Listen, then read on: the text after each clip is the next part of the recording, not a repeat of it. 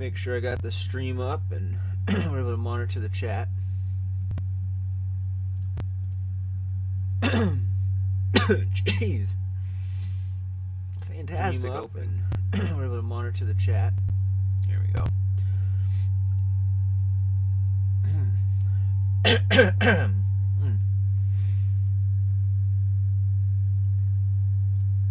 Alright. For future streaming, I'm gonna need to do something with the audio here, so it doesn't sound like I'm in a wind tunnel.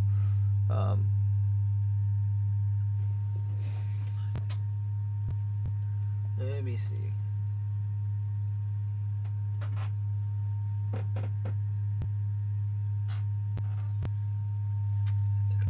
Yeah, I don't know if there's a real way I can block it off without messing up the peep. So I'm also curious. There's some weird like static in the background. If it's acting up right now, it's because I'm moving the headset around.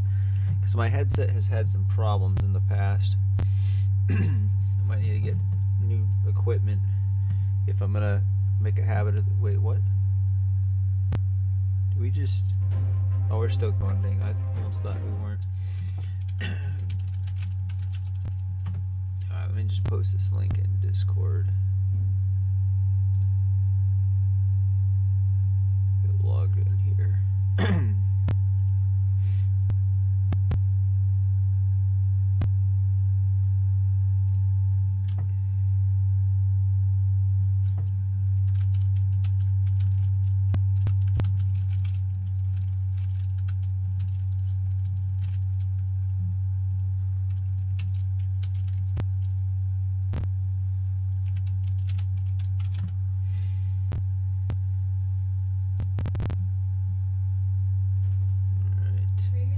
Yep.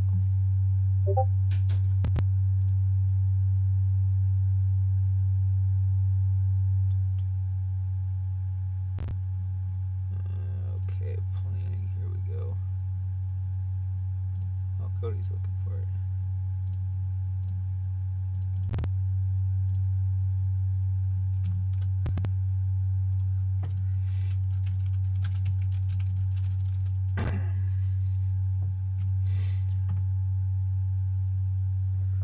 Alright. So I got some friends getting ready to start watching, so I'll give it a minute here or so. Actually, I already got it open. There we go.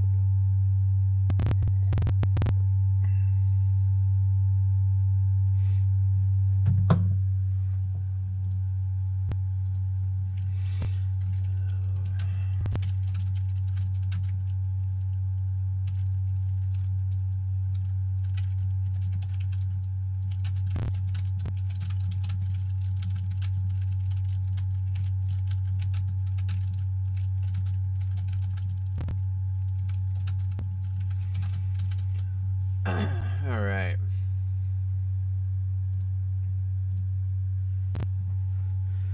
So, the plan for this stream, we're just gonna. I haven't played any matches yet. I have looked at the Balance Council results, and so I'll share my thoughts on them briefly. You know, for about 5 or 6 minutes at the beginning here. And then we're going to focus. This is a new cycle to me. The only cards that I know by heart, what are part of which set, is most of them in the base set, as well as the ones in Iron Judgment and Burroughs.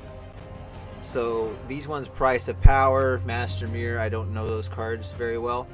So we'll take a look at what kind of cards are in those sets. In fact, let's just start with that. But I'm going to go through, play a few matches. We'll stream for about maybe 2 hours, and I'll start with some decks that I haven't. Like, I'll probably start with a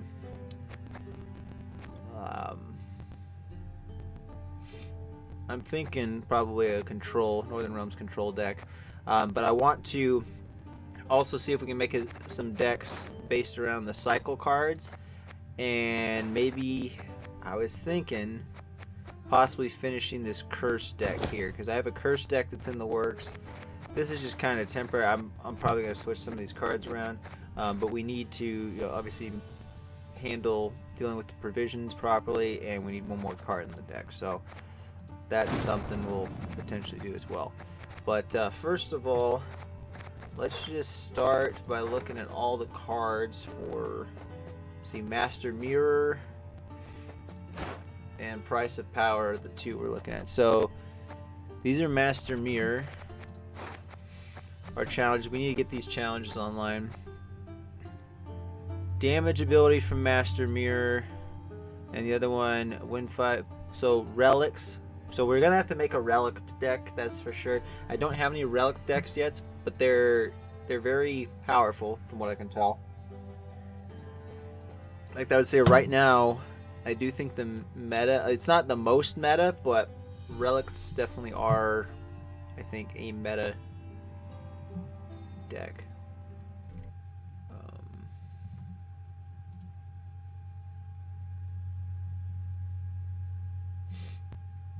Alright, nobody's popped in the chat yet. So, Price of Power. So let's see damage. Maybe I should look at... First of all, I'm just going to look at the cards that we have. So this is Master Mirror. Dryads.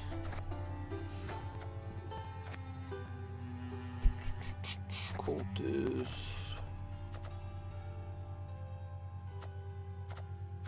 Okay, so Wild Hunt is one of the decks that I want to try this season, and it looks like it's going to be good because we got a lot of cards from there. Yeah, these are all like pretty much auto-include cards in a Wild Hunt deck. Looks like we got the assimilate, some of the assimilate cards. That's auto-include. Oh, Neuromancy, Blood Eagle, Amphibious, so that's good. This is one of the cards that got a buff this season. Brathens, Ildeco, Frisiane. Yeah, so Wild Hunt looks like it's going to be our friend this season for challenges. Because, I mean, like, all of these are pretty much, like, this is essential, this is essential. I mean, if not essential, like, they're basically cards that are in almost every Wild Hunt deck I've ever seen. So, Eridim, Winter Queen, Apiarian Phantom, this Wild Hunt Bruiser, that one I didn't know what it was called. And it's the Naglfar Crew, the Anel Conqueror, and the Naglfar Taskmaster. I believe I took this one out of my Ogroids deck. There we go, we got some people coming in now. So, yeah, let's just look at damage first of all. So,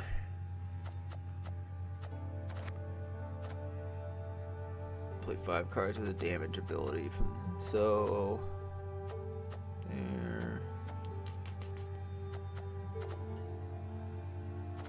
Okay, I'm already set up to play this one. Maybe that's what we'll do. We'll make a Wild Hunt deck, because I still haven't done a Frost deck. Guardian.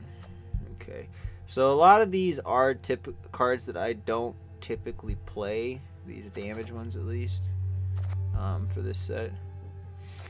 But then if we look at, oh, that's Master Mirror. Oh, never mind, I'm looking at the wrong ones. That's the Master Mirror ones. Well, this one does need a damage ability from Master Mirror. Price of Power, though. Rafford's Vengeance. Oh, dang. I still... I forgot I hadn't even put this in my seed check yet.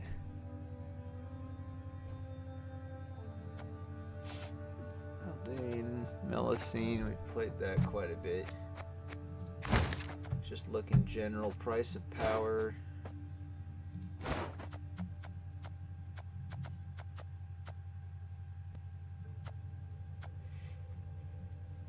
Okay, this will be one of them we'll include in some of the...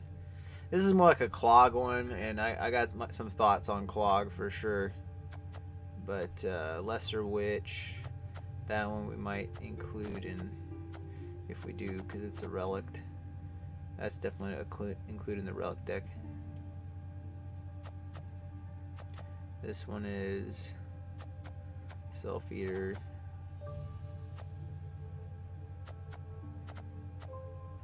Alright. I don't know that we have enough cards. And I just realized I put it as the ownership. So there's actually more cards than that. We're basically just missing verification. We're missing quite a few.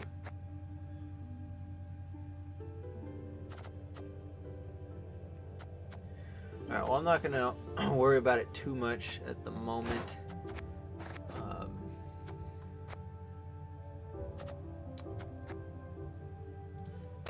Let's take a look at the balance council stuff first.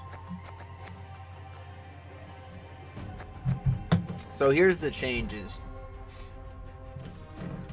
So overall this season, what I've noticed, I'll go through some of the standout cards, but Scoia'tael got a pretty significant buff this season.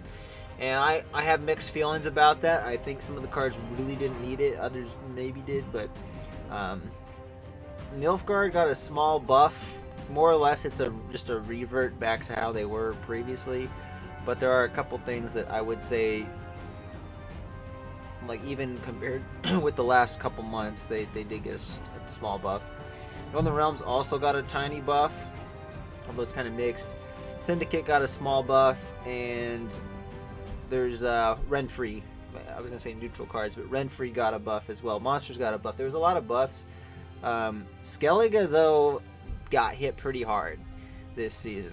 So first of all, let's look at the power increases. Most of the provision increases or decreases are usually where most of the impactful changes are. But let's start off with the power increases and decreases. First one I'll mention is Seagull. You know, we were talking about it before. Seagull should not have been buffed last month. They got nerfed. I'm kind of sad to see it nerfed, though, because I had a lot of fun with it and I wanted to continue using it. But I guess probably in pro rank, I'm sure Seagull was spammed in like pretty much every game. Where I'm playing, it's not quite spammed that much. I used it much more than I saw it used.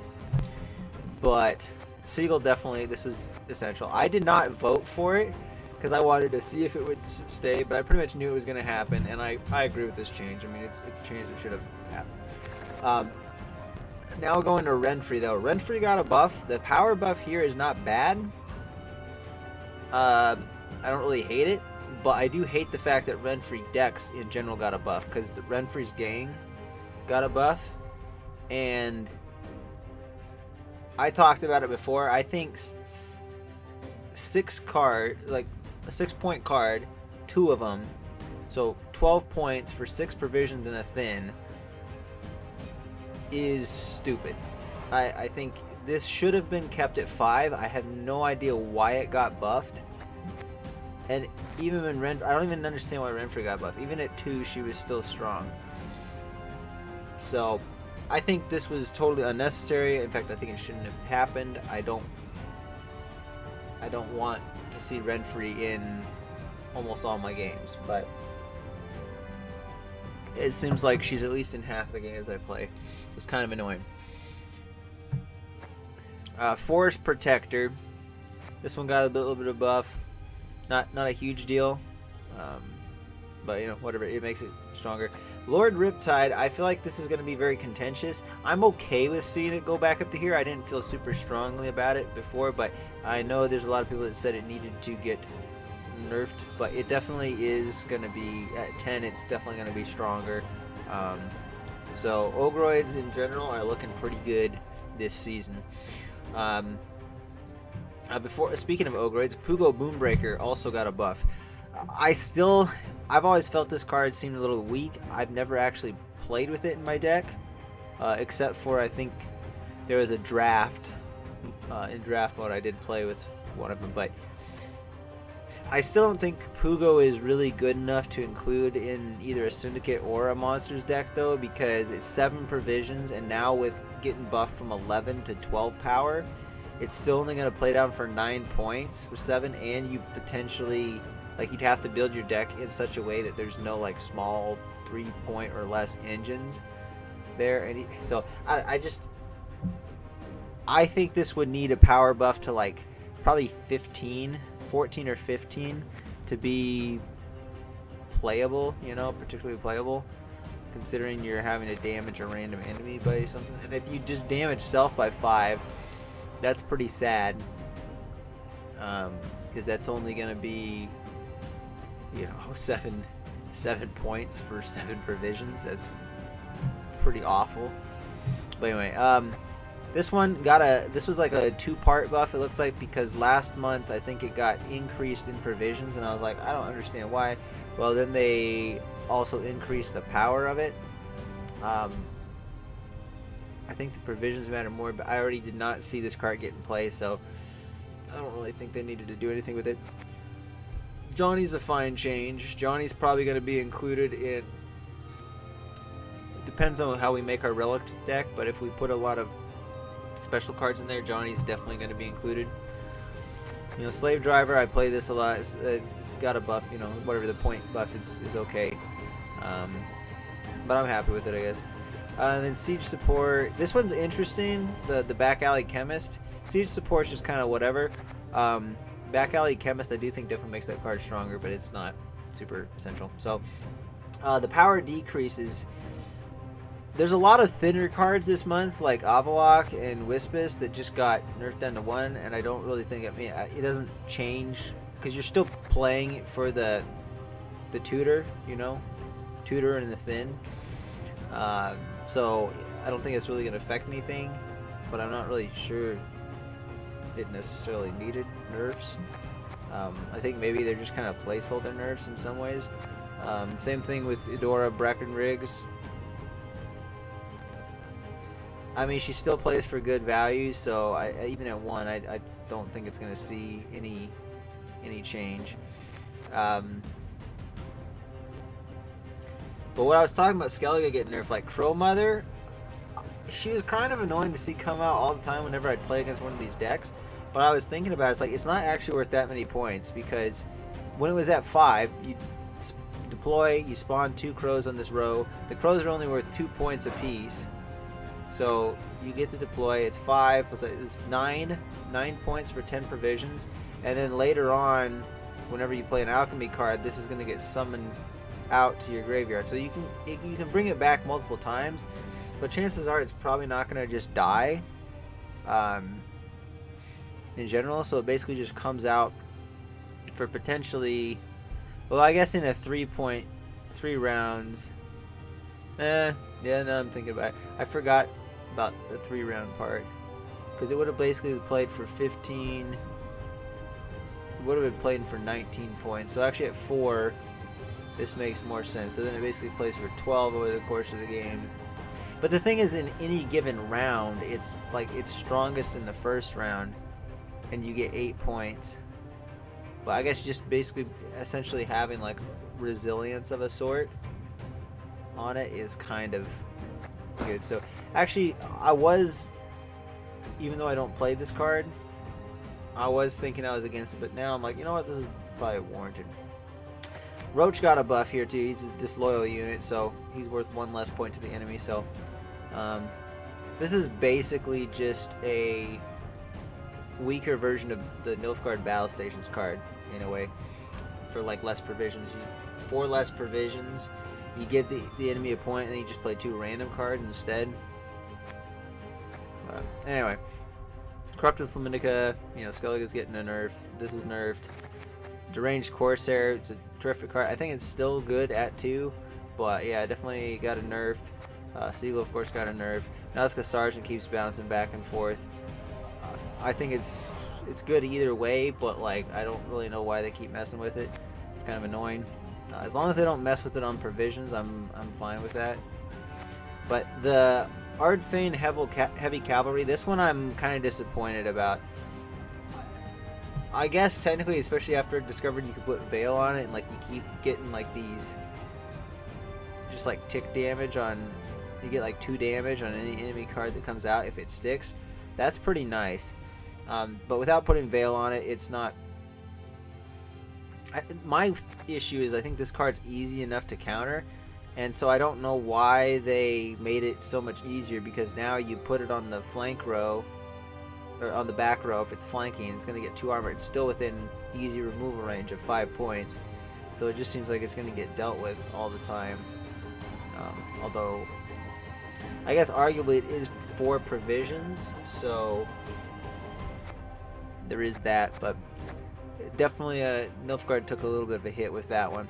Everything else about Nilfgaard is pretty much a buff. So if we go over here to the provision side, Firesworn got a buff. I think this is reasonable. I haven't seen much Firesworn played. Force of Nature, this though, I do not know why they buffed this. I think they should not have. I think as far as the ability in and of itself, it's worth 9 points. It's not, the ability in and of itself is not terrific, but it allows for all these bonded like neutral unit decks and stuff. It allows even for, I think, some like Maddock decks perhaps. But I don't know, just the decks that use this I've seen played way too much. And so I want to see less of that. I want to see more variety in the game. So I'm disappointed that this deck got a buff, because it's just going to incentivize playing it even more. Melitele, though, I think this is the first time I've ever seen a unit card go up to 15 points. But yeah, Melitele got a nerf. Very powerful card, though, but it's still, I think this is reasonable. Mushy Truffle definitely should have got the provision increase, the nerf. Shiro, I don't have too much of a strong opinion. Figus Merluzzo, I think a lot of the other defenders are 10, 10 provisions, but this one was definitely, I guess all defenders are not necessarily created equal, but I feel like them being at 10 is generally fine, because they all have the same health, and this one you can move it to another row, so it prevents like movement tech type stuff from working somewhat on you. So I'm generally okay with this. These are the only 2 kind of nerfs to Scoia'tael, but Scoia'tael's going to get a lot of other buffs. Terror of the Sea, this one's like legitimate. I think that's fair to buff that. The rest of these, I'm not really sure. Like, Skellige's getting hit hard. And I can't speak to these 2 cards very much, but kind of sucks for Skellige players. This one also is, since I haven't done the Wild Hunt deck, this is something I'm going to have to consider when creating it, but this card definitely does seem powerful. So it being raised from 4 provisions to 5 provisions, I think is also probably reasonable, because at 5 provisions it's still,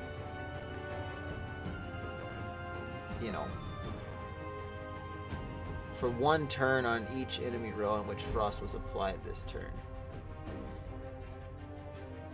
Just the fact of being able to have a movement tech right there, and then the fact that you just add an additional turn of frost whenever you add frost, this card can end up playing for a lot of points throughout the game. So we're talking like it's easily worth 10 plus points. So I think 5 for 10 would be good. And then on the provision decreases, basically Nilfgaard just kind of went, John Calvi or Jan Calvi, I argued that it probably didn't need the nerf last month, so yeah, fair enough. Gezra, Scoia'tael movement in general is just getting good, but elves overall got buffed quite a bit. So Bree Cree, we saw the power decrease last month, which definitely the power decrease is doing more to hurt the card than this provision decrease is doing, but is helping it more than it's helping it. But at least this is a decent consolation for having this drop to 5 power, because at 5 power it's getting removed a lot easier than the 6 point would be. Francesca, this one I don't like. I think these minimal interaction, kind of like special card heavy Scoia'tael decks were already very powerful as is, and this was like a staple card, and the fact that they're giving it, and this card is a huge part of that. I don't like this. Maybe pros would disagree with me and think that she needs a buff, but I don't think she needed a buff. I think we're just going to see more of those types of decks, and it's going to be kind of annoying. But unfortunately, Clog also got a buff, and I hate the archetype, so I'm very disappointed with the fact that this card got buffed as well. This one's fine though. But in general, like elves, I do think Elven Deadeye is getting buffed this month. We might see more play, and I think it was warranted because this last season I hardly saw any of it. And of course, the thinner Ailerim, she got a buff, so yeah, elves are maybe gonna see more play this month. The other ones are just kind of, you know, whatever. So overall, a little bit mixed this month, but I do think overall it was probably a little bit better than last month. And some of the stuff that I didn't like last month is somewhat corrected, like this Angus Breakery. I think going to 11 provisions at 5 power is okay. So that's the Balance Council stuff. So now let's try to get into some matches.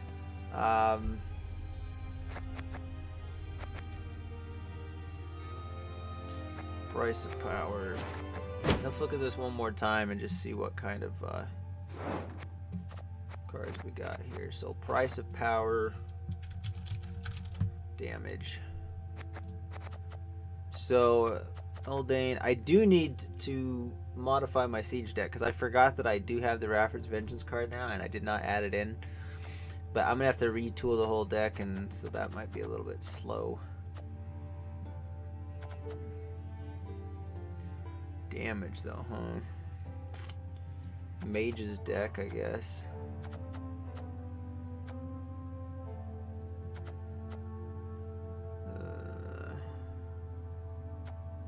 I'll have to figure out what archetype works or what faction works best with this, because the vast majority of these price of power cards I'm not familiar with. Or like I'm familiar with them, but I don't use them ever. So it does seem like the bounty deck for Syndicate now would be a good time to start it. Vanadane, you know, I mean, elves did, like I said, got a buff, so maybe that's what we'll do. Maybe we'll look at an elf deck and just use that. I mean, there's not very many. I have Melistine in a deck, I have Vanadane in a deck, and that's it. So that's looking pretty sad. Master Mirror, though, there's more of them that I'm used to. So for Master Mirror, I don't have a viable Dryad deck yet, though. I need to tweak it. So maybe we do try a Wild Hunt Frost deck. Hey, nice to see you, Cody. So this guy may be the greatest streamer of all time. Oh, high praise for sure. So let's start with a brand new deck here. White Frost. What do they recommend? Yeah, okay, that's pretty much all the stuff that I would also include. So let's just start by Wild Hunt. I should probably. I don't think I have Caranthir Golden Child, and so I'm probably gonna have to craft that card. I don't know if there's a free way of getting it, but let's just see if this is doable. It's probably auto include. That's include. That one. Red Riders, 2 of those. Apier and Phantom. I do have Caranthir Golden Child.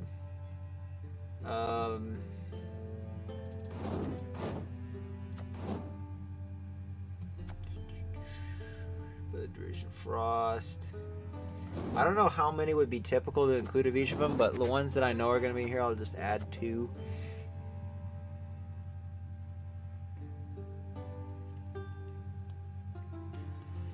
So this one would play for 7 effectively, so 4 for 7 is okay if I need more cards on the bronze end. Might as well include a Naglfar. Lord Doran is going to need to be included, though. In fact, I really need all these cards. So I'm going to have to craft a few of them here, but that's probably fine. Oberon I'm going to hold off on, though, because I can get him via other means. So this is okay. We definitely need to craft that one.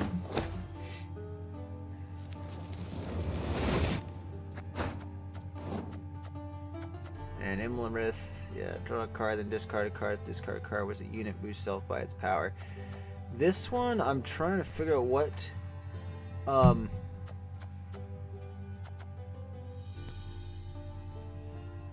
what we would play. Normally, it seems like when I play against him, he comes out at like around 12 points. So there's a card somewhere around like 8 or 9 points that they're using to boost him. I mean, I guess we could put just like a Yigern in there. Yigern. How do you spell that? Whatever, I'll just go monsters. We'll just put insectoid. There we go. So Yigern. I think that's probably okay. It might be provision wise we're gonna have to cut this card, but we'll figure that out when we get there. I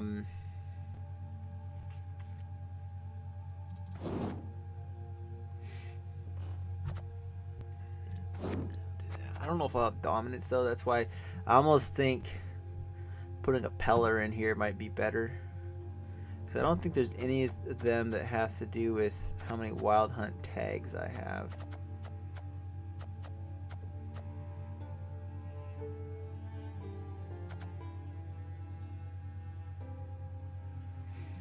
And we need as many ways to get Frost on the enemy row as possible because we're going to benefit with the Naglfar crew, and we're also going to benefit with carrying through Golden Child because we want to build this up to be a strong point slam for like 20 plus points as the last card.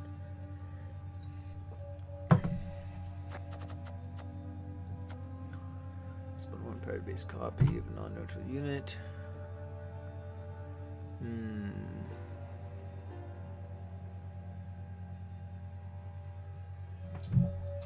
Wonder if we should include some Thrive cards.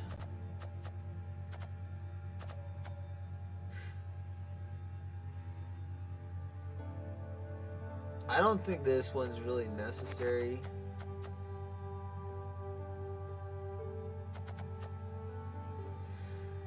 I've seen this one used with carrying through a bit. So, gain vitality equal to the total duration of Frost on your opponent's side of the battlefield. And infuse an enemy unit with at the end of your turn if there's an enemy NL slave trader with higher power than your own. Set power to 1, then lock self.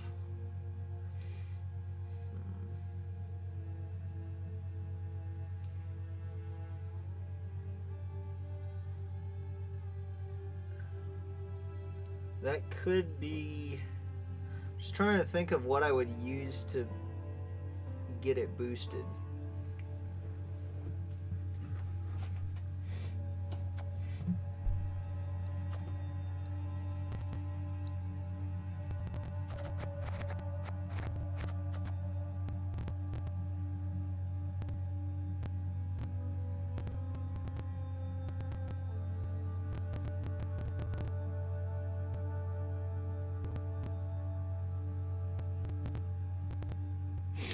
Okay, this is something I just realized is Lara Dorn.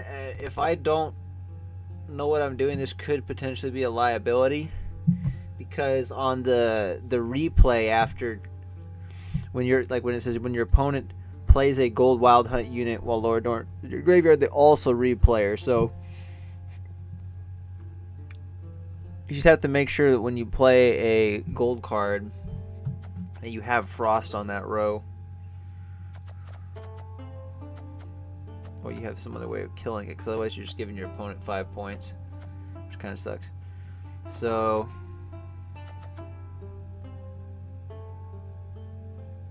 I don't have very many. Let's see, what are the boost options?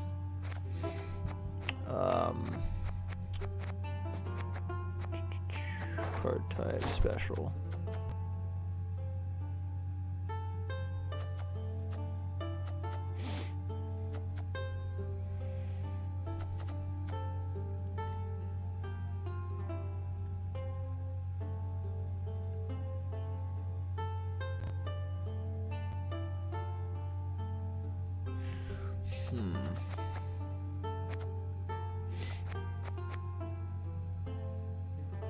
The NL Slave Trader, I mean, the Ring of Favor could work on it, I guess, but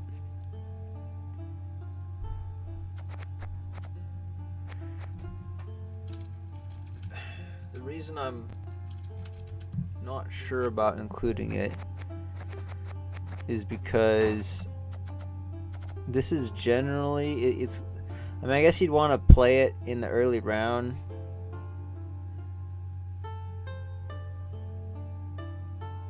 Game Vitality. Actually, no, the Vitality in and of itself is possibly enough.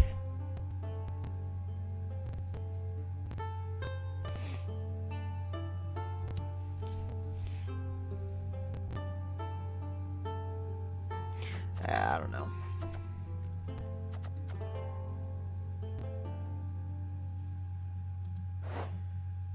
Imlarith is probably a must.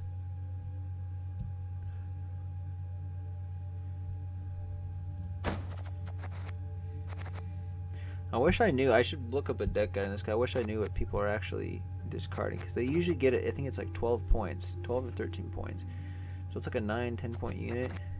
Yigurn might be too expensive to include. If I just go monsters, let's see, faction, monsters. What's another unit that I could include that's a bit cheaper?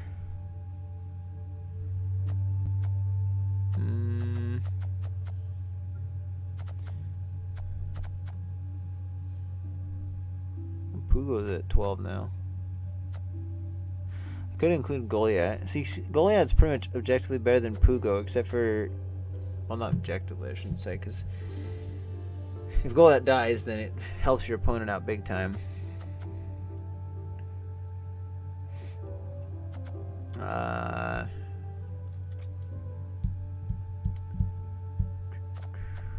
don't know. I think we'll just...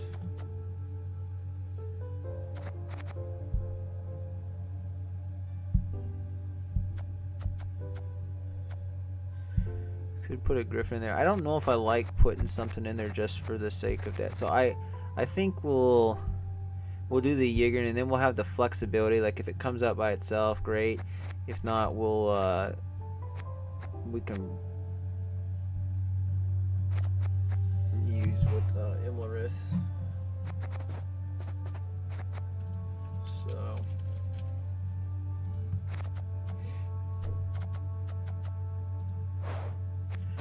we'll head and craft Imlarith here.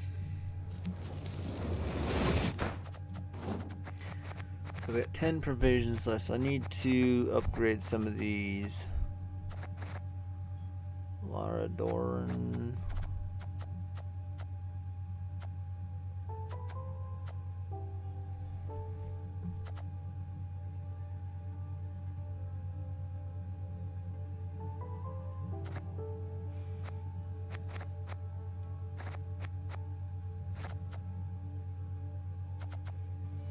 Wild Hunt Hound might be worthwhile. Gotta have dominance though.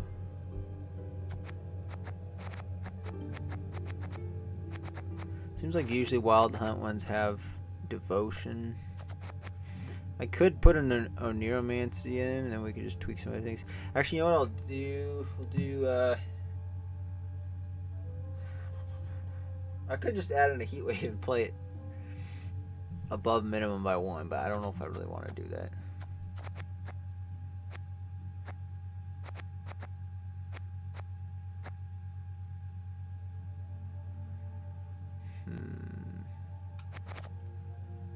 Guess.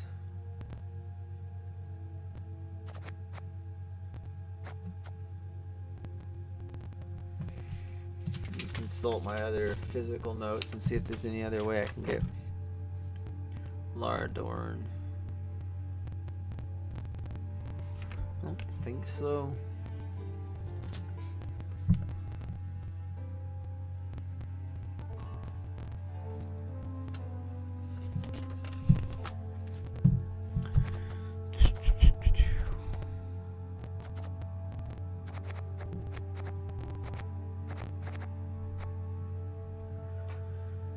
Spawn Frost enemy row for 2 turns. Dominance, increase the damage dealt by Frost from once. This is a good play earlier on. That one's the Tall Punish. We got our Naglfar for thinning, or tutoring. And then we got this one's got Echo, Spawn Frost on both enemy rows for 3 turns.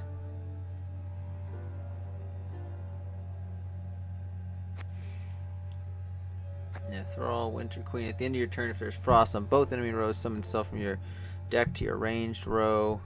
Devotion, once both players have passed, boosts up by 2 for each. Okay, so we do want to keep Devotion. So let's just look at other cards here that might be useful. We could always include, I guess, an Ozreal since we have a Ygritte in there. So that would be nice for boosting it up again.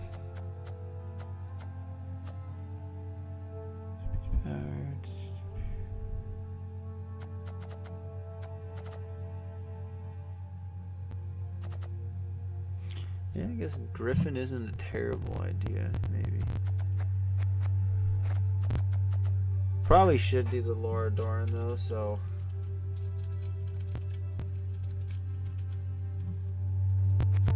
let's craft her.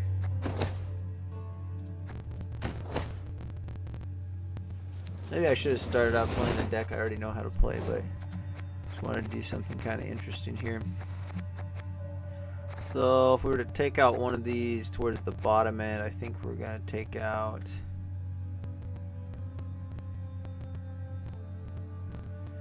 that one's nice just for the movement tech.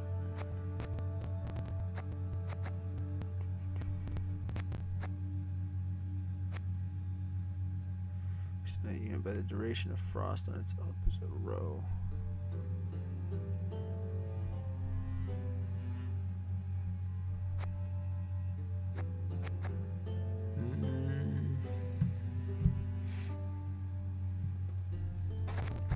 Is there anything for like 6 provisions?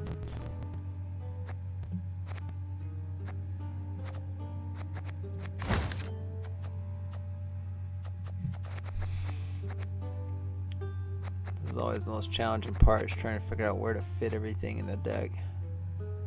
Move an enemy unit to the other row if the target moves to an effective row. So I feel like we do need both of those.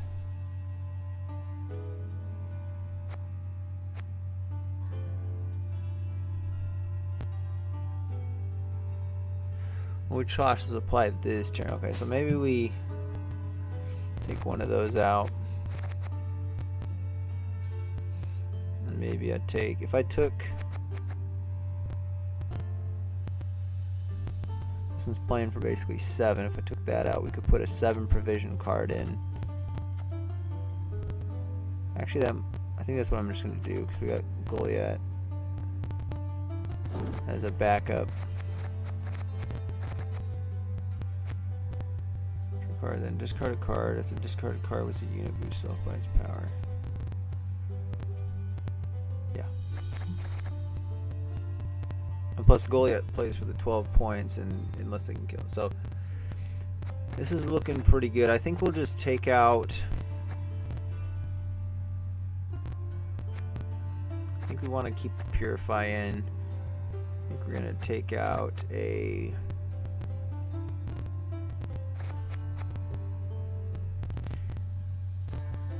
I'm not too confident about my timing on this card, so for right now I'm going to take it out, but later, oh, never mind, it's 5 provisions though.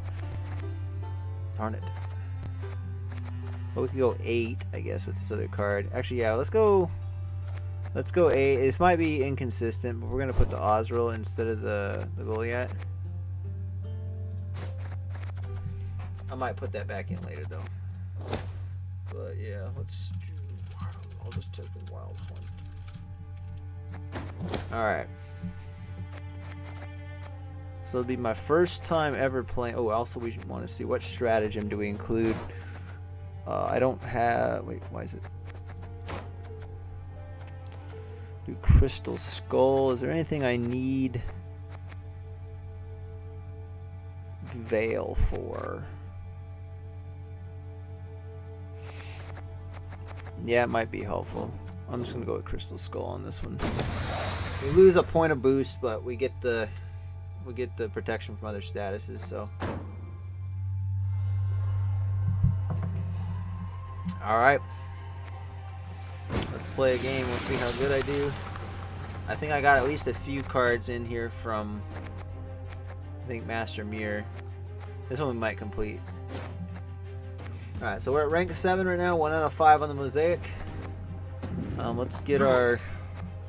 Ooh, I didn't realize I had this one. I got the Anel Conqueror skin for Eridan, but I usually like going with whatever the journey that I'm completely on right now. So we're done with Siri. We're on Triss, so we're gonna play with Triss. I'll just go with the classic medical robes. Actually, we'll do alchemist robes this time.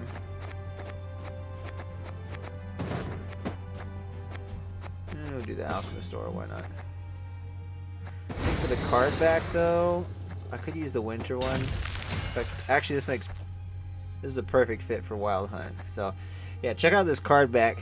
So it's like, it's 3-dimensional, but instead of like popping out at you, it's like recessed. It's kind of concave. It looks really cool, and like I said before, it reminds me of you know, those bugs that are trapped in amber. You'll get, it's kind of like that. So pretty neat.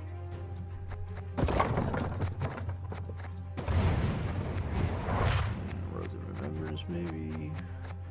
So we got a Cyberpunk 2077 coin. It's got all the sci-fi sound to it. I guess I'll do the Rose of Remembrance coin. Alright, here we go.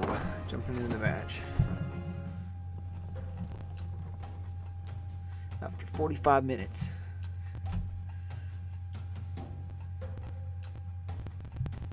And now I don't have water, so hopefully I don't need it.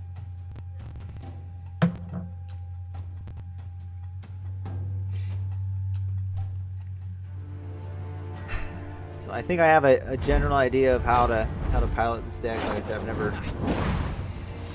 played it, but I have not played a Wild Hunt deck for ages.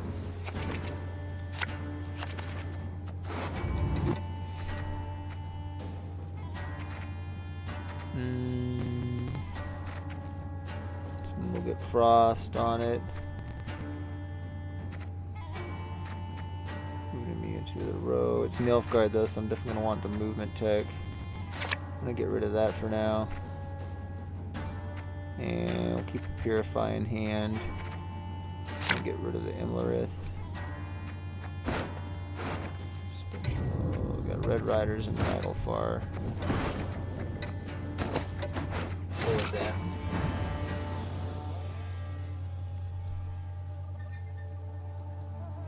Probably should have actually used. I probably should have mulliganed the Karen Theory. That was probably a mistake, but.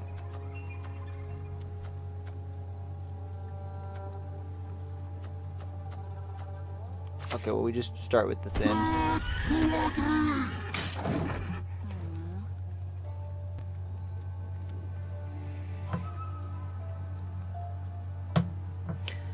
We'll see what they got in this deck. It might be very strong, so this could be a bad matchup for my first Wild Hunt match. Okay, probably Battle Stations. Yep, Battle Stations. Probably playing a deck that's almost exactly like mine.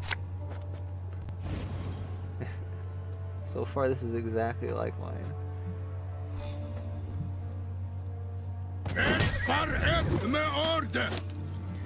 We definitely, they're playing on range though. I usually try to read it out and put it on melee. It's probably gonna put this one on melee. No, guess not.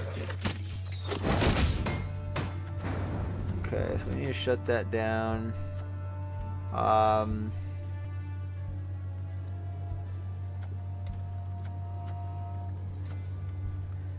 For 2 turns to replay Bronze Wild Hunt unit, I don't want to replay it. If the target moves to a roll affected by frost, damage it by 2. Okay, I think we just start with spawning the frost.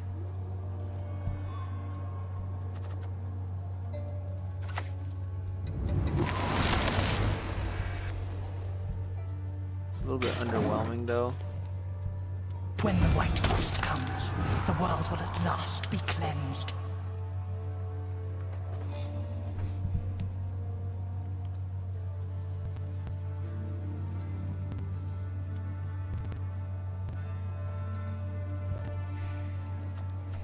not feeling too good about them. I'm like, I feel like I'm running out of plays. I don't have enough with discipline, my control lords. options.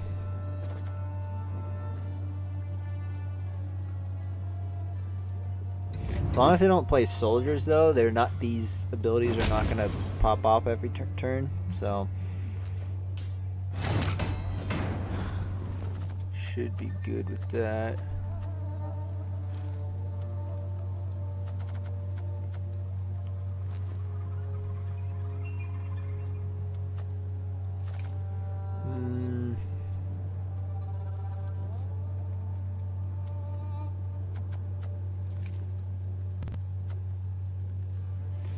So I think we do. I'll have dominance, I guess.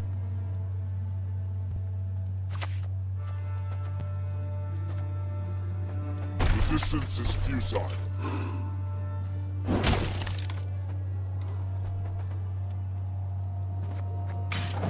It's good for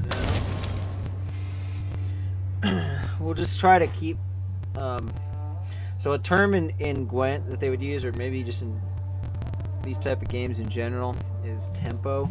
So we're just going to try to basically, when they add points, we're just going to try to keep, you know, ahead of them in points. And so they're on blue coin. So they went first. Oh, excuse me, I was on blue coin. I went first because I got the stratagem here.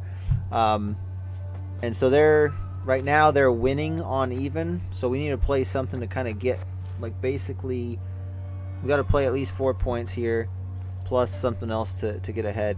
So I think, I'm trying to think of what other cards they would have. This might be one of the best Imler's Wraths we're gonna get, but I would like to get an engine down, but I don't have any engines, unfortunately.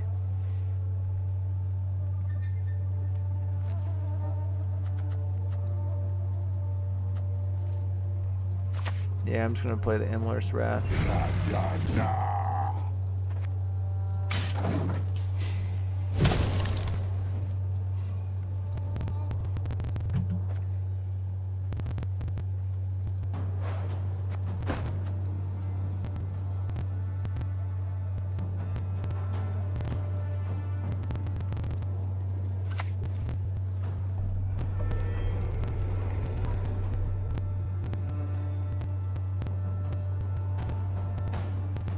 That's 5 enemy turns, okay.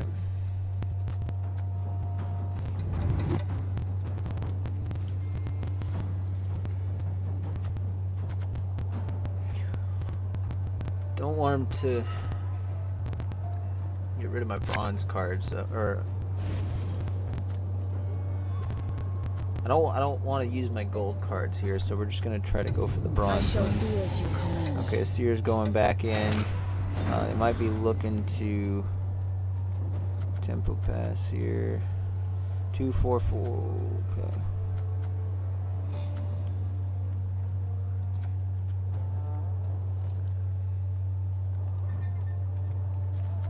I don't have dominance, which kind of sucks, but I could have dominance.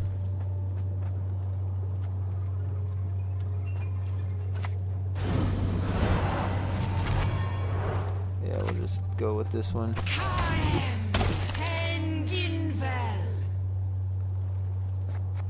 Actually, that was kind of underwhelming. I forgot that I only had the one turn right there.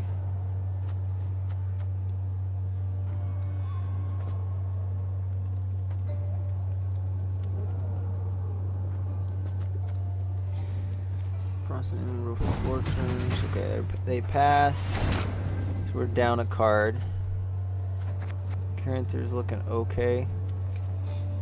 Unfortunately,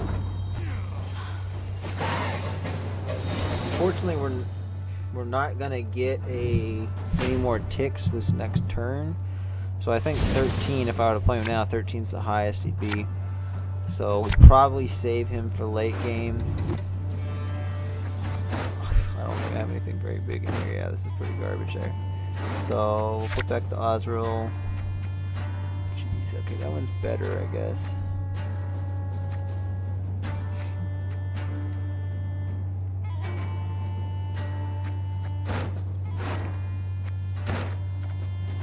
so far.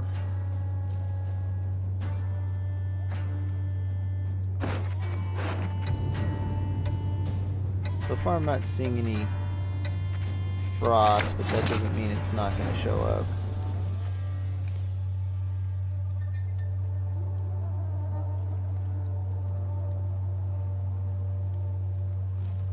So we won this. Trying to think if I want to bleed him. I think maybe we do. Spawn frost and mineral for 2 turns and replay.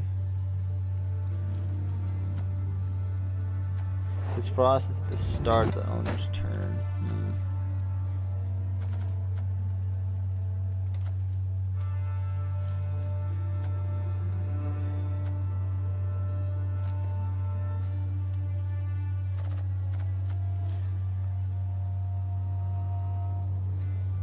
Self-wise power. I could use that on the Karen there, I guess.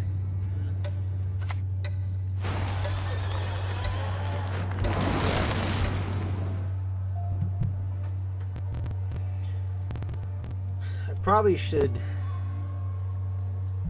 pass.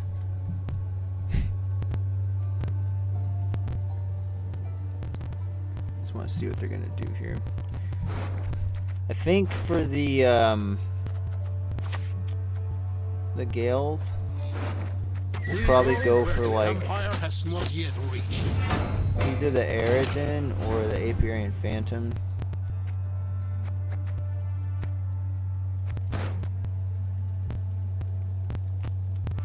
You know what, actually,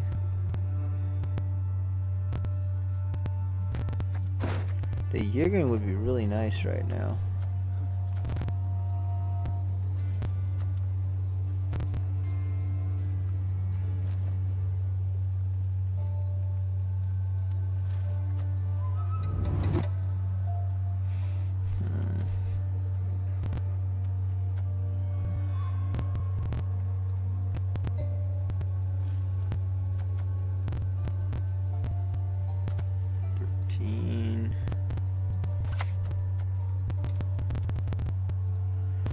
Start out with this.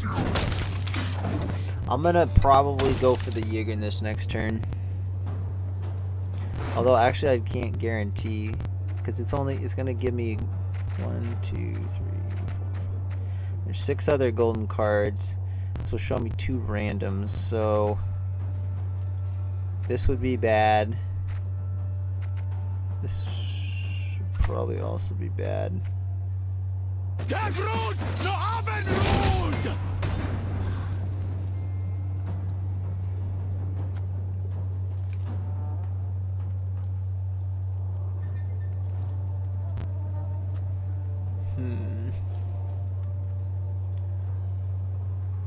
not gonna have dominance.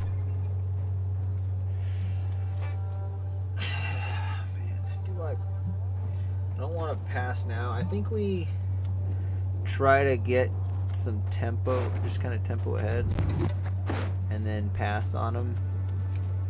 It's gonna be kind of tricky to do though.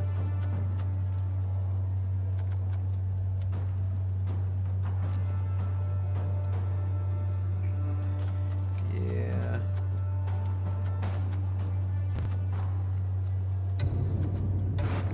Actually, I got this one too, so I'll just do the echo.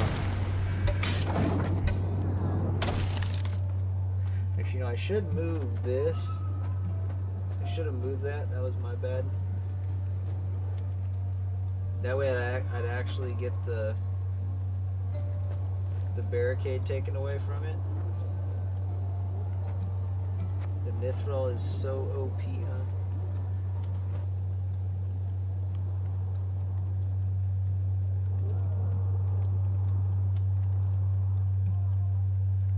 RG, that's not Rico, is it? Okay, it's not. No. I was like, no way Rico knows anything about that. And the Mithril is a good card, but I don't have dominance right now, so it's not worth playing.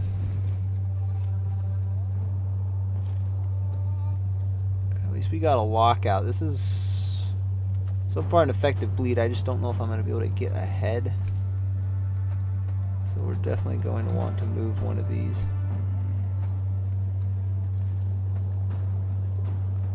I think we move...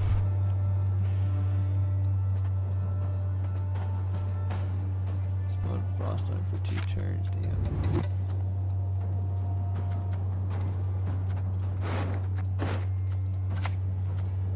Yeah, yells.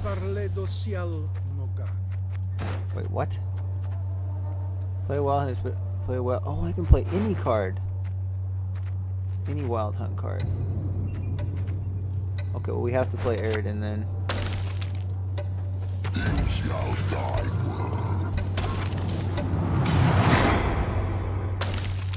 I should have moved though. I don't know why I didn't move it. I missed playing this pretty bad.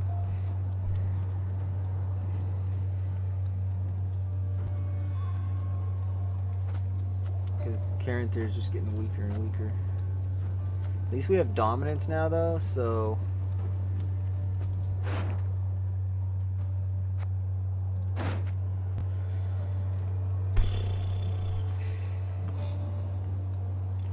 They're only using bronze cards right now though, and I'm having to use gold cards to keep pace with them, which is not good.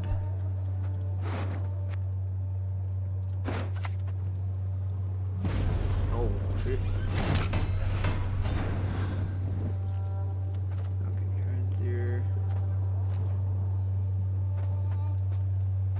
I don't want to move this one to melee, but I also don't want to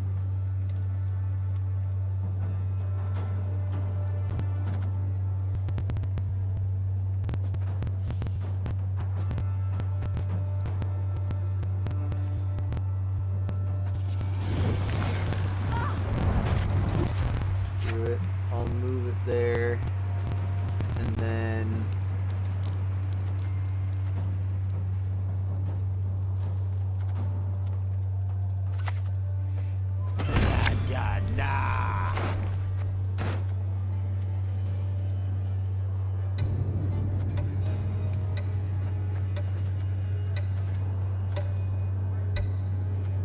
sucks.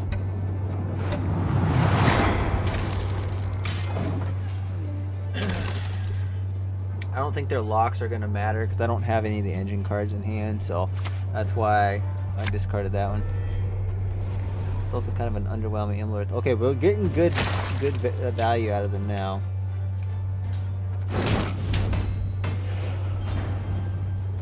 Okay, so 12, so 4, 3, 2, 2. Let's see if we can get 2 more. That would be awesome. This would be the way to go though. Damage self by the duration of Frost Enemy Rose. Boost all enemies when your opponent plays a gold Wild Hunt unit.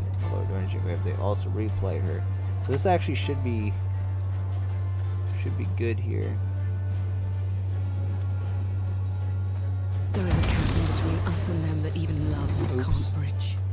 I did kind of mess that up though.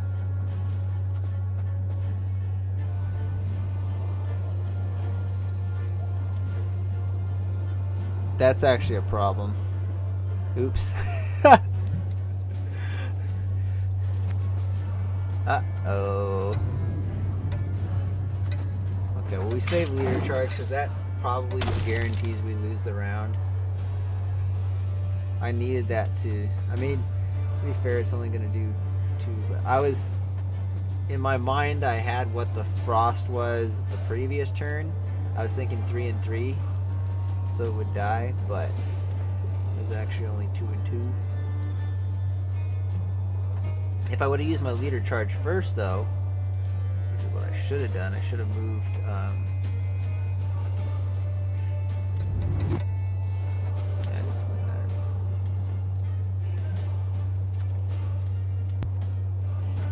We have to play Karen through this next time, or we have to pass, one of the two.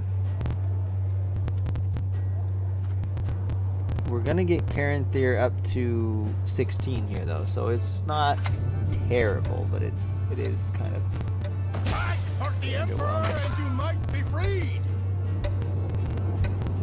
The fact that I can't kill this though is problematic.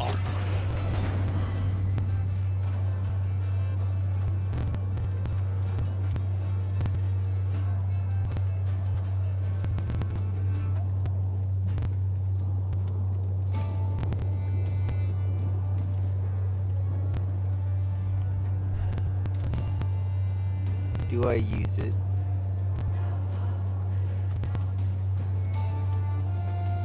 Yeah, I'm gonna use it here. Spawn frost on it for 2 turns. Frost on the opposite row boosted by 1.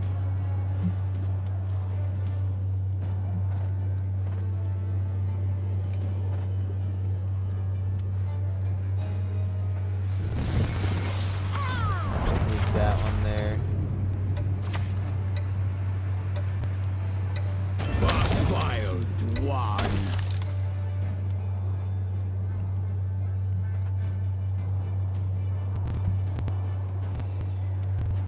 There's pretty weak current here, but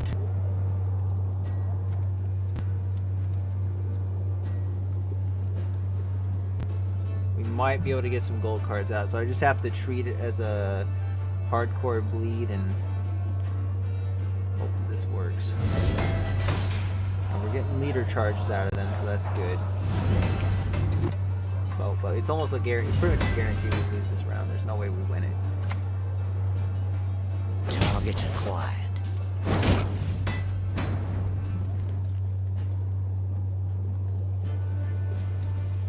Well, there's no point in playing that.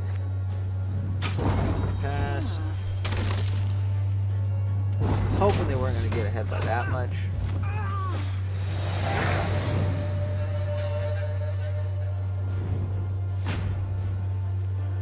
Might have been a different story if Laura Dorn had gotten value. I should have played her earlier. That was my mistake. But we got the Jaeger, and this is huge. Put that back for sure. Damage. Yeah, we'll just use the order.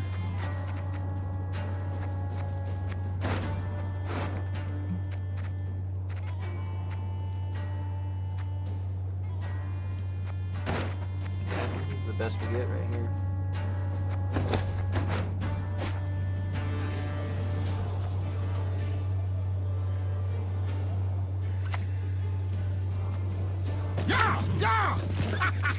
So I have to bring. Nah, maybe I should have tried redrawing because the Osro would have been nice. Osro wouldn't have played for very much though if the Yigern doesn't die, but I'm expecting that it probably will.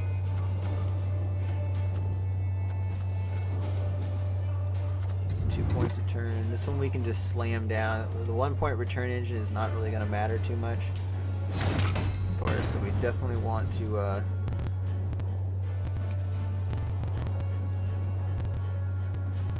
for 2 turns.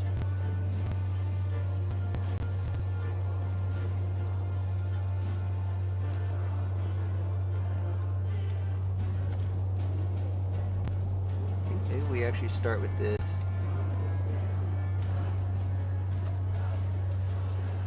No, but then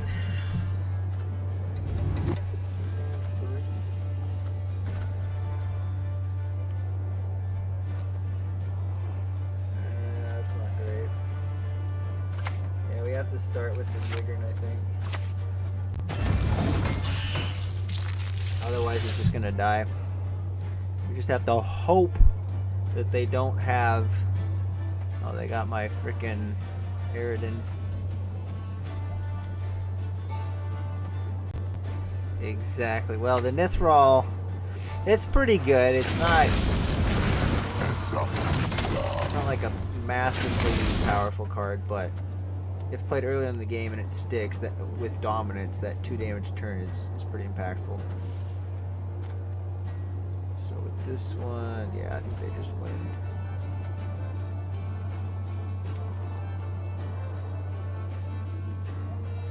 Most of both in the rows.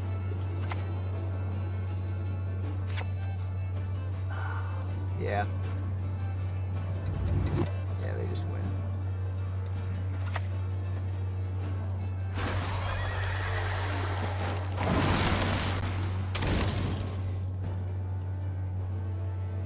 I mean, I guess I can play it out, but unfortunately, the Nithral dies to this, and I'll show you. yeah, and then that dies to it too. They got Frost in the row. Yeah, I'm just gonna forfeit.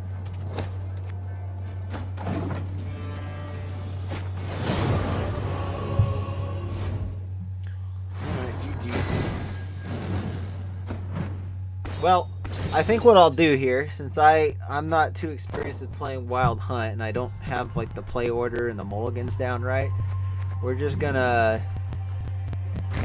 play like some of my other decks that are more finely tuned and I know the play order better. Yeah, so 40 cards, one game. Actually, let's do Scoia'tael. Let's do Elven Deadeye. Just because I want to test the buffs out. Although I do need a couple of the... Probably should tweak the deck a bit. Because we got 2 provisions left. Because Angus Bree's cheaper now. And what was the other one? There's some other card that got buff. Oh, the Elias last month I think got provision decrease actually. So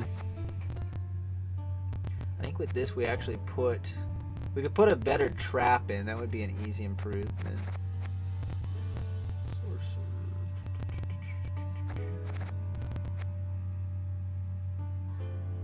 Could also get rid of the Sword Master.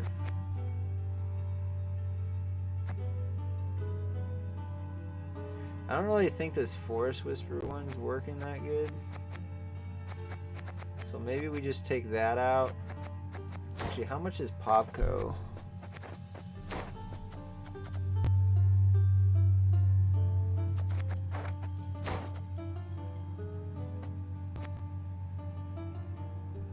Wait, what do I have it filtered by? Oh, it's 6.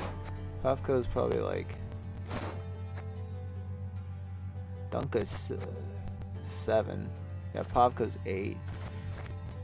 I don't think I'm gonna... Yeah, I'm not gonna take that out. We could do... So let's look at 7s. I could do 2 5s maybe. What do we got at 5? Could put one of these back in. I used to have 2.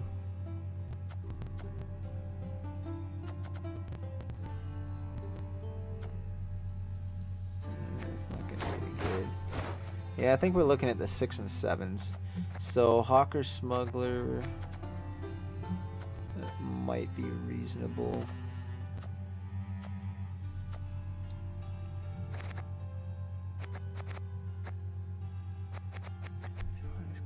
Waylay.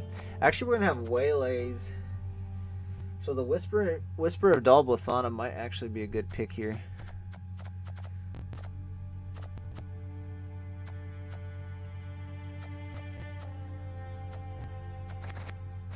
Alternatively, provision costing lower. The Sorcerer of Dalblathana without having a way to boost it up, I don't think is worthwhile. So Dunka would be kind of solid. But I'm trying to keep it elf centric as much as possible. So I think we'll do Whisper of Dalblathana, and we'll take out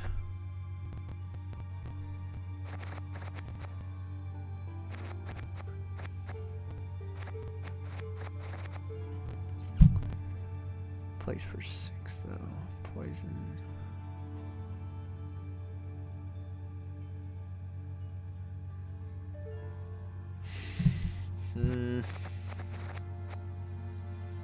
This might be kind of nice on the Vanadane if I don't get the poison off. So if I take this one out though, the Forest Whisperer, I need to also take the Treant Mantis stock out because that's the only reason I put it in is so I had a poison option. But I find that I'm not usually getting the draws where I get this and the Forest Whisperer in hand at the same time. Otherwise this just plays for 6 points essentially, which is not great. So kind of want to keep it in there, but I think it's going to be stronger if I don't. And the Sorcerer of Dalblathana, if I can get it to stick, it's great. If I can't get it to stick though, in some like this game or some follow-up games, I'll probably take it out and we'll probably put the other ones back in. I'm gonna take the Forest Whisper out, and then we'll switch this out for one of the other traps. It's a 5 provision trap, I think, that we need, but just type in trap. Special. No, it's artifact, okay. Pitfall trap, I think is probably gonna be the way to go. Damage all units on enemy row.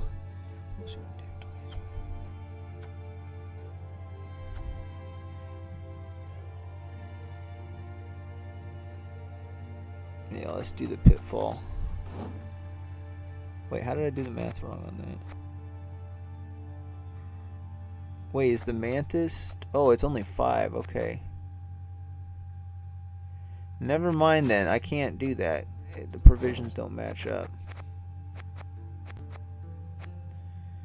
If I did 6, I'd have to decrease another one. I don't really want to do that.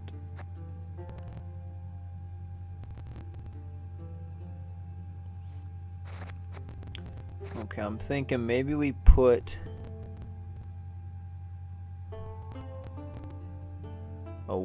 another waylay in.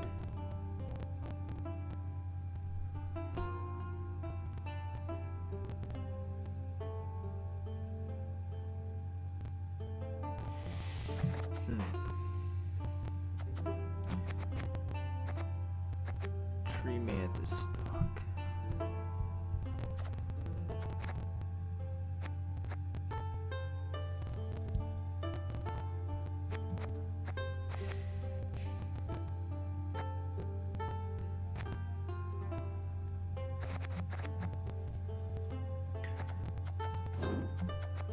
I don't know.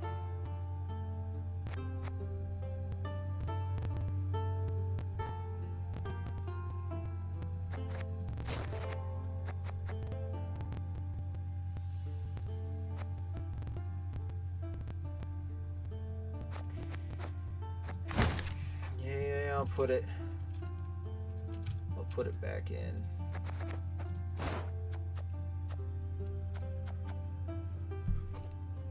That's a 5.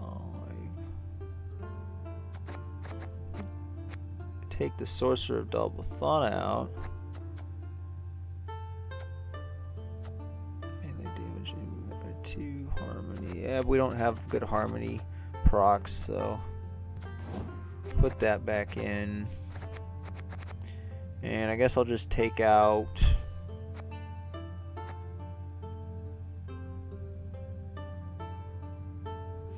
I mean, the Elven Swordmaster is potentially getting good value and helps with elimination of engines.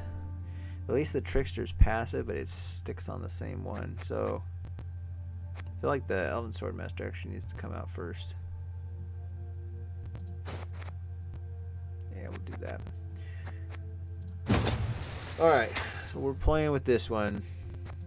So basically the idea with this deck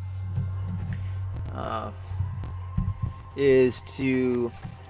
I felt it wasn't very competitive in these last couple seasons, or the last season, but what I'm gonna do is I try to just get as many Elven Deadeyes out on the board as possible, and then you take Vernaciel and you just try to go for like a big damage push at the very end of it.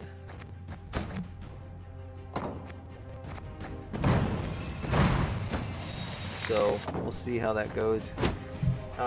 What I found though is, like, since you were banking everything for that big damage push at the end, like, it kind of made a point swing possible, but unless you had the waylays, there wasn't enough control options in the middle of the match, so it was sometimes hard to get all your Elven Deadeyes to stick. And then when it came to tempo plays, like, the tempo plays were not that good. How can I help? We're playing against Imprisonment, so this is the good thing, is like I don't really have any engines. This has Veil, so it's not going to get locked, so that's pretty nice. That's in him. We need to know Neuromancy if we can get it.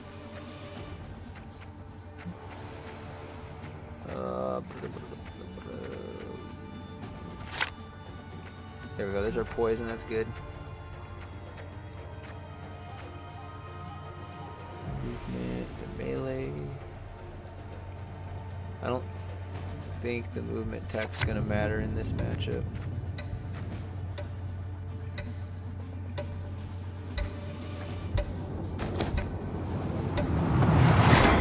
There we go. Perfect. Perfect.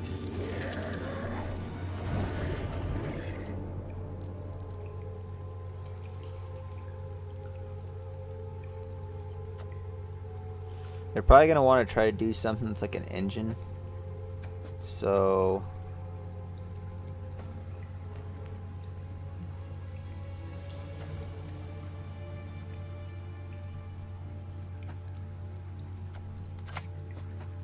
I think we just start with that. There was an argument. I probably should have just done the highest and then replayed the Brie a bunch, but okay, so it's cultist. It's been a long time since I played against this archetype.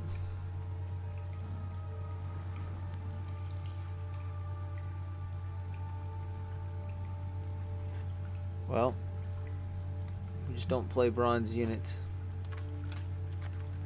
Or we just play this.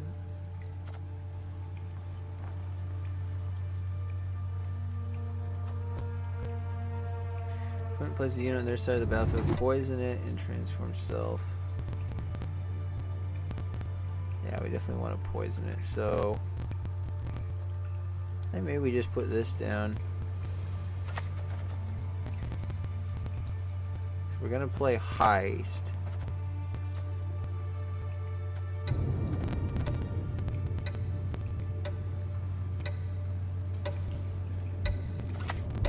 Actually, we'll go with that one.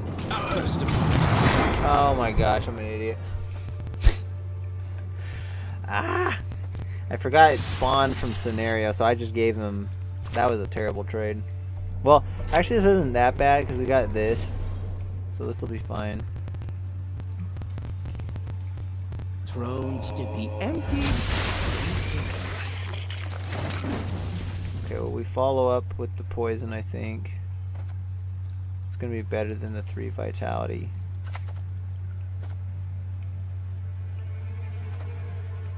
Daisies, stand tall. Dead Dwan push you high.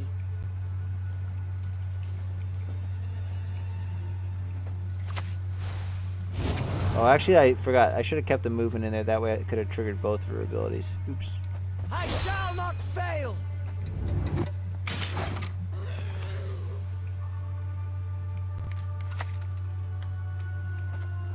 Okay, we do the heist next.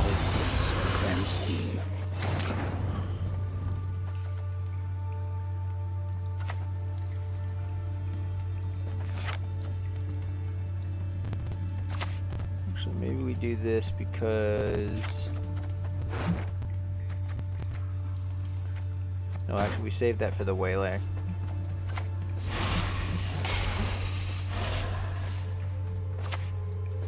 Time for you to die, Dwan.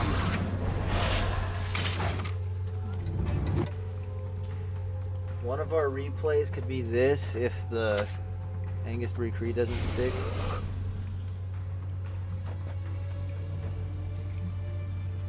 The stars align.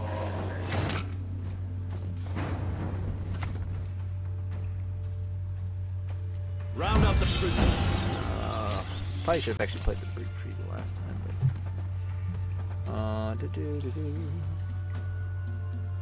I could actually do this twice and still poison something. Infuse them with after this card is played or summoned. If you control 3 or more cultists, damage the lowest power infused enemy unit by 3. If yourself by 2, then increase its value by 1 if it was bronze. I think we're good for now. That's probably going to be our play, though. I think we'll double play this. The Brie has to be the first replay if they don't kill it. Yeah, they're gonna do it. Freaking! I knew it. I knew it. See, this is why it's so hard to get value with him. And in this case, it wouldn't have mattered with that power boost, but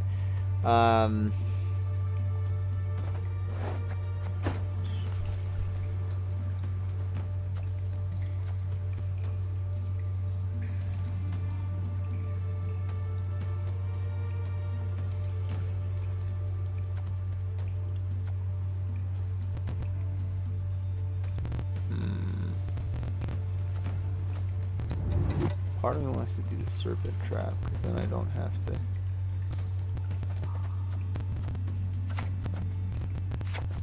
Yeah, let's do serpent trap.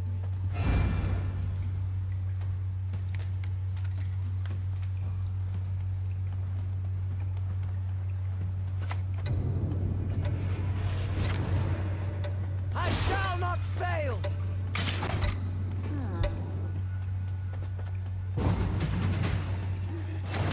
Oh man, okay. Well, they denied the value that they needed to, so they got an extra card out of me.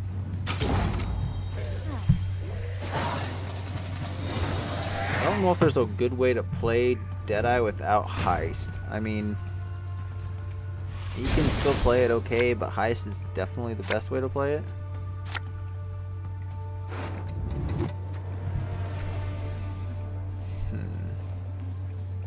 Now that I think about it, I didn't have the Purifies in hand, so that wasn't really the best.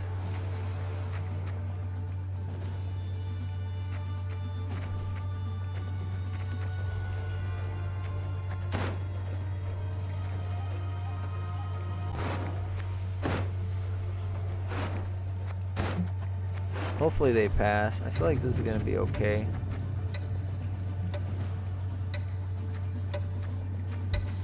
Actually, he's not going to get that much value here. Spawn 2 Elven Deadeye in the room. Yeah, I probably should have mulliganed it. This is good, but this I'm not sure is going to get that much value here.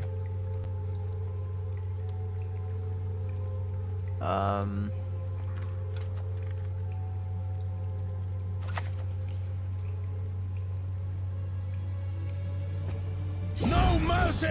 Good opener. We'll see if they're looking to... Well, actually, they have to commit to it. What am I talking about? For some reason, I was thinking that they won the round. Life is mine now.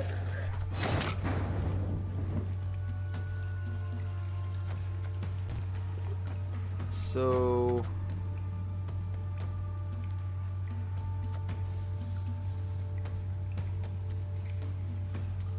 could get card back here. And I think that's probably the way to go.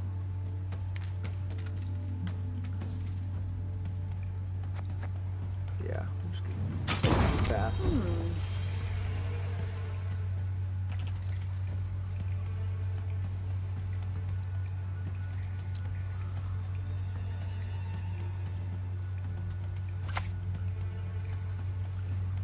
The senses can be Huge, man. easily. That's huge. Unless they got something that allows them to bring back cultists from the graveyard, I don't really know, but that's a really good card to be able to bleed out. Okay, there we go. We got a Purifies, Waylay. Not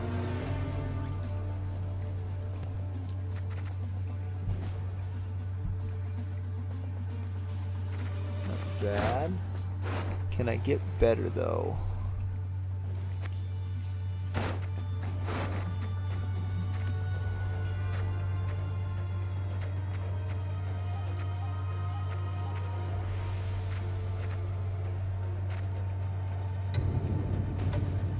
This will make good units to destroy, so I'm just gonna go with that. I think we're okay.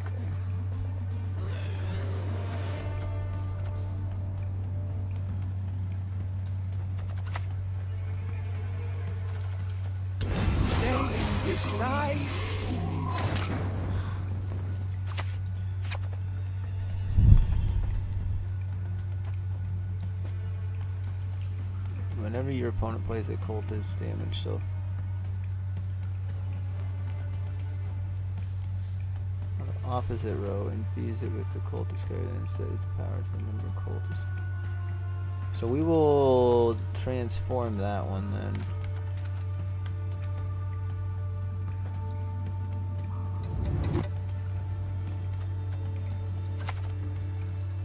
The soil is fertile.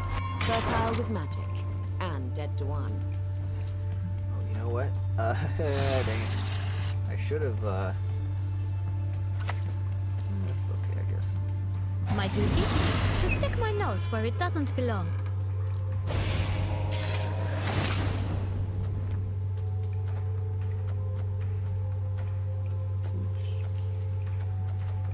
Oops, oops, that was probably not for the best.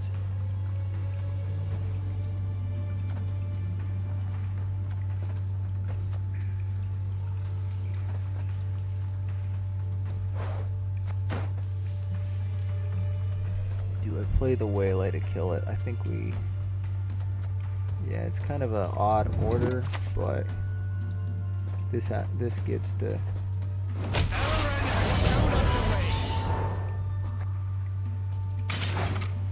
They're gonna get, unfortunately, another one of them there. I don't have a waylay for it, but I think that'll be okay. Everyone has their secrets. Everyone. An anointed servant.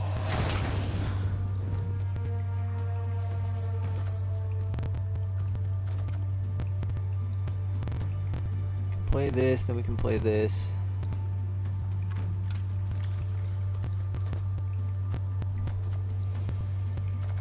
I think.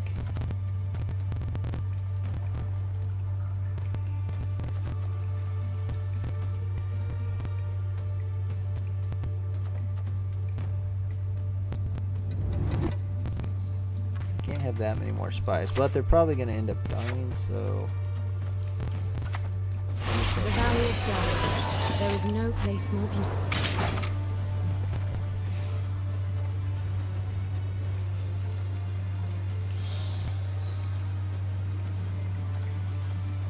I was wanting to pick him up, replay, then purify, then replay again. But I don't know. Yeah, the heist. I don't know if I'd say the heist is a sleeper card exactly. I think that's pretty much what they always play. Like once I got like higher in the ranks, this is like the only way I've ever seen an Oven Dead I played. But I feel like right now, especially with the Bree Creed being at 5 points, it's got super easy removal. Or there's like other Nilfgaards, like, well, they'll use like Yennefer Conjure and just put it to the top. So that really sucks that they killed those. I haven't played against cultists enough to know what's even going on, but it doesn't look great. So I think we're gonna need to get that out. Spawn a base copy.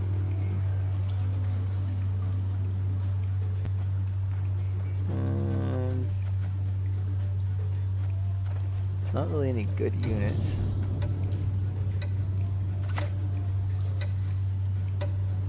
I'm just gonna I shall not fail. go, I think, Deception next.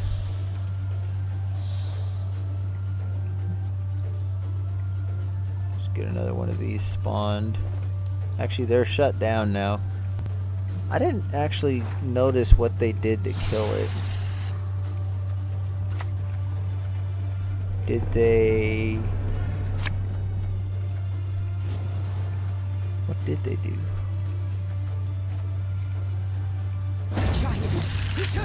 I have no idea how they even killed that. Oh, that's how they just hit it twice with the imprisonment. That's what. Okay. They're not leaving me with very good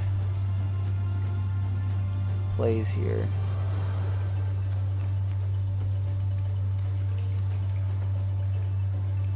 So in that case, maybe...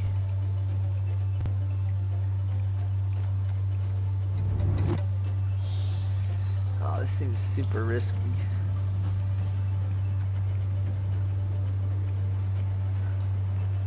I'm so far behind, it's this or it doesn't work at all, so...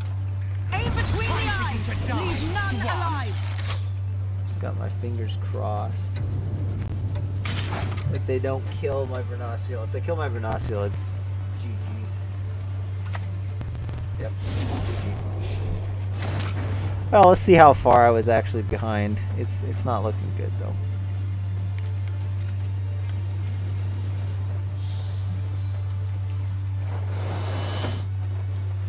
I don't even know how these work, so...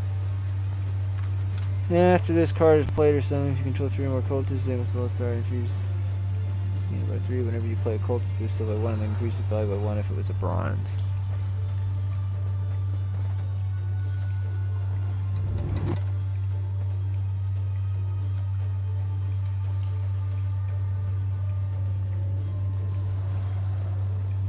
Yeah, it's pointless. I guess this is still what's gonna get the most value. So we play this. Actually, did I miss that? I probably should have played this first. It speaks to me in my dreams. Yeah, because transferring those over isn't gonna matter. I do what I must. Time to die. I'll do so sword in hand.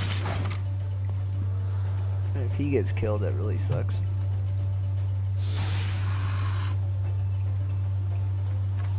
I don't know. This might still be winnable, but it doesn't seem like Behind you. Oh, come on. Probably should have One just saved the Vernacial and played it the normal way instead of trying to get greedy with it. Clearly, I've a weakness for horned wenches. Aaron has shown us the way.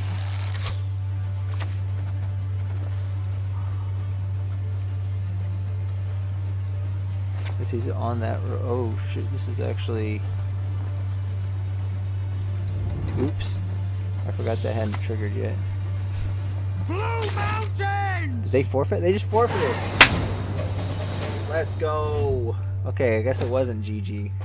I mean, it was a GG, but it was the other way around. I thought they were going to take off with points, but I guess they already basically made all their plays. So...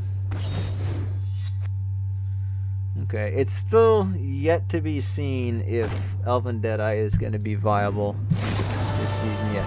It seems like it's pretty good. But... let's go again and see what we can do.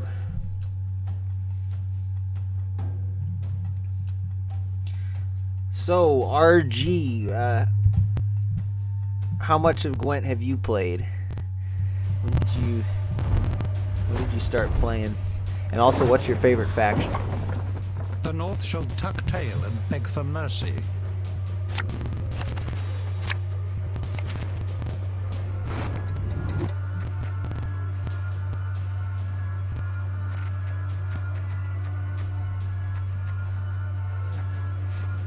It'd be funny if that actually is Rico.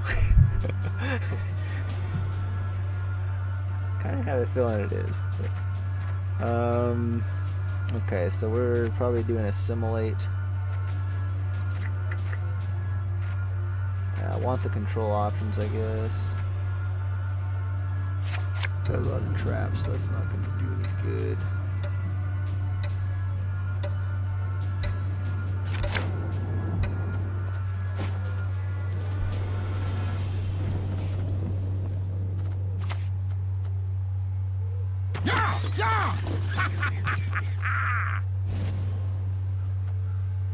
Yes, that would fit perfectly.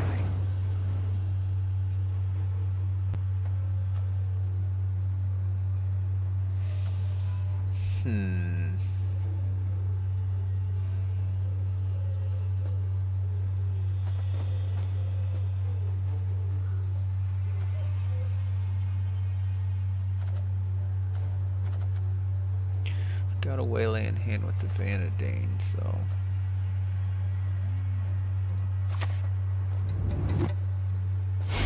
pretty sure we can kill it in a pinch if we need to. So we'll start with the cargo. I think it's cargo into Vanadane. Sons of Nilfgaard! It's a 10-point card. Let's see, highest provision, Artorias Vigu. What do they have in hand, though, is the question. They might want to try to get the assimilate engines down.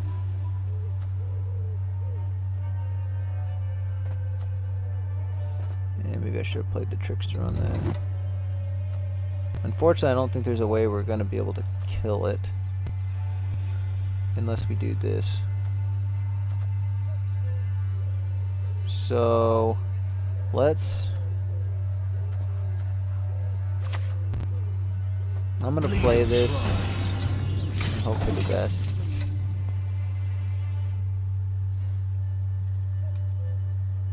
Maybe they don't have... Okay, they're gonna kill it. My Yeah, boots he's dead. got sand aplenty. Of course, of course. What a surprise.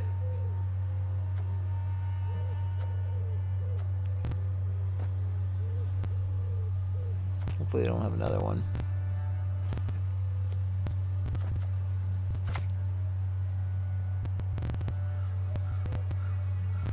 I mean, that's the best. Well, we saved those for the Vernacio. Oh, oh shit! That was the wrong trap. No. I'm just here to learn this great game at the moment. Okay, yeah, it's Rico. It's Rico. Why did I play that?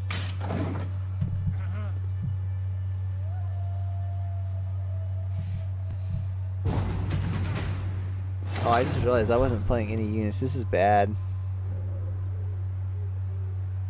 Actually, this is not bad. Not terrible. I'm gonna play for 4, so that's 8. Plus 6, so that's putting us at 14 points. And I can just spawn an Elven Deadeye here.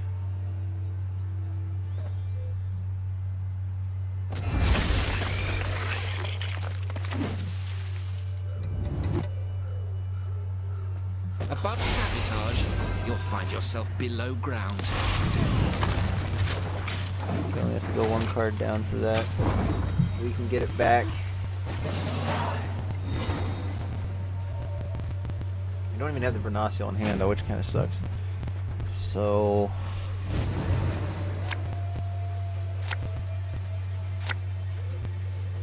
we got 2 Purifies, I don't think we don't need that. Oh jeez.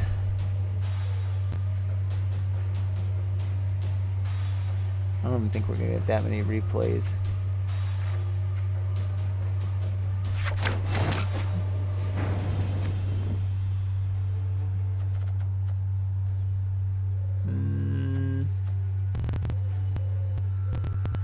Yeah, I don't think we bleed into it.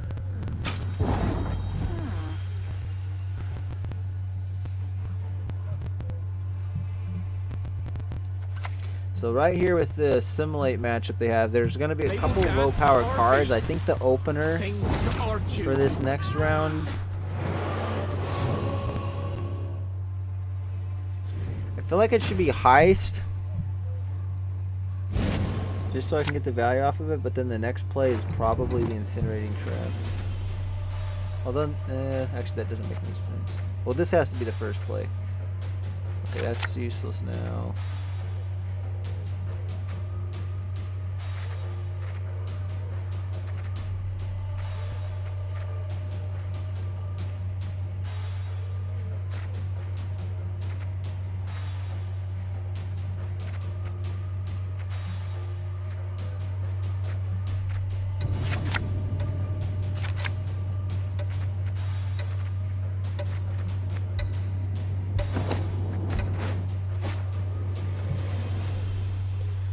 Squirtle Neophytes might have been...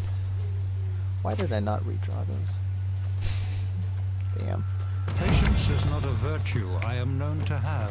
Whatever, we'll just put them in hand. Because if I could have got the Vernacio, that would have been awesome. I don't have most of them. Oh shoot, are they doing statuses? This is freaking weird.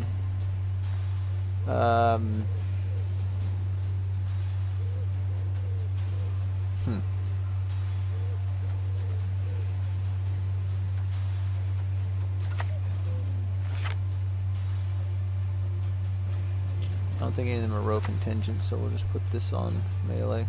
Splendid crops this year, and ever they shall be. Leave it to me. See if they have anything to kill that.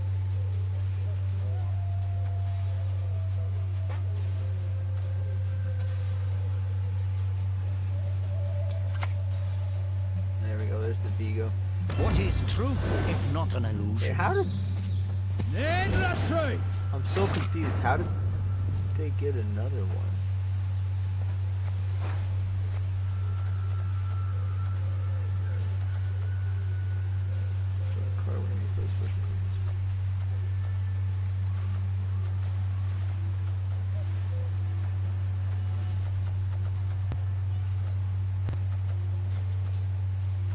I'm so confused. They already played it earlier, or spawned it or something. Ah, whatever.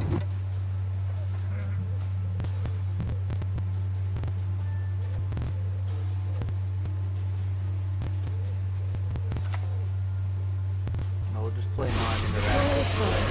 Fertile with magic and dead to one. They might have enough to kill these now. Oh, you know, I should have played a waylay. A shame I haven't. Shit. That's no good.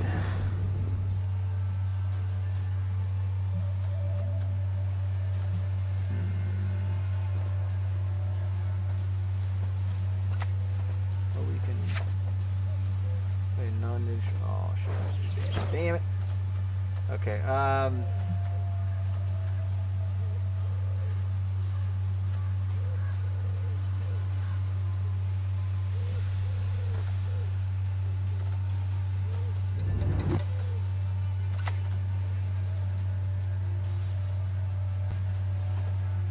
do what I must. I think this is okay.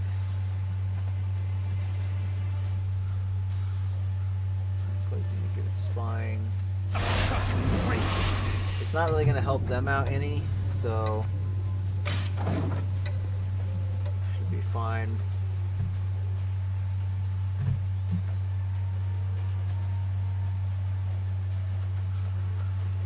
Neophyte stage. Considering trap, I think at this point we'll probably put back. We definitely don't want to play serpent trap though. Oh dear. My pointy-eared clumsiness at it again.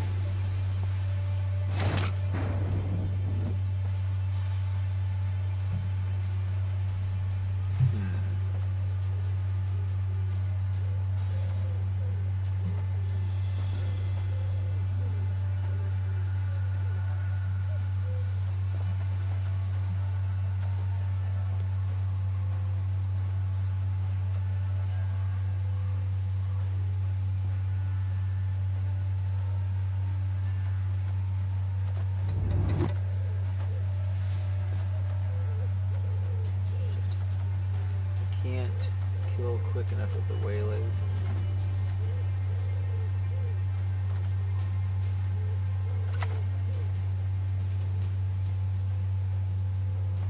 Now we will see who is weak.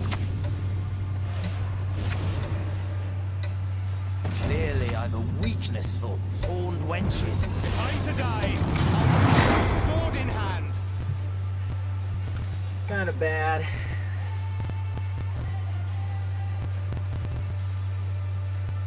I think Vanadane has to come next.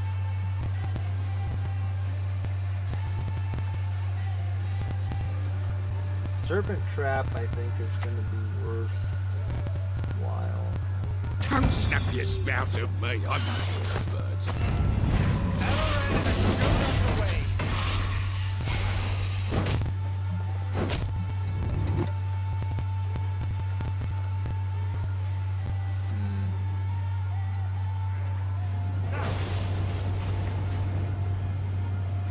For the Daisy of the Valley! What?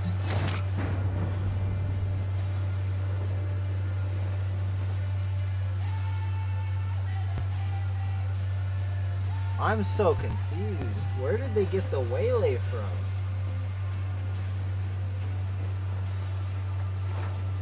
They...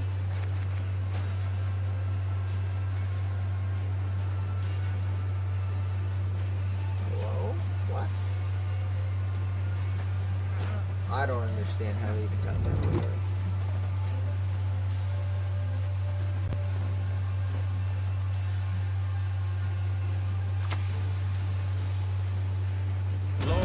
Ran Ahenid Angleana. Game's kind of bugged out, looks like.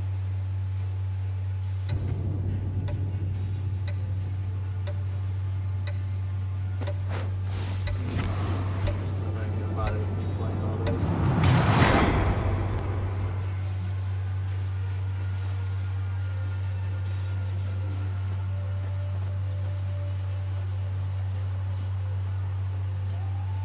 Although if the Vanadane doesn't stick, that's actually going to kind of suck. Vanadane needs to stick.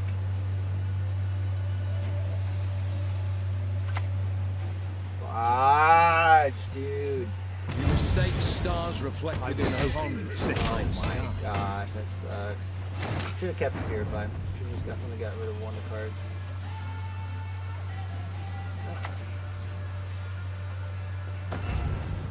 Too bad.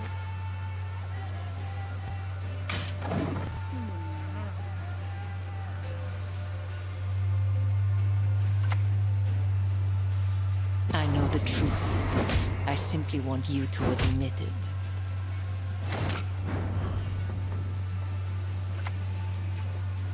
Oh, that just kills it. Oops. It had doomed, I forgot. Crap move. Clearly out of practice here. Alright, what can I actually kill? This one is within removal range here. Time to die. I'll do so sword in hand.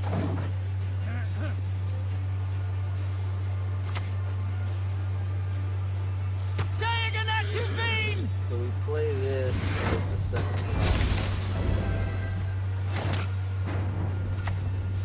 Time for you to I don't die. think this is doable without the Vanadane sticking, unfortunately.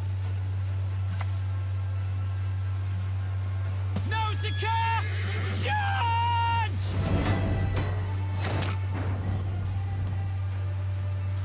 Elrin has shown us the way. Stuck. It might have been okay. The only good human is a dead human. We have to greed this out to have any chance at it. If they can kill that, we lose. My guess is they can't.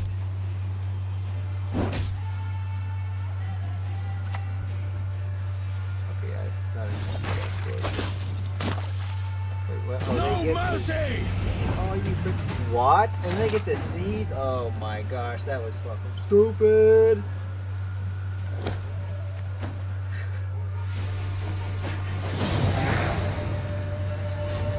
Oh my gosh, they like everything was dialed into a T with them right there.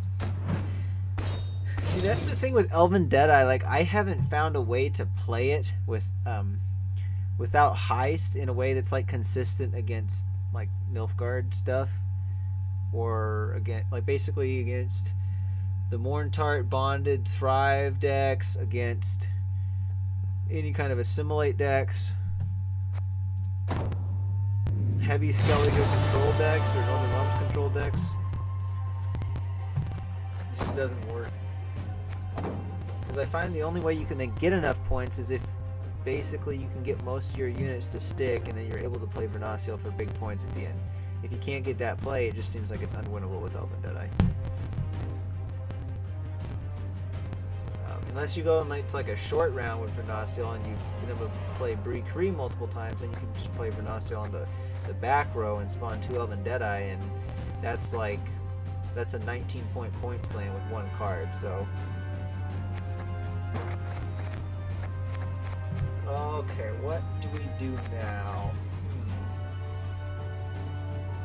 Suppose we could play Assimilate, our own Assimilate deck. It's not that deck that they were playing is like the ideal version of Assimilate. Mine's not quite the same, but could do that. Actually, I have not played Northern Realms Control on a stream yet, so I think we just go and do a Northern Realms Control matchup. I'm gonna get some water, but when I come back, we're gonna do this siege deck here. So, well, it's kind of like I would just say general control deck. It's not 100% siege, but it's got a lot of siege stuff in it. Alright, so we're gonna do a lot of like copying units, like some of the linchpin cards for this, like Redanian archers. We play this on the ranged row. We damage an enemy unit by 1, and it gets 1 charge as long as it has armor on it. It gets 1 charge at the end of every turn. So the ideal situation, we get one of those in hand. We get a Queen Adalia in round 1 in hand, and then we have a John Natalis in hand. Then we probably would have Amphibious Assault and a Reaver Scout, and maybe at least 1 Onager. And so if we can split those up, the archers, and we can play Garrison in a different round, then we have enough ways of spawning Redanian archers to where we can go for a 2-0, or we can like win round 1 and then pass round 2 and then win round 3. So we get to the point where we have 2 or 3 archers sitting out on the board, potentially one of them with shield, and potentially they're boosted up. So like for instance, if we end up amphibious assaulting, if we actually get the Redanian archers in hand, we can amphibious assault for Anna Strenger if we don't have it, and we can end up playing her down between 2 archers and just keep boosting it. However, they can just remove the armor, and then the archers are somewhat nullified. So the Anna Strenger, how I prefer playing her, it's questionable whether or not I should even keep her in there, but I like having Ildiko in 1 round. So Ildiko's 6 points. She's got an order, boost an allied unit by 4, but her passive is whenever you play a non-neutral unit, give it zeal. So when units have an order, they can't use the order the turn that they come down in. So if they have zeal, they can use them immediately when played. So I have a lot of like siege units here, for instance like a reinforced ballista, which has an order, damage a unit by 1. It does have formation, which means if you play it on the melee row, it actually gets zeal, but if you play it on the range row, it gets boosted by 1. But if I have the Ildiko down, I can play this on the range row, it'll get the boost by 1, and I can use it right away. Same thing goes with like a Reaver Scout, where I can spawn and play a base copy of an allied bronze soldier, excluding self. So this one, normally I'd have to wait a turn. It's very vulnerable. So what I could do, if the Ildiko's out, I just play it out, and if I already had a Redanian archer out there, I would just copy the Redanian archer. Garrison kind of works the same way, only this one spawns and plays a base copy of a bronze soldier from your starting deck. So even if I've drawn all of them and played all of them already, I can still spawn a copy because it was in the starting deck. And spawning means it just appears, like just as add a card to the game. So if it spawns, it's going to add the card to the game, but when it says play, I will get to play it. So anything that would have a deploy ability, the deploy ability would still trigger. If it just said spawn a card on this row, it wouldn't trigger any deploy abilities. But the archers don't have a deploy ability, so it'll just spawn them, and then they will get a charge every single turn within my turn as long as they have armor. So that's part of the barricade keyword. And then the order for here is boost an allied soldier and all of its copies by 1 and give them 1 armor. So this is really great, especially with Redanian archers, because if I can get like at least 3 of them on a row, this order for this location is going to boost them by 3. But if they had been damaged earlier, so someone had removed the barricade function and I wasn't getting charges, I could just use this to re-armor them. They'd only be armored at 1, but it would start the ticking going on.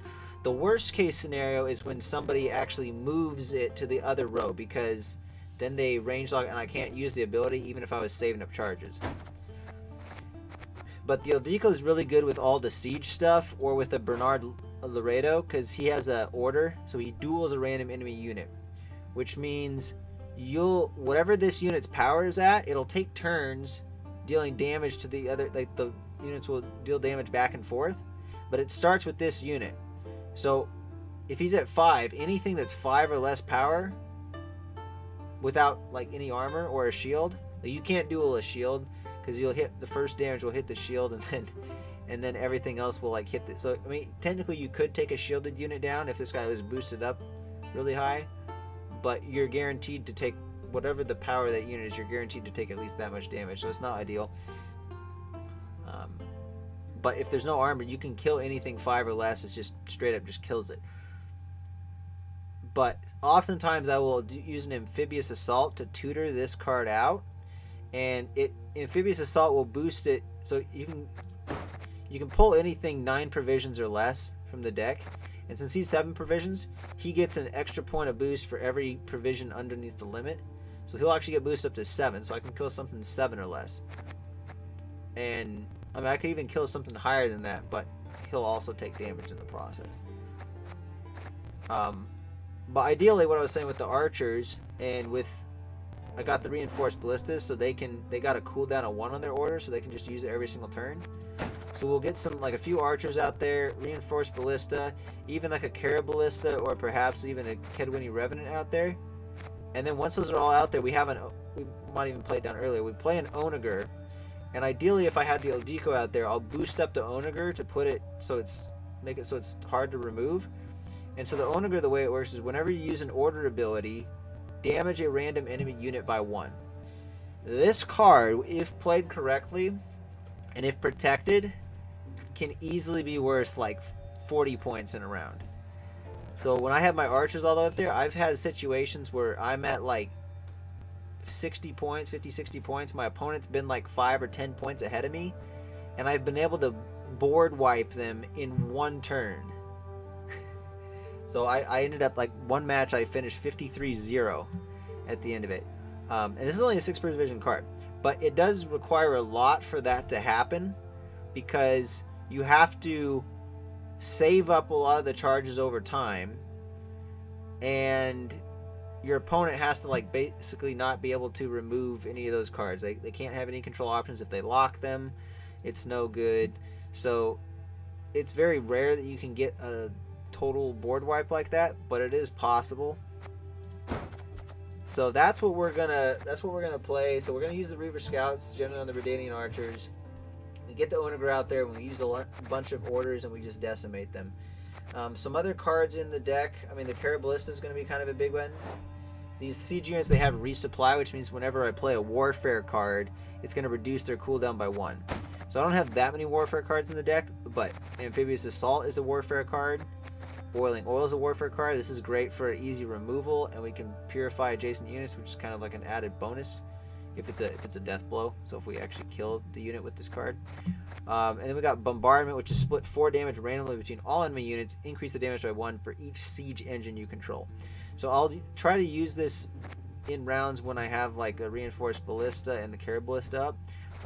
If I don't have at least, like, in some cases 2 is okay, but if I don't generally have like 3 siege engines up, I'll try not to use this card. So like if, say, I have a John Natalis left and I can draw a warfare card from my deck, if it's the choices between Winch and Bombardment, or like Winch and Boiling Oil, I'm pretty much always going to take the Winch or Boiling Oil over the Bombardment. But if I got like 3 siege units or so, that's like 7 damage, so that's pretty good. Which, because here's the thing with the Winch, if I'm able to use it on the Caraballista successfully, which, I mean, anytime you use it on the Caraballista will be successful, it boosts by 5, and it will refresh this, and I can then damage an enemy unit by 2. So it's playing for 7 points minimum, the Winch.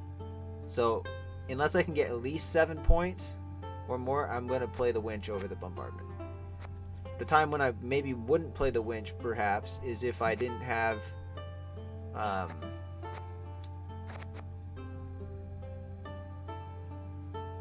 actually, there's not really a time when I would do this, but really I need the siege scenario for Bombardment to have good effect.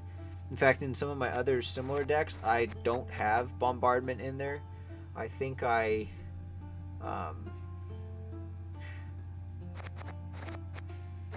had something else up here that I did with the deck. I don't really remember.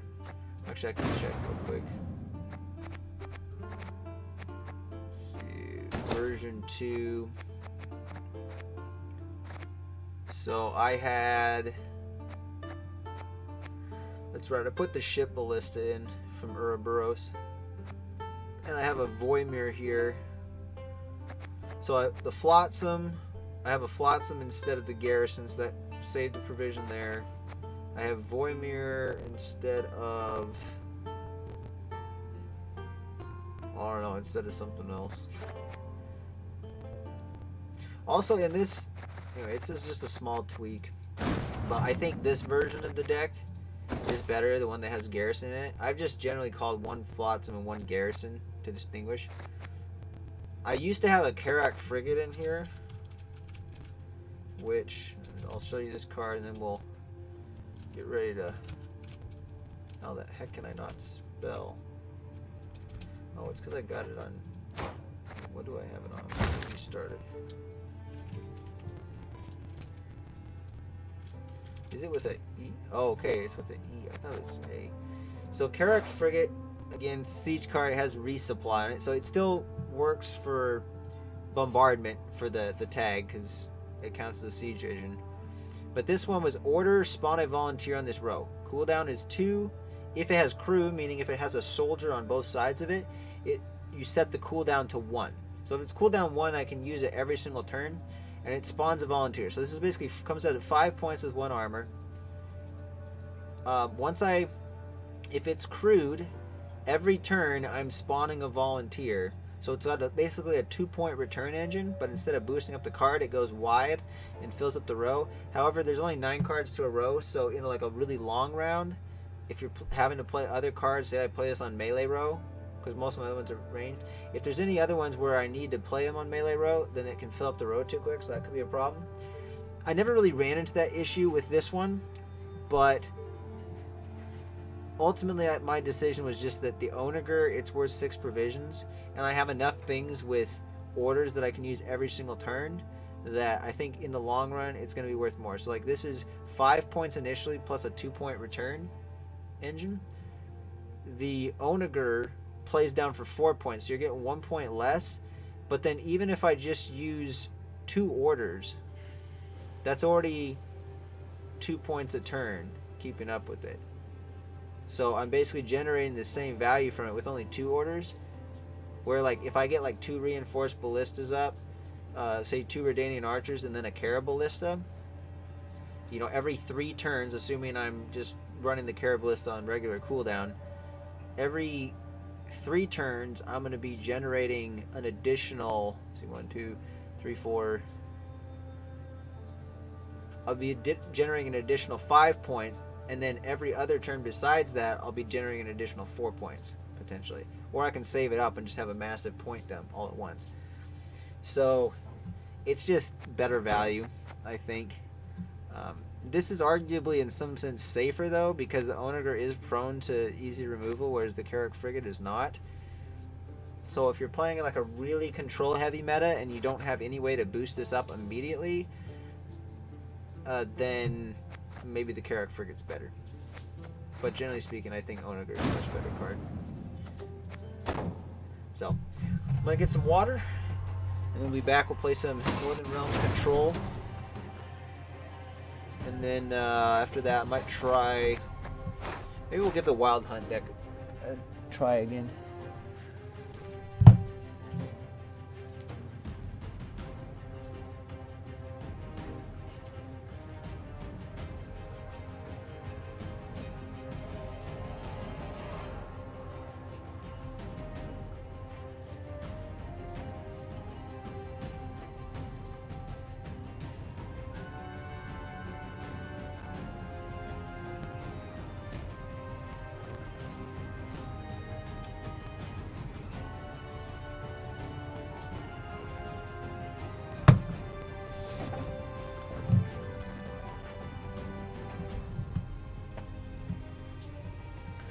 Alright.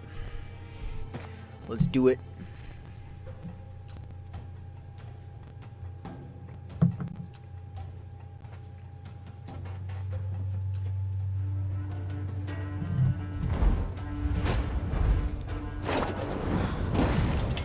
How can I help? Pincer maneuver. This one's kind of difficult to know what to expect on the pincer maneuver ones. I think sometimes it's Witchers, so we'll see if they're playing that. Do full Test Pride. Put the Vincent back. Put one owner back. Not the best either. So this gets some. It is how I milk punish to the those who left. irritate me.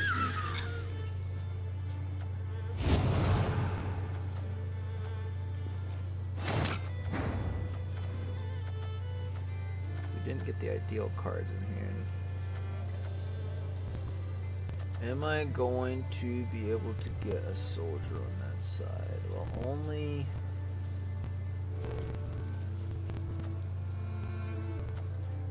if I play John Natalis here, which I think that makes sense. I don't want to give him another shuffle card for me. I don't want to give him that extra value, so we're just going to do the rolling along.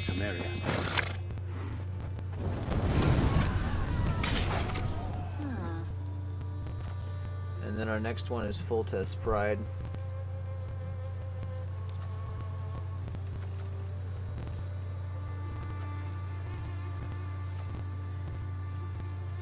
The only problem is our soldiers are in pretty easy removal range, so if they remove even one of them, it's pretty bad.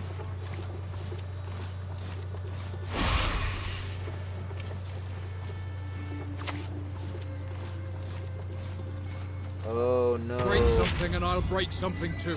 I'll break I you. think I might know what this is. This might be like the Militale kind of like mage's strategy, and then you bring out that traveling apprentice or whatever, traveling priestess. If that's the case, they're gonna have like probably like a 20 to 40 point slam at the end, which is kind of annoying. In which case I have to save the heat wave. This is not a good starting hand. I think I might need to actually pull something from the deck.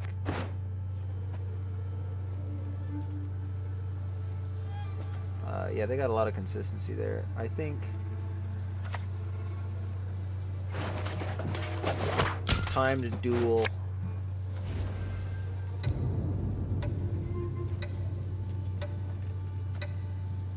Put it there. You'll regret this. Oh, I gotta hurry. Oh shit, I'm gonna run out of time. This is gonna suck. Mother! Urgh. Okay, well actually, never mind. I got it. Thanks. I was worried at first I missed the click. But I got the click. It just duels a random enemy unit, so I got unlucky on that one. Listen to me sing, damn it. I low rolled it.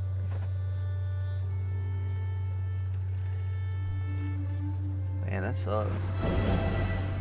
This could get out of control. I think we heat wave that. Oof. That's rough.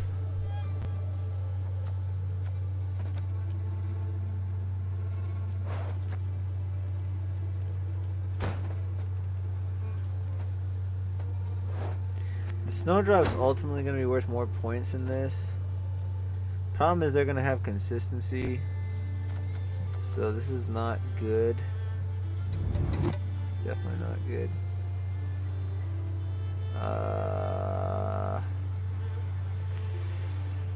Damn.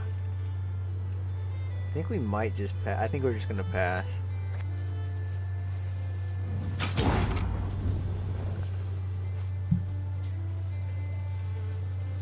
Let him go an extra card down if he wants to use that.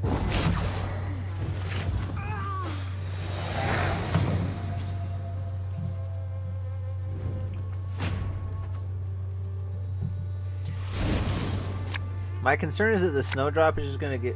Well, actually, I'm questioning whether or not that was the right decision. I think maybe we could have saved it for tall punish for the snowdrop.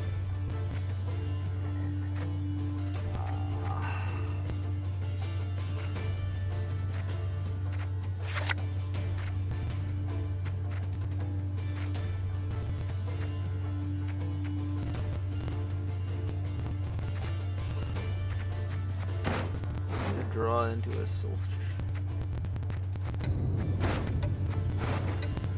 That's bad.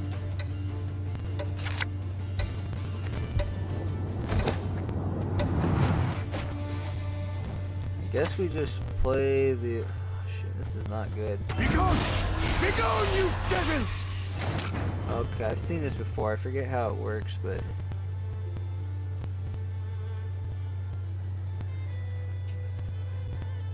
We're just gonna count on this row.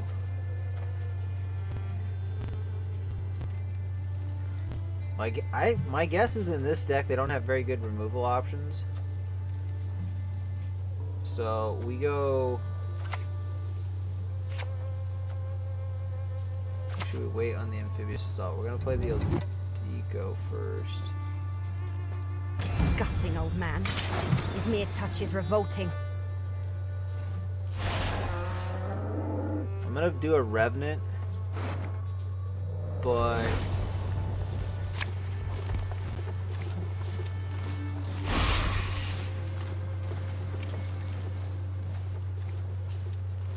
either that or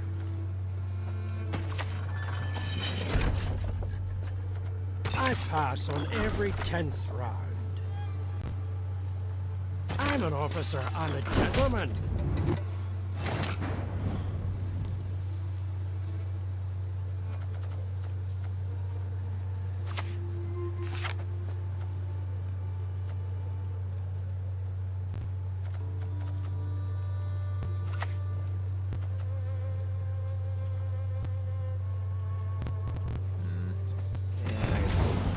I pass on every 10th round.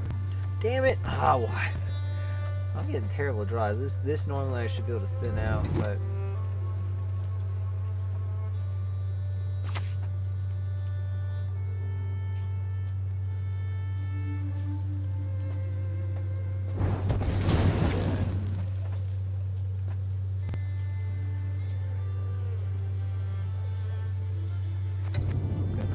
Work. I need Anna Stranger to come out.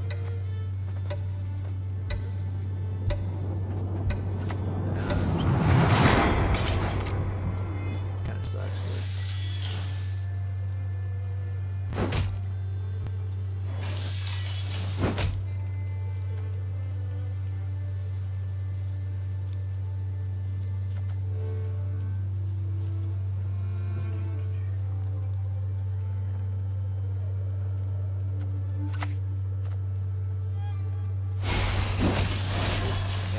Kill it anyway.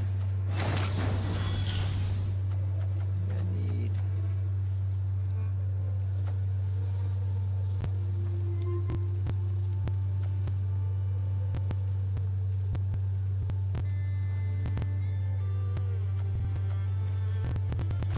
Let's give him something else to focus on.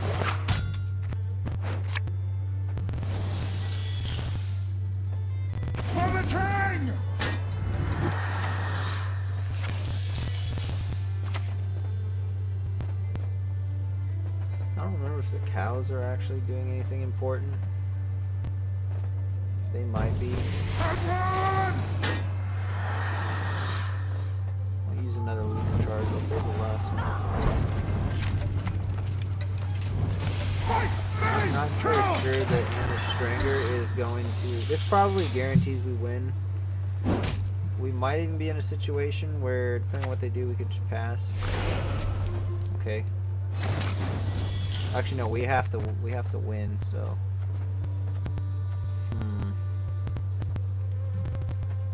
It's pretty rough. We do that. Kill their siege unit. Don't think we're gonna get good value off of the Anna unless we use that.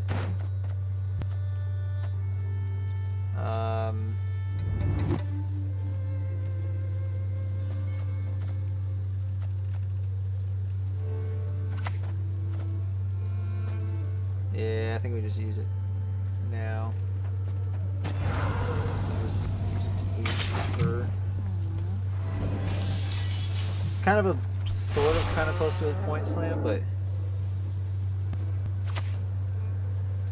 they're not passing though, which kind of sucks.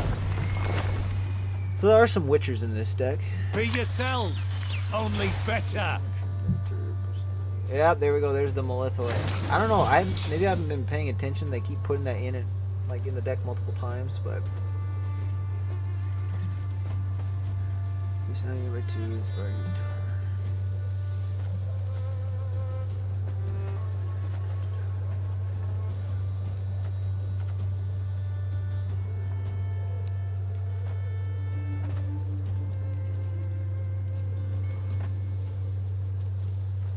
I have to use the honor here, darn it.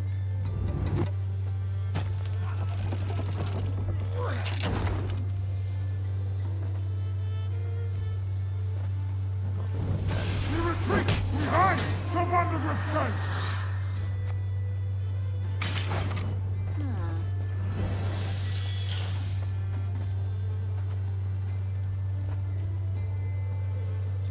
Okay, so we're filled up on the row at max. I'm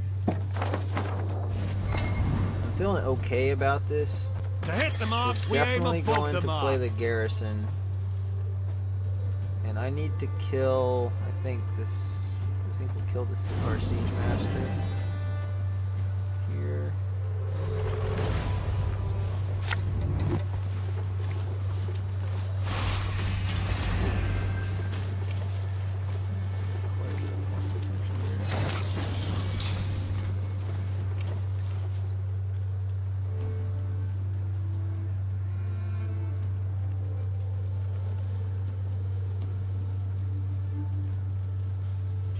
Adjacent units by 1.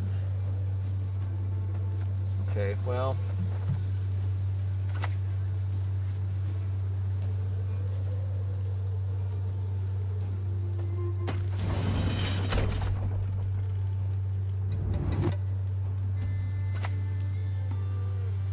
Shoot, that actually doesn't work.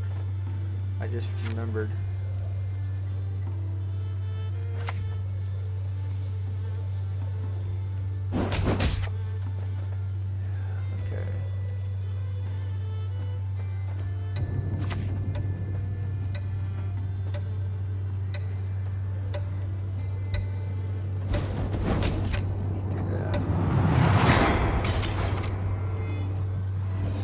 So I need to kill this the next time so I can spawn another Revenant. I don't want to... I guess Garrison... My great-granddaughter will do great things. Play maybe? Don't ever expect your opponents to line up.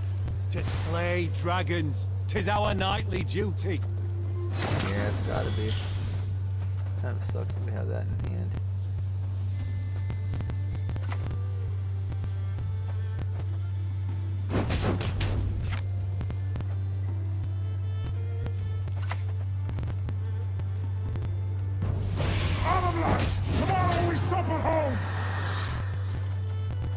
We'll probably end up playing this one next, though.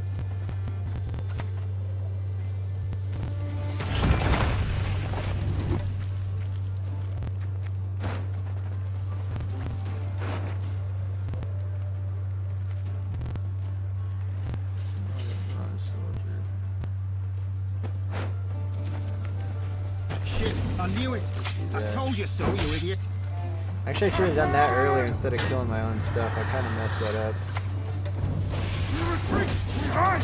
Some underground sense! They probably passed there.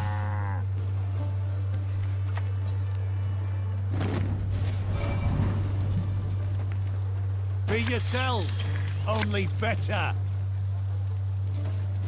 I need to get as much... The sooner I pass, the better here.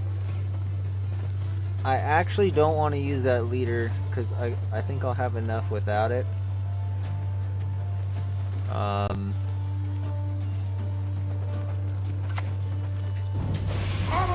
Kill that though.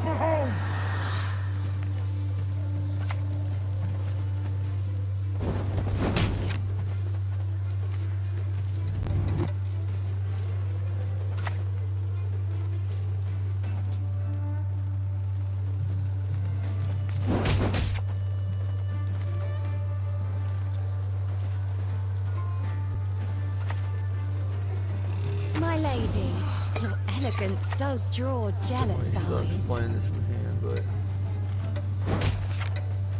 let's just really secure it. Come on, click that. What? Come on, I clicked. Or I probably don't need to click it anyway. I think they just, we definitely pass here. Because they're in a strategy where I think they don't care if they go cards down. Shit, it's enough. Damn, I actually do have to play. Wow, that sucks. I should have clicked. Chance of them having more than 7 is basically guaranteed. If I would have got that click in though, that might have made the difference. Like 74 for them to have to go up by 12, like 11. They would just have to tie it. Yeah, that was stupid, dude. That was so stupid.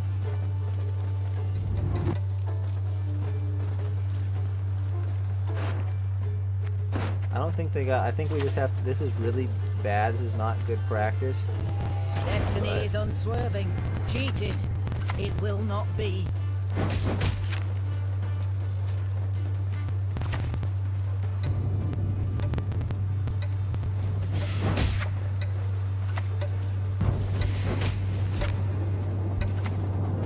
I have to use it. Kind of sucks, but it is what it is. I saved the tall punish for the end. It's definitely going to be useful.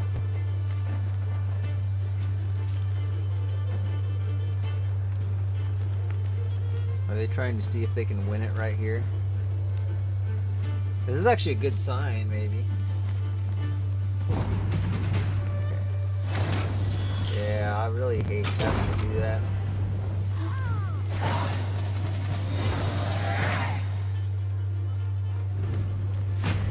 That filled up both rows all the way, which was, yeah, that wasn't great.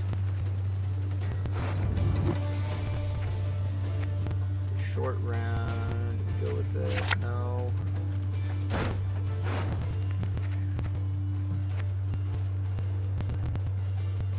Oliver would probably be ideal.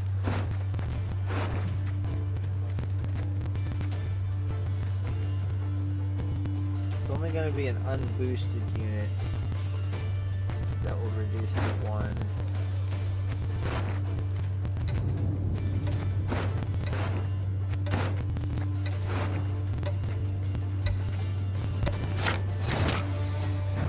I don't think that's going to play for that much. I don't know, this is not looking good. Like falling If I could have, I was hoping for an Onager. That's whatever. If I could have got like 2 archers and a Caraballista, that would have been better.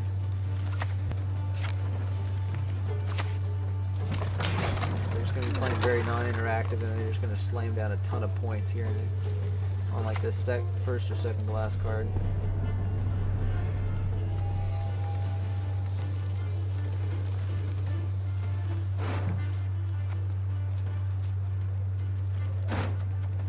At this point, I'm definitely regretting not having the win. Because they're going to go so interactive that it doesn't really...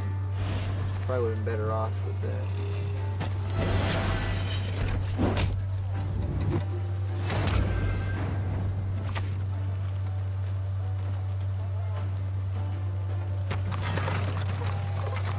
The question is, do I try to kill this? It's not going to be enough. It's only 5 though. The heat wave is definitely going to be bigger later on, so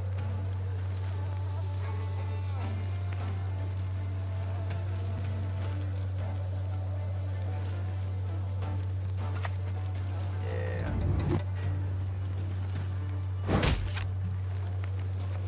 Fortunately, I only get 1 damage net there. So there's an argument to save it, but I'm like, just in case they have something that can kill it, I don't want to waste it.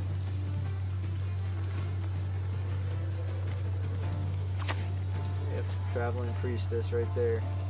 Blessed be the sunrise and the It's sunset. like crazy. So it's not like a big. It's only like 20 or something points for the point slam. Actually, that's a lot for them to give up though. So.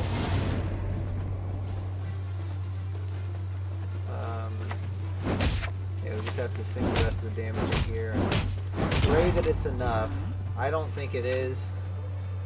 Because they're gonna get 9 points. I gotta get, yeah, there we go. Middle leg comes up. Not even close.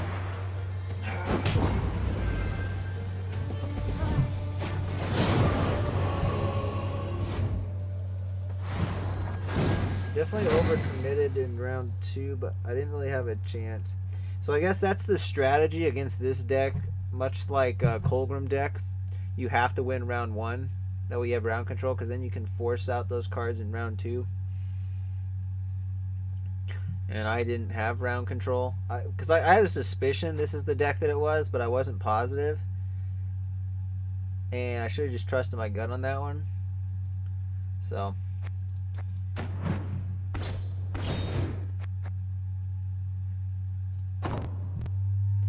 I think we do maybe one or two more here. Dwarves is pretty relaxing. Insectoids.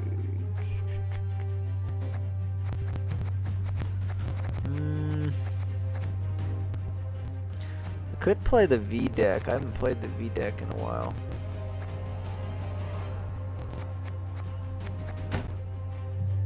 I think I added the consistency cards in there. Yeah, so I got a Prince Willem and stuff. Let's try it. So this one's kind of interesting. This is, some people consider this a toxic deck somewhat, because what this whole deck revolves around, not the archetype of Overwhelming Hunger. I got other Overwhelming Hunger type stuff, but what this particular archetype does is it consumes a unit, and there's a lot of units with Death Wish ability, so you actually want your units to die. But if they die to the enemy, I mean, you lose the points, and then the Death Wish ability triggers. But if you consume them, you kill your own unit, and you reap the benefits of the Death Wish. So this one's like a thin Death Wish. Summon all copies of self from your deck to this row, so you get one thinned out. This is one with a consume. The Slizzard can consume a unit every round. Wild Hunt Riders, you've seen those before. Thinning. Foglet. So this one, you spawn Fog, Death Wish, spawn Fog on the opposite row for 3 turns. And Fog will damage the lowest power unit on the row by 2. So the Foglet basically is playing for 4 points plus 6 points, 6 more points spread throughout the round. So it's actually a 10-point card. So it's pretty good. I like having Foglet in there. I cut down on it though, just because of reasons. Might is almost guaranteed to trigger. So I figured the Ice Troll, like this 1-point return engine, if I can get Might going in like the first 2 turns, and we'll use the Ice Troll.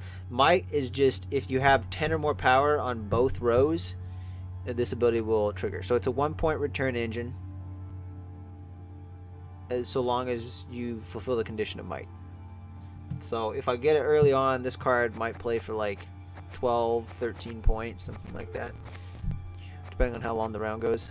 Giant Toad's good for offensive consume, or actually no, this is offensive consumes would be Toad Prince, so I can consume any unit, whether on my side of the board or the opponent's side. It's always going to be opponents with 4 or less power. So this is really good for shutting down the low point engines. But anyway, there's other stuff. There's like Death Wish stuff in the deck. The main card though is V. So this deck, it's not the optimal version. I don't have as many cards to pull V out as I would need for an optimized V deck.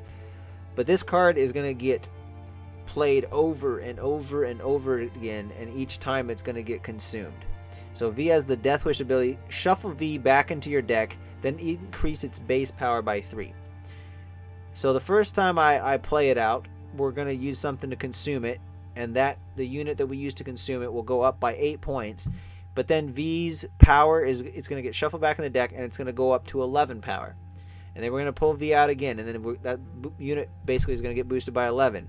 V's going to go back into the deck, another 3 power is 14. So next time it comes up 14, whatever. In an optimized V deck, V can get up to like 30 points. And so imagine if like those last few rounds, it's like you're doing, let's see what would the numbers be, 14, 17. So say it's like you're playing 26, 29, 32. You know, you're getting that many points every turn. It can get nutty. So I don't have as much consistency, but I do have a Neuromancy, so this will allow us to pull V out twice. We might be able to play V organically from hand at the beginning of the game. Probably not at the end, but at the beginning possibly. So if we play V organically from hand, that's 3 times. 4 times with Alzur's Double Cross. We wait till we get some of the other gold cards out so that Naglfar is guaranteed to show us V. So that's another time. Whispering Hillock, play a Deathwing unit from your deck. That's another time.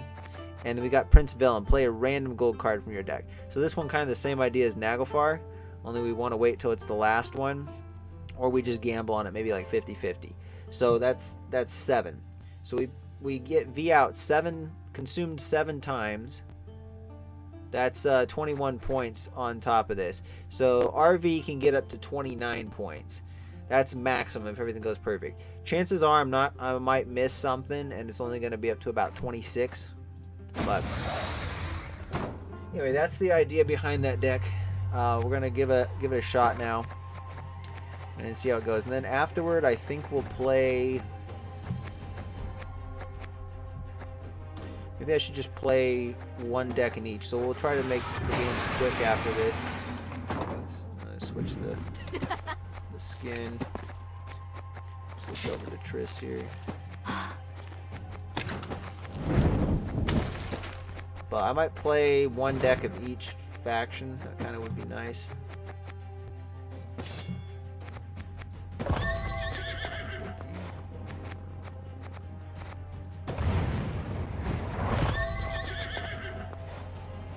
Actually, let's do the cat coin. I haven't done it with that yet. We got the Siri monster card back. I like that one. Alright. As you can see, Redanian Archer is the one I selected as my favorite card. Because you can select your favorite card, but you have to have a premium version of that card to select it. And it will put it as kind of like the backdrop to the kind of play section for ranked mode. But I used to have the armored long, or How can I help? on-crate longship from Skellige, which was one of my favorite cards. It's still good, but I've evolved a lot since then, so. Okay, so V's in hand, that's good. We got the summon. Beast. I don't have a, well, I do have a beast. Actually, yeah, we're definitely going to want to do that.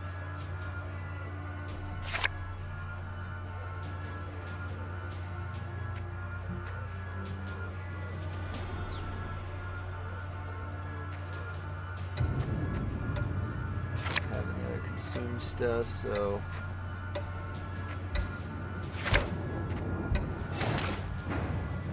it's kind of a little bit unfortunate.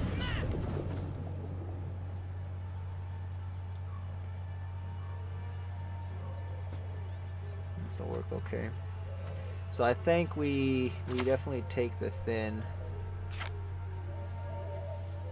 Actually, no, I'm definitely going to have dominance in a little bit, so we actually play the Alpha Werewolf first.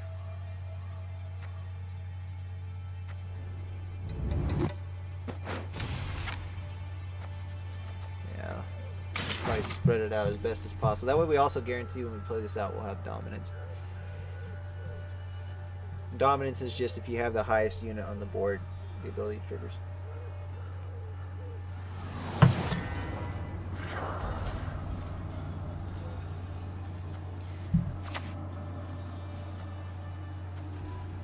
The only good dwarf is a dead dwarf.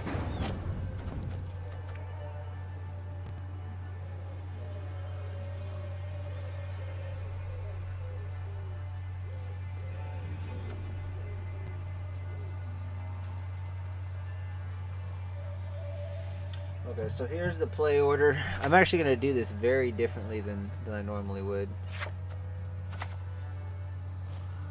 We're going to put this here to get dominant, this engine going. And we're going to thin out next. I don't even think we're going to use V in this round. That's crazy. Although I kind of... Okay, they blocked that. It kind of sucks. We still have dominance though, so we'll take it when we can get it. We'll thin that out. Oi!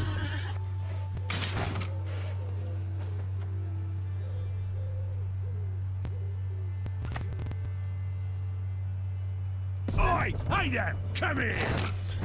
Let's see, do I think there's going to be anything better? The Dunka would be a nice one to consume with the Toad Prince, but I just don't think we're going to need it.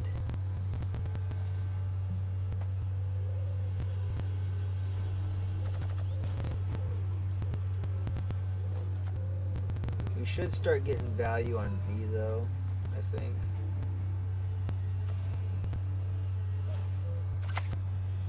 Actually, we may not even have to use the consume on it. I think this is what we're going to do. So we're going to play the Rot Fiend here. And then we'll trigger it with Urn of Shadows. I foresee victory. Hopefully we'll get lucky. We'll hit Dunka both times. I think it's unlikely, but it is possible. Hopefully we get at least one. Yes, there we go. There's one.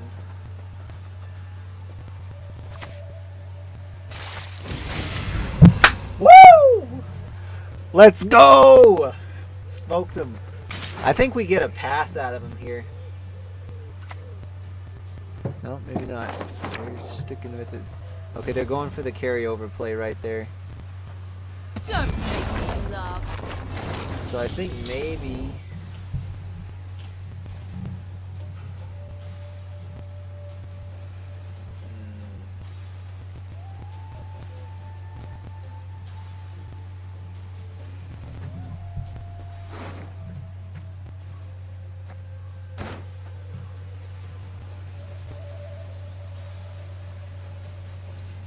if I can go 2-0. You put my patience to the test. 2, 3, 5. 5 goals. So that's not very good.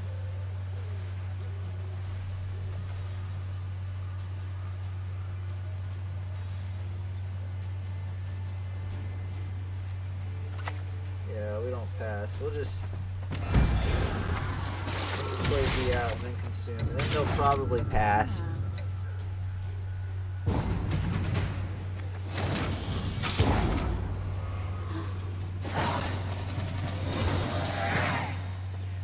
Might need to pull with Oniro Man, so we might need to pull one of our consume engines.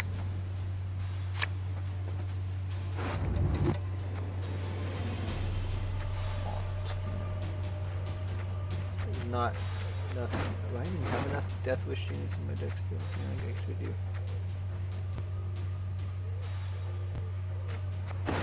Oh boy.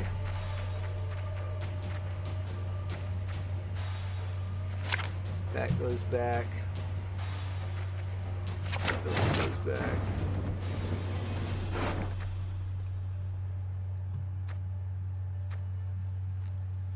Actually, Willem should not have went back. Because no matter what I got here, it was exactly what we needed. But we can get card back here, so I think it makes sense just to pass here and then... Kind of sucky the way this came out because the Archospore though is not going to be good for us right now. If we had a Haunt in round 1 it would be, but it's the thin. We don't want to risk grabbing it again. Okay, we already... Actually we're guaranteed not to. So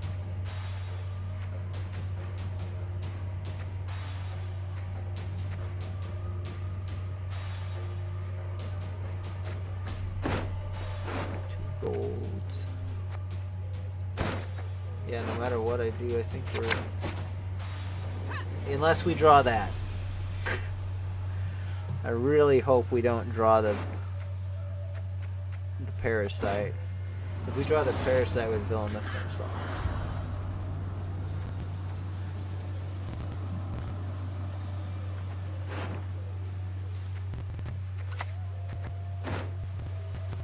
Not afraid? You should be. Okay, so let's get Haunt out. Actually, I should have played it on ranged. Everything else we need to play back here, so.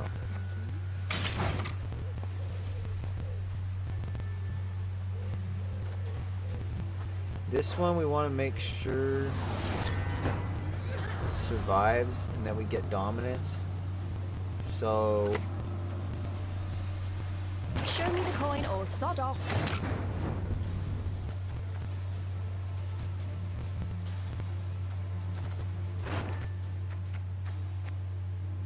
we're gonna go with the Oniro on V. Actually, the Fred died. Yeah.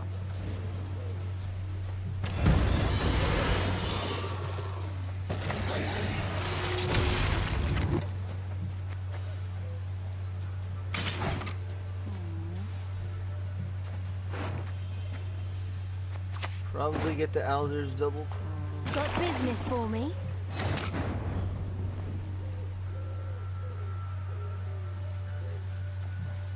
Oh, why did I play? I could have played the Vargas somewhere. Whatever.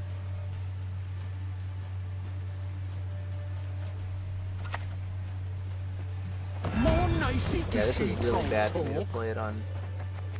Well, like, I shouldn't have played it on melee. It's not like terrible, but it. Yeah. This is I think pretty clearly gonna be a win, though. There's a lot that would have to go wrong. Yeah, I don't even know how they could win at this point.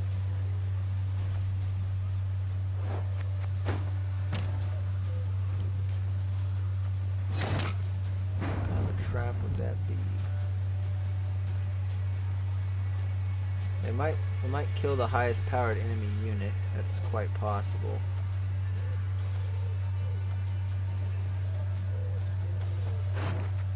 V's at 14 though, so V's not gonna.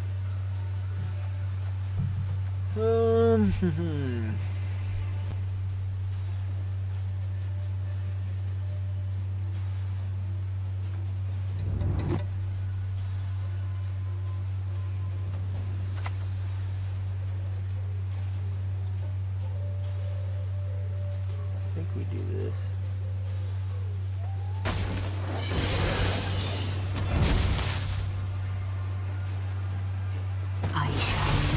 I always forget what this does.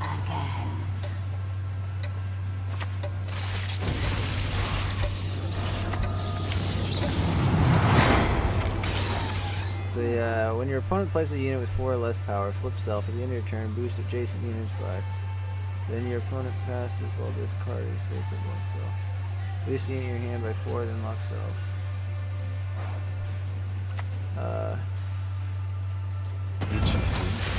My reason to travel, I mean. 4 or less power, flip self at the end of your turn, boost adjacent units. Game before. I don't remember how that moves, but anyway, they poisoned that, huh? Well, can't do anything to kill it, unfortunately. But that's gonna die. So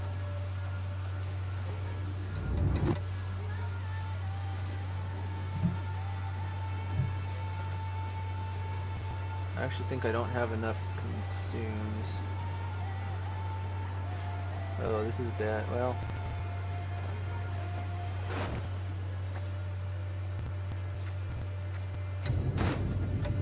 yeah, we'll just do that.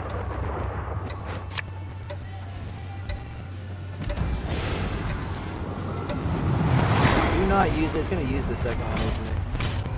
Fuck, it did it. It freaking did it. But at least I prevented the poison, so that's okay. Problem is now I don't have any other way to consume V. This is what happens when you take too long to play the trial. I always want to like have as much time as I can to think about it, and then I'm like, okay, now I'm gonna lock it in. But anyway, so we're gonna get basically whatever the difference was between V and That car 8. So we're gonna get You'll regret your 3 mum ever squirted you out. plus. Jeez, that's actually a lot. We're getting like 20 less points or so than we otherwise would.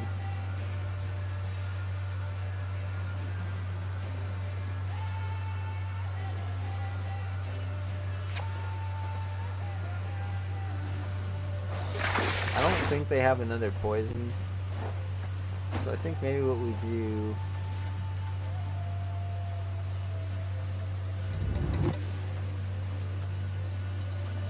Yeah, here's what we do. We reset.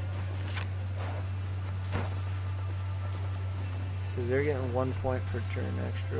1, 2, 3, 4. Yeah, it doesn't matter. I was gonna say reset and then we just get one of these, but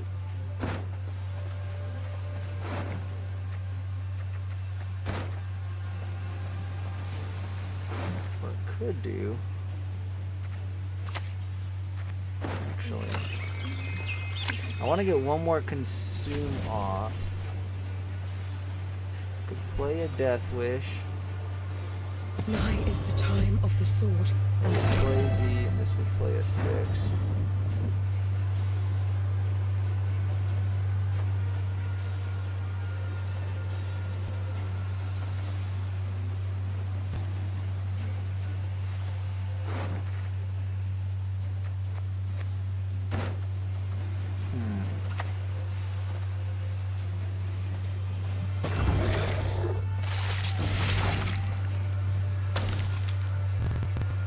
I mean, the point differential is going to be so high, I don't think it's really going to matter.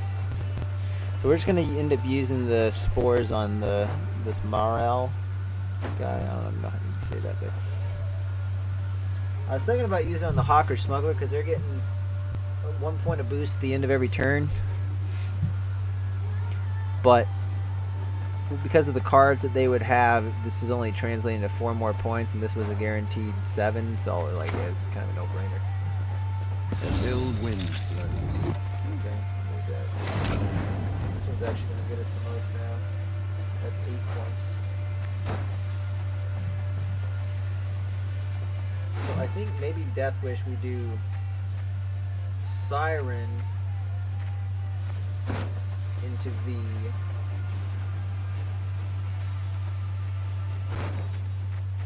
No, that's not going to work. Actually, yeah, because we might get the...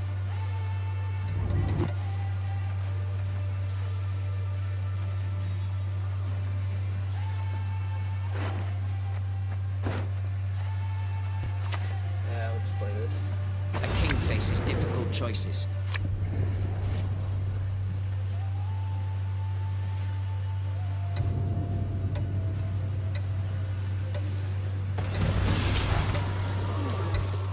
Actually, this still works. You put my because- patience to the test.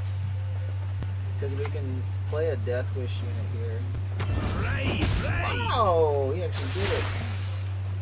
Pretty impressive. Okay, never mind. This is our new target now for the power reset.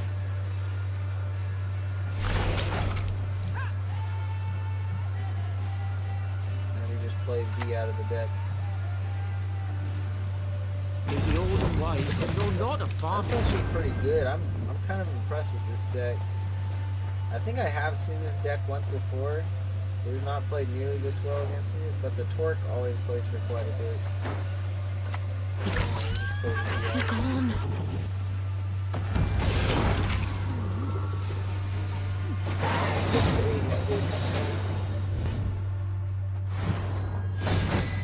Anyway, V's kind of an easy deck, to be honest. So sometimes it feels rewarding to play, other times it doesn't. It just depends on what you're playing up against. But I did, because I had one less consume, I did lose like around 20 points or so, 17 to 19 points actually. Now what do we go with? 5 games with Brilliant.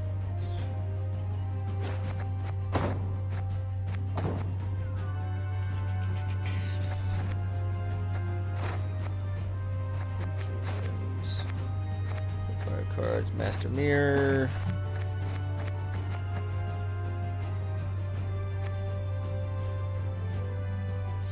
I don't know, I think maybe we just do the Assimilate deck. So let's see, in this stream I've played Northern Realms, I've played Scoia'tael, I've played Monsters twice. We actually played Northern Realms twice too. We haven't played Skelligan, we haven't played Nilfgaard yet. I think with Nilfgaard, I don't know, Rico, I'm guessing you're the one that's still here. Would you rather see me do Assimilate, my version of Assimilate, or would you like to see Imprisonment? Imprisonment is going to be like locking units. So the Assimilate matchup is fairly similar to the one that was played out before. Although the stuff in Skellen didn't come out in that match. The rest of it's pretty similar. So whoever's watching, I guess if you have a preference, speak now or forever hold your peace. Imprisonment right here. We got battle stations. This is a kind of a broken card, somewhat. I mean, I wouldn't say totally broken, but this one utilizes portal, and so the idea with this one, it hinges a lot on these 4 provision bronze cards called Master of Disguise, which says at the end of your turn, if there's a locked enemy unit, boost self by 1. So it's a 1-point return engine that relies on a lock, but because it is passive and we have portal, we just put the portal out there, and since they're the only 4 provision units, bronze units we have, they're going to come out, just get thinned out through this 1 card. So we play this 1 card, we get 2 thins off of it, and we get these 2 units off, and we just make sure we have a lock on at least 1 enemy unit, and then you just keep going up 1 point per turn. And then I also got a mega scope here, so we mega scope this. And then teleportation, I had that reset an allied unit's power if it's a bronze unit replayed instead. I think I kind of had it for the locks, but oh, and also we got slave driver to copy one of these. I'm tempted to take out teleportation though, because we already got 2 locks with the leader ability and 2 locks here. I'm thinking it might be better just to do another mega scope. That way we can mega scope the Master of Disguise. Because there is potential that what we could do is if we played Portal and then we followed that up with a mega scope on one of them, followed by another mega scope, and then followed by something like an Ardfane Light Cavalry, which is just going to damage the last enemy unit played by the opponent by 2 points every turn if played on the melee row, which this is what the flanking condition is. Flanking just means if it's either it's only adjacent next to 1 card, so either on the left or right flank of the row, then if it's on melee, it triggers the end of turn ability twice. If it's on the ranged row, it gains 1 armor at the end of the turn. So assuming that's stuck, you're denying 2 points per turn. You could like just pass at that point, even if you were like pretty much on even with the opponent, like even number of cards, because you're getting, as long as they play units, you're getting 2 points of damage that way. And if you've gotten, well, actually I mentioned double mega scope is what I meant to say. So you would win a whole round off of, you'd have 4 of these Masters of Disguise out, and they're generating 1 point per turn. So that's 4, 5, 6. That's basically 6 points per turn. And so as long as you have, I mean, I did say if you're on even, you have to be on even cards and have a slight lead, but you could just pass and they would just keep generating points and one after the other. And it's enough that you could probably get a couple cards out. And especially if you play a slave driver early on, you like copy one of these and you're doing like 7 points per turn. You could get kind of out of hand if they don't know what's up. Chances are, if they're paying attention though, they'll just realize that you have that many points per turn and it's going to take forever for them to catch up, so they'll just pass. But still, it guarantees the round off of only one gold card, which is Portal, which you're using to get to these anyway. So I'm not sure the Imperial fleet's worth it. I think maybe I should just go up with one of these other cards and then, but anyway, I explained this deck a lot, so I guess I might as well play it, show you what's up. Alright, while we are queuing for this match, I'm gonna get some water, so I'll be right back. Oh, where the heck is the deck at? Right, there it is.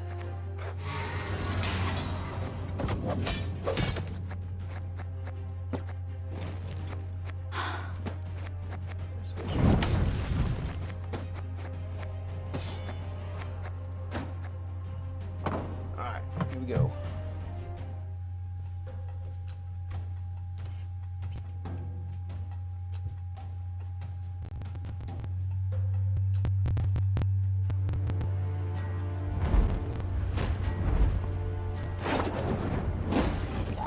Ested esa crisa.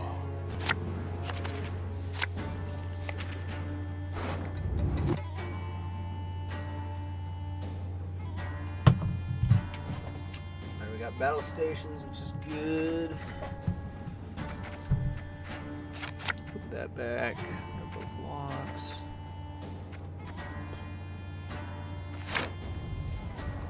Not the greatest starting hand.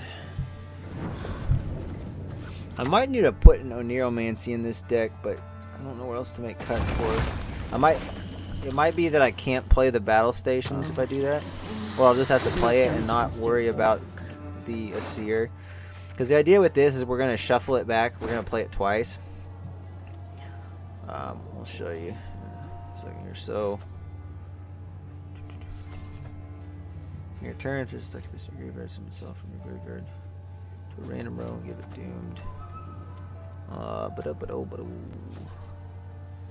Gold cards. And play one of them. I mean, I guess I could lock the Death Wish unit. Yeah, why not? I'll just use the one. It's gonna be kind of worse in a way, but I'm just gonna play it like that.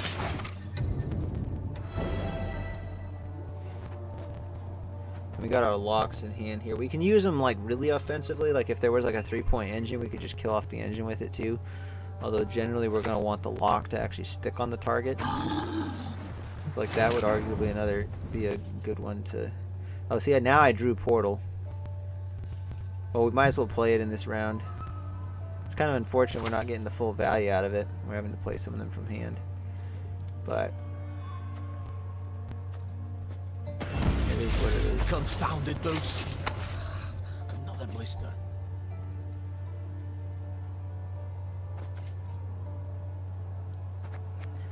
I think I don't really care about that. I don't really care about blocking that. I'm gonna play something. Move the highest powered unit to the top. Okay, now that I do want to lock, I think.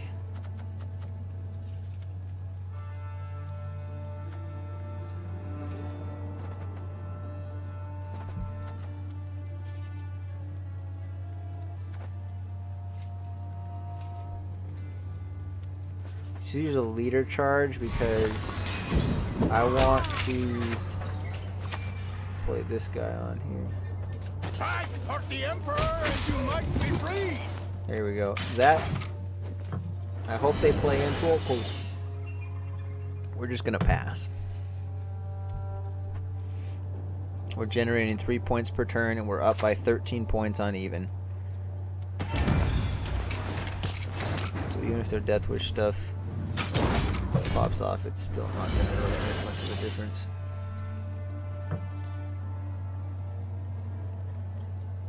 They're going to have to play some big points. Like they might be, who knows, they might be playing some version of a V deck too. But the V is going to start at 8 points, so it's not going to have that much potential. That best case scenario, they get 12 off of it. Or excuse me, that's 13, so they actually only get 11 off of it. Which doesn't put them up high enough. It's only at 25. So guaranteed, no matter what they play, we're going to be 2 cards up. We might even be 3 cards up, though. I'm just Why did you consume that? that machine called life. Did I? Oop. Do I somehow not? Oh, what the heck? They got ahead? Wait, what happened?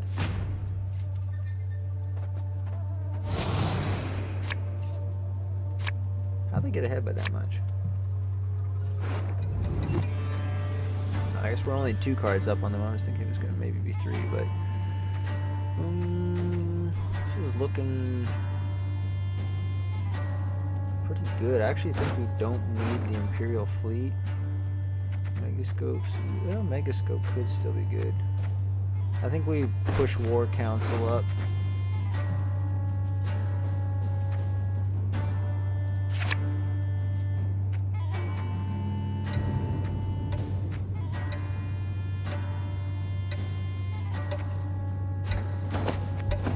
I probably should do that one, but...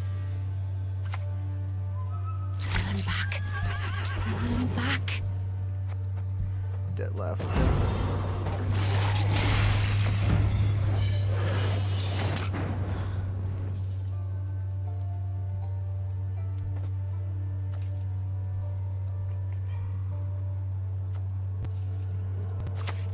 Yeah, we definitely do this.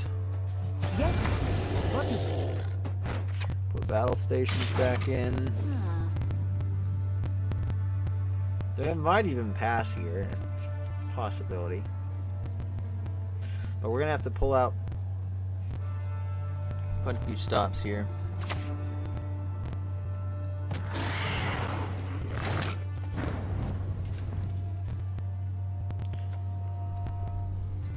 Don't actually want to be damaging that one. We could do the lock though.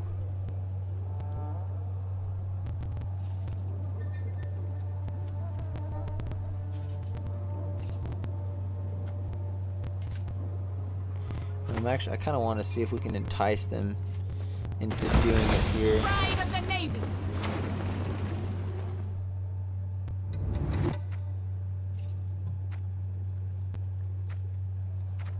Yeah, I'll do War Council. And then...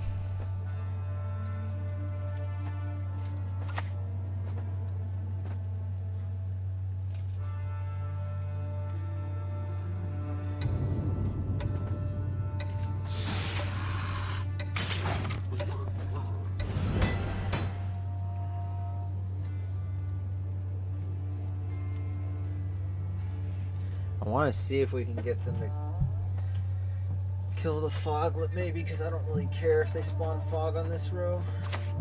This is going to keep getting armor, so it's still going to last long enough. But their consumes... okay. So now we definitely... Nothing will stop us. okay, that's already almost at the top, so we're going to start getting some serious boosts. Oh, never mind. We're just looking for attack.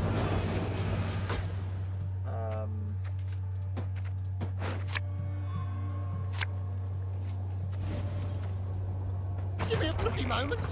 Need to catch my breath.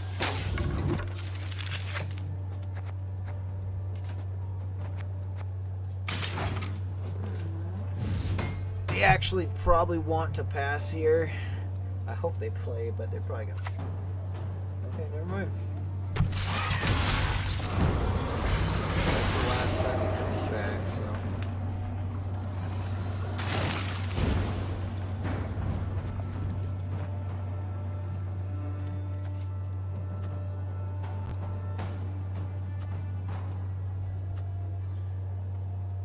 okay, so we got War Council in. Unfortunately, this is not going to boost itself now, so it's kind of unfortunate order, but is what it is. There's no gold cards actually, so we want to get rid of that. I'll just play one of these. We conquered Gesso. These Nordling scum are no better. Yeah, that's what I figured. So I think... what is this? At the end of your turn, damage self. Oh, that's right. So it's gonna go down to 31. So we need 6, 7, 8, 6 points. Can we get 6 points out there?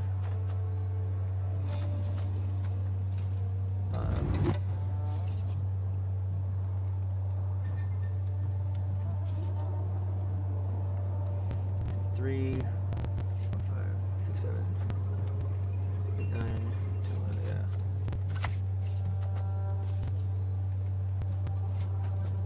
None can match the power of Nilfgaard. Need to swap-a-roo on that.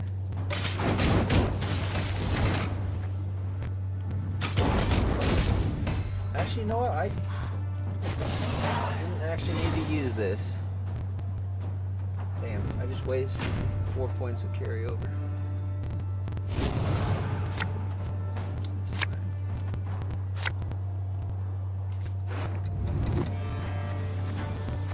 Megascope's gonna be dog shit. Actually, yeah, the Megascope's kind of gonna be dog shit.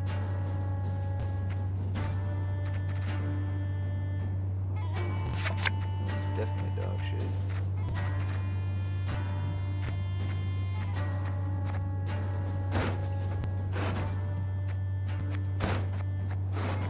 You know what? The Megascope maybe isn't so dog shit after all. Now that might have been where I shouldn't have mulliganed.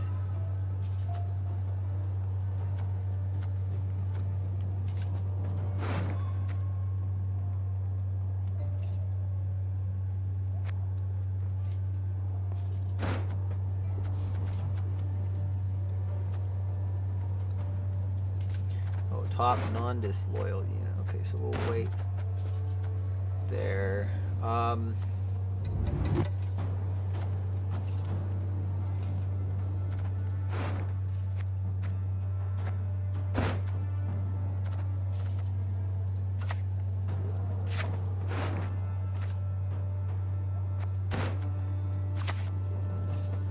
Lieutenant Okay, Flat will lead the Master scouts. Puppets.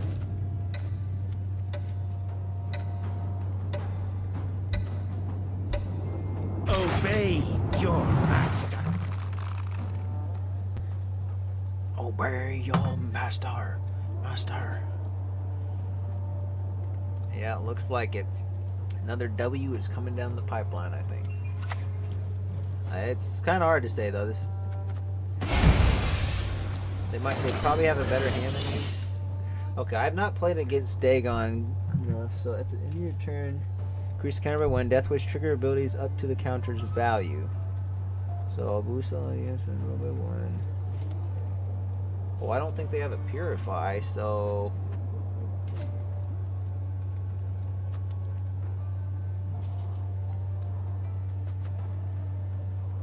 I think we'll probably just end up locking it.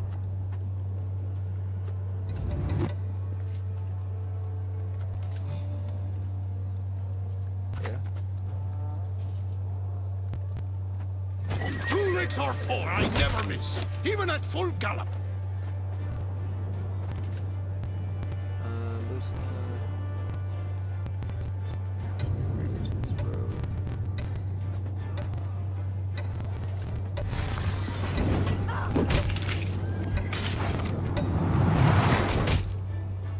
As well.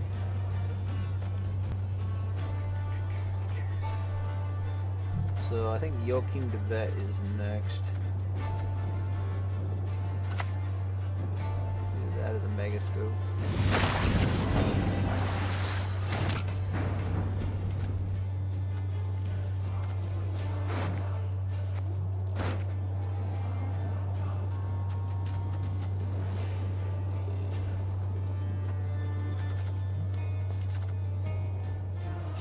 I want to make sure this ability is triggering as much as possible.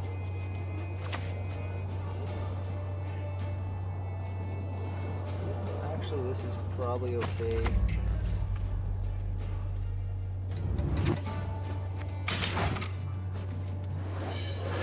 Probably should. I probably should have battle prepped this because I bet you they got something to remove it here. But we'll see. Maybe a unit. Okay, never mind. Speller. So they're gonna they do have a purify. Ye who wander on the gale, ye we summon, ye we call.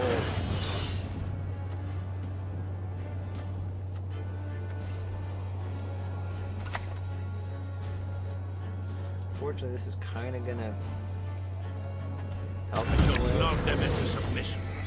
Espar ep me orde! We'll just try to force in clicking early.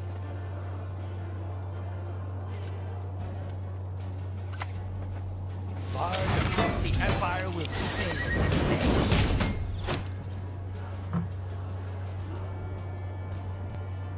Got pretty heavy control right now though, so it's looking okay. I don't have a dirty mind. Was what I had to share.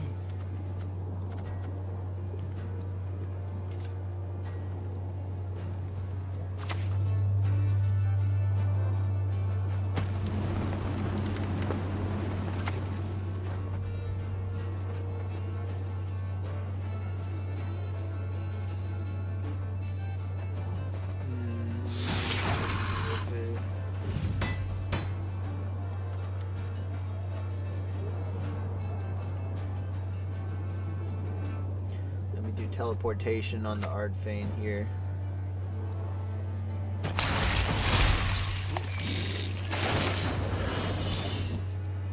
And they're not clicking it, so. Oh wait, this is when I kill it. Oh shit. I didn't kill it quick enough.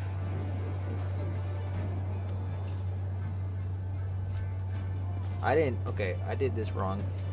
I shouldn't have even played around it. I shouldn't have. Yeah. Some of the most power bronze from the reverb. Spawn storm the opposite row for 2 turns. Damage 2 low. Whatever. It's gonna happen. So there's nothing we can really do about it. Just replay this. What are they without At this point, I think we just want to get rid of as many units as we can on their side. So. Yeah, I actually don't want Dagon to die at this point, but he's guaranteed to die, so all this shit is gonna get thrown out at us.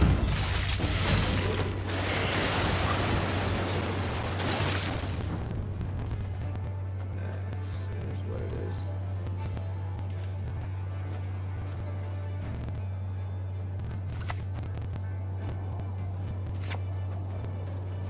All units in a row.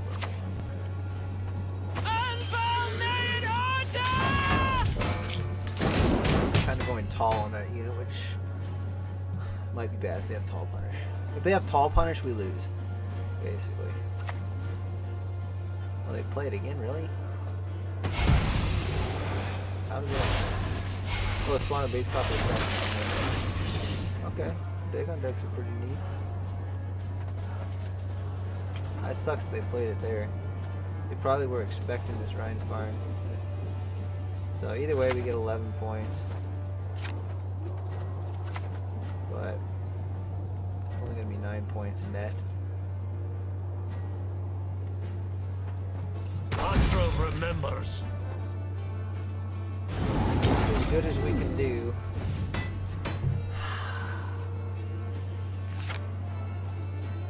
They might actually win. This is going to be close. Alright, yeah, they win. They're definitely going to get more than 5 points here.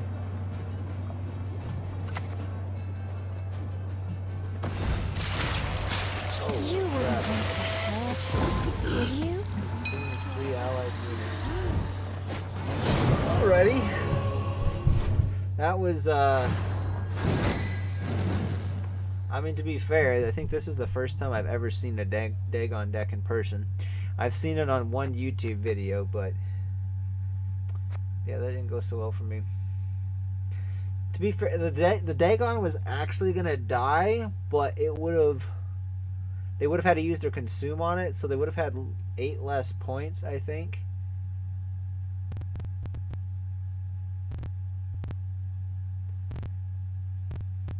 It might have even been more than that. I still think they would have won. So yeah, I was not expecting that big point slam card at the end.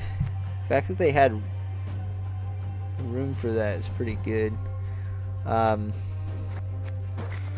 we lost that one, but I guess let's just do Skellige. I guess you guys haven't seen it yet. I could do the self-wound Melusine deck, although I need to tweak this because it's got Goal in it, and Goal is not very good anymore. Let's see, 5 for...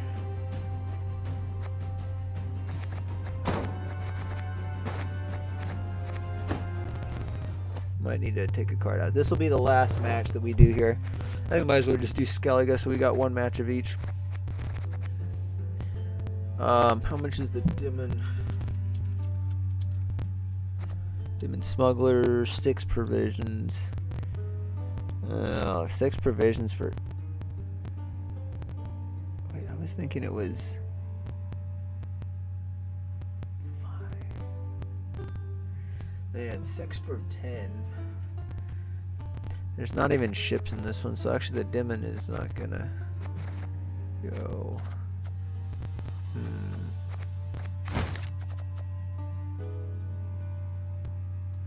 I got the Mardromes. Oh, we definitely can put a Quartermaster in there. Very Witcher Quartermaster. So the reign of the Goal is over, unfortunately. Oh, I'm actually gonna rename this to instead of Melusine Self-Wound, it's gonna be called Melu Signet. I'm just gonna call it Melusignet. So we got 3 cards in here. I'll give a brief explanation of how this deck works, and then we'll go into a match with it. But yeah, we need to take Seagull out here. I might have to look at it later and kind of tweak it, because we don't want...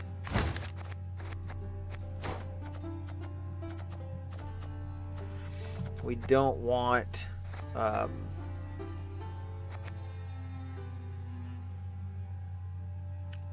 don't remember what I was going to say now.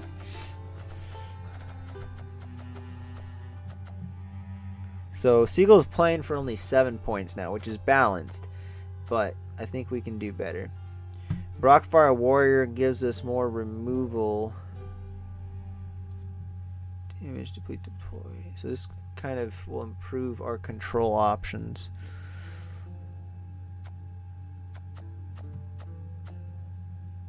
I think that's the way to go. That would only play... It gives another way to damage that, but I don't think we need it. There's actually an argument for Funeral Boat. But I think the setup for this play is long enough that I don't think our Nut the Callous is going to get enough value. That's a 1-point return.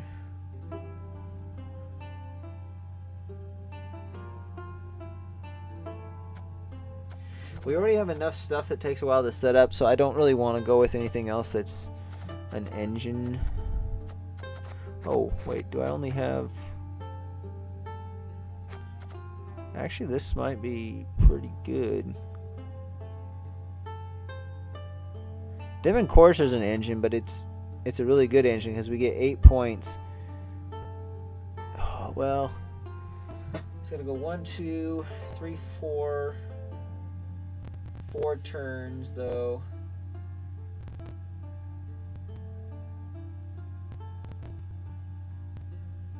Actually, we got Zeal, so within 2 turns we're already at 8 points. But this is only if we don't have a Svalblood Priest. So I'll explain the deck before I choose what to go into. But I think we're probably either gonna go with the Brockfire Warrior, or we're gonna go with the Demon Courser. There might be an argument for Wagenburg as well. But I don't know, I feel like it's kind of weak. Well, not damaged. Gain 1 armor instead.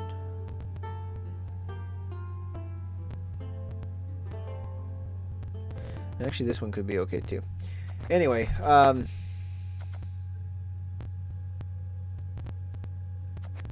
actually, even Megascope might be decent.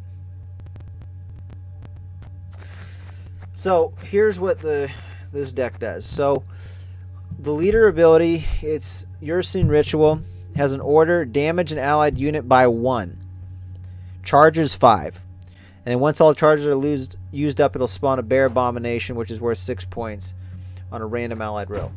So you might think, okay, well, why do I want to damage my own units? Well, the point of this is these cards get rewarded for when you damage your own units. So there's the 3 biggest cards that are like kind of carrying this deck. We have the Melusine. It's a 10 provision card worth 7 points. On deploy, it gains Veil, so it can't get any other statuses. You can't lock it. You can't make it have bleeding. You can't poison it. That kind of deal. There's an order. When you use the order, you damage yourself by 2, and you spawn Rain on an enemy row for 2 turns. Rain, at the start of the owner's turn, damage 2 random units on this row by 1. So you're trading damage at that point. You're damaging yourself by 2, and you're getting 2 damage on the enemy. So it's even. But by damaging the enemy units, if you have, like Skellige has some units, I don't think there's any in this deck, but they have a Bloodthirst ability, and Bloodthirst is triggered. If it says like Bloodthirst 2, that means 2 enemy units have to be wounded for that ability to trigger. So it can help with Bloodthirst if you have Bloodthirst units in the deck. If not, it can just help with slowly removing other cards. But the reason this one's so good is at the end of your turn, you're going to damage adjacent units by 1. And then you gain 1 base power to this card for each unit damaged. So if it's got units on each side, this base power will go from 7 to 9. And then it will go to 11. And then 13 every time it damages it. Now if you're spawning the Rain, your card's just staying at the same point value. But because this increases the base power, this carries over between rounds. So I got multiple cards in the deck that will allow me to resurrect this card and bring it back. And eventually this card will grow to be like 30 points. And then I can use a alchemy card on it. This Restore. Your gold alchemy card. You heal an allied unit, then boost it by the amount it was healed. So we're going to do whatever we can when we bring Melusine back in like round 2 or 3 to get its, say it comes out at like 30 points exactly. Well, we're going to see if we can damage it all the way down to 1, or at least the closer we can get, the better. Then we're going to play the Restore on it. It will heal it all the way up back to the base power, which also keep in mind, even if it comes out at like 30 in round 3, say we'd used it the other 2 rounds, every single time we're also damaging adjacent units, it's continuing to increase the base power. So if we go for like maybe like 6, let's just say it's a 6 card round, and we play this as like our last card, the Melusine in those 6 rounds probably didn't have anything to damage the first round, but say by like round 2 we damage 1, and round 3 or turn 3 we're damaging 2, we're getting at least what, 4, 3, it's going to boost it up like another 6 to 7 points for base value. And then we're also going to boost, after we restore this to its base value, we're going to boost it by the amount healed. So if we heal 30 something points, we're going to regain the 30 something points, and then we're going to add another 30 something points onto it. So it's going to be really huge.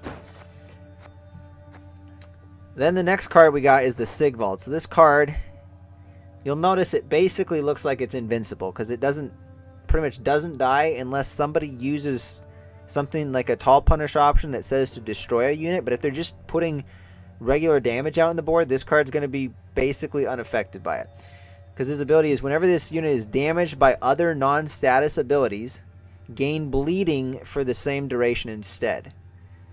And bleeding just means, so if, say somebody does 5 damage to this, it has bleeding 5. Every turn at the end of my turn, it's going to tick down. So I'm going to get 1 damage a turn on the bleeding. So it basically translates any immediate damage into very slow damage. But check this out. So our order is to damage a unit by the duration of bleeding on self, then purify self. So we'll damage a unit. So say I have like 16 bleeding on it. We can do 16 damage to a unit. And then when it purifies itself, it's going to remove all the bleeding. If it was an enemy unit, we damage self by that amount. So we don't really necessarily want that, because if we damage a unit, I mean, it does say damage self by that amount, which I assume at this case, I mean, it could be that it actually is going to kill this unit. I've never tried it, but you don't want to be actually using it to damage other units. The only exception to that I would say perhaps is if your player gets the Colgrim Clog deck and the Colgrim's getting like big points in the last round and you can eliminate it, then maybe you do that. But generally we are going to use the second part, which is if it was an allied unit, boost self by that amount. So since eventually I'm just going to spoil it, we're going to have like 30, 40 bleeding on this guy. And in fact, sometimes even more. Sometimes you might be able to get up to like 50 or 60 bleeding. And since we're going to damage the allied unit by that, we just pick one of our small tokens. This is why when I was playing it with Seagull, it was amazing. Because Seagull at the time was worth 2 points. So I could just kill one of my 2-point units and then get this massive like 40-point, 50-point boost on this card. Now the way we get that card up to be such a high value, there's a couple things we use. One, there's an alchemy card, 4-provision alchemy card called Mardrome. This one, normally, it's 4 provisions, kind of typical 4-provision alchemy cards will play for 6 points. Maybe you can get a little more value depending on the build, but usually like base value is a 6. Other bronze units will usually be anywhere between like 5 minimum, but usually they'll be at 7 or 8 points. Mardrome, though, since normally it would damage an enemy by 3 and then boost it by 9, it would be playing for 6. But since Sigvald transfers that 3 damage to bleeding, you could essentially view it as like no bleeding, but the boost happens immediately. So we're going to get a 9-point boost on Sigvald, and we're just going to add some bleeding. So they're really powerful with him. The other card that we're going to be using is Nut the Callous. Where is Nut the Callous? He's 8 provisions. Okay. So Nut the Callous, he's got an order. He's got Zeal, so I can use it when I play him. You damage an allied unit by half of its current power, then damage an enemy unit by the same power. So Sigvald, for instance, let's just say we play that boost on him. Okay. He goes up by 9 points. He goes from 7 up 9. He's at 16. We then play, but then he's going to bleed. He's going to take 1 point of bleed damage, so he's going to go down to 15. But then we can play Nut the Callous the next turn, and we can damage the Sigvald by half of its current power. So half of 15. It rounds up, so we get 8 damage, actually.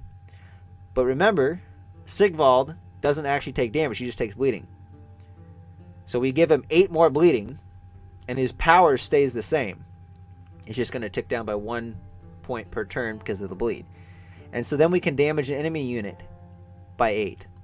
But then Berserk 5, so if Nut the Callous only has 5 health, it says at the end of your turn refresh this ability. So we'll then take 2 leader charges that we'll use. We'll hit it, we'll knock him down to 5, and then every single turn we're going to be using him to damage an enemy unit by half. Now we don't just have Sigvald to play, because with this deck we're pretty much only going to be getting 2 Mardromes on the Sigvald, so that's going to be 18 points of boost on him. That's about max. So we're never going to be doing like 20, dishing like 20 points out in damage or so. But I mean, we can do this. I think there's a couple. Let's see, what's one of the other options we got?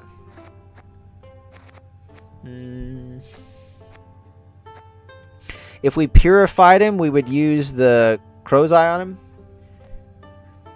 Anyway, but the... Oh yeah, Bride of the Sea. So Bride of the Sea allows us to play an alchemy card from the graveyard with provision cost of 4 or less, and then we can play one with higher provision if we have like rain or storm on the enemy rows. But this this basically will allow us, if we played the Mardromes on the Sigvald or on anything earlier, well, ideally it would be on the Sigvald. We could play at the same turn or like even a turn later, and we could still play a Mardrome again. So we could technically get up to 27 points of boost on the Sigvald, which is pretty huge. But the Melusine also a good target, because like we bring it back in one of the later rounds. Like I said, we want to get that maximum heal value off. So if it's at 30 points, like, and we're playing only like 6 turns, we're not going to get that amount of damage just from like clicking the order ability. So we can, if the Melusine's at 30 points, we could hit it with the Nut the Callous once, and it's going to knock it down from 30 to 15, but we deal 15 points to an enemy and like eliminate, you know, point slam unit they do. We can eliminate an engine, you know, whatever, and just, it's all conditional. You figure out what's on the board, you can decide what the best way to dish out the damage is. Now we also don't want to be removed from Tall Punish, so we have a defender in here, so this forces them to target this one if this is out on the board. And then of course we have to bring these units back. So we got Fukusha for that. So this one, we play a non-neutral unit from our graveyard with a provision cost of 10 or less and give it Doomed. Then spawn Rain on the opposite row with a duration equal to unused provisions. The other one we have is Sigdriffith's Right, which is to summon a non-neutral unit from your graveyard to an allied row and give it Doomed. The only real difference between these two, besides them one being an alchemy card and the other one being a beast, like a unit card, is that they're, and of course the point values associated with them. The Fukusha allows us to play the card, so if we play the Melusine, it will get Veil. With the Sigdriffith's Right, it just summons it, so it doesn't get the deploy ability. So we won't get Veil. So there's times when we may not care about it, and like if I've used Nut the Callous, or maybe say I want to bring Defender, or yeah, like Nut the Callous would be a good example. If I want to bring Nut the Callous back, he's 8, so like I would like to use Fukusha on him. But if like I'm playing against a Nilfgaard status deck, I may not want to do that because I want to make sure that Melusine doesn't get locked. So I'll use that to get Veil on it. And then of course the problem is it gives the units Doomed, which means when they return to when they're sent to the graveyard again, they get banished from the game. So since we want to bring it back multiple times, we got to have some Purifies. So I got a few different Purifies in here. We got the Crow's Eye. Some people would opt for a Peller in this. I don't like the Peller as much because, for one, actually, so there are certain circumstances in which the Peller is not as ideal, and it's better to have it as a boost. There's other times where you want it to spread it out. The reason why I have this one in this deck is because originally the idea was with Seagull. Seagull, when you spawn them out on the ranged row, they get Doomed as well. So I was wanting to see if I could do something with Grimace, because his order is you deploy him ranged, he purifies a unit. Well, it's not the deploy, but it's the order. But whenever you play an alchemy card, you get to refresh the ability. So I was like, well, what if I just like purify the Seagulls a bunch, so that way when they go to the graveyard again, they won't get banished, and then I can summon them out a second time whenever a unit dies. So that was an idea. It never worked out. I mean, there's not quite enough alchemy cards in the deck, but whatever. I could have tried to build a deck around that and it might have been successful, but in this one it's more important to use the Purifies on like the Sigvald or the Melusine or the Nut. So, but Grimace, because he does have that, I figure, okay, well, if I put him out there, he's worth 6 points and I had the provisions for it. And then we can play the Crow's Eye, which gets us a Purify. And then if we've already used the Grimace, we get another Purify. So we could get... Honestly, in this case, I'm not really sure it matters that much, because since I'm taking Seagull out, I don't need extra Purifies. Because the maximum number of cards we're going to be able to bring back in a round is going to be 2 anyway, because of the Fukusha and the Sigdriffith's Right. Although technically you could do more, because the Bride of the Sea, you could use that to play a Sigrifa's Right from Graveyard. You just have to have a lot of rain on the enemy row, so you would have had to pull out the Melusine earlier. And anyway, so that's how it goes. But I'm thinking in this case, I think that I explained most of what the deck is. We also got some other small point stuff like this Fallblood Priest. He's just an engine, damages the enemy unit to the right by 1 and then boosts self by 2. So we're mostly trying to get him to ping off the armored Drakars here because they got armor. So we're not actually going to take damage from that. We're just going to get a 2-point boost. And then the armored Drakar, if we sandwich it in between a Svalbard Priest and a Melusine, it's getting damaged by 2 every turn. So it removes this armor, and when exposed, it's going to boost itself by 1. But if we have Bloodthirst on the enemy row, it's going to boost itself by 2 instead. So we can, if we sandwich it correctly, we can actually pass, and we get 5 points every turn. So it's a pretty smooth engine to work with. I just got to do something about this Seagull. So I think the Demon Corsair is the Self-Wound Svalblood Priest is going to be better for the Armored Drakar. But the Demon Corsair, whenever you're playing Pirates, this is the one you would pair with it. Because you can remove all the armor from it and then boost yourself by 2. But I guess just in case one of these gets locked or moved, we can have the Demon Corsair to fall back on. So I think we'll go with that instead of the Brockfar Warrior. I'm not really seeing... Yeah, I'm not really seeing a necessity for the eliminations because I only really need the eliminations if I'm going to play Seagull. We got enough ways to kill things with the Nut and the... Well, basically, be it the Nut, the Callus, so... That's what we're going to play. I'm going to get some water. We'll play this game. And then that'll be the end of tonight's stream. Alright, I need to make sure that I'm here for the mulligans, so I'm going to get the water first.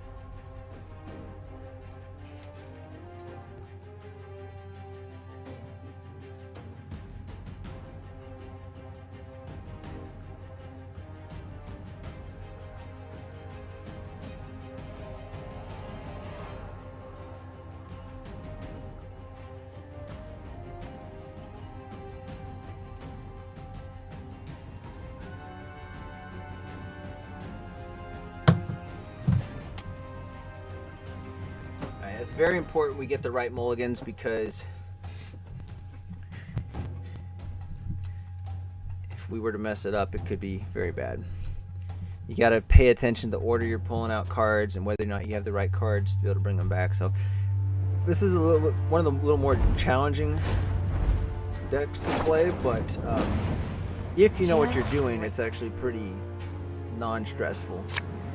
It's just making sure you have the right cards in hand at the right time.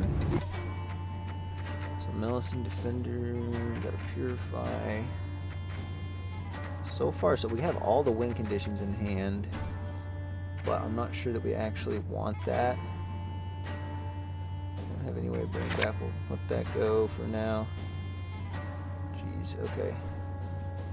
I think we send that back.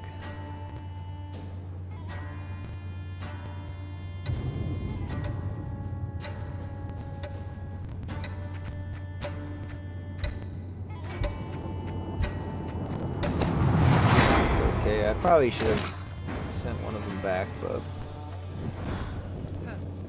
they got enslaved, so they're definitely going to have some locks.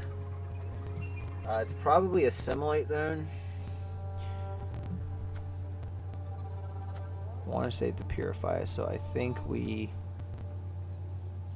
need Defender on this one. Yeah, we need Defender on this one. Who's next? Any of you's got the courage?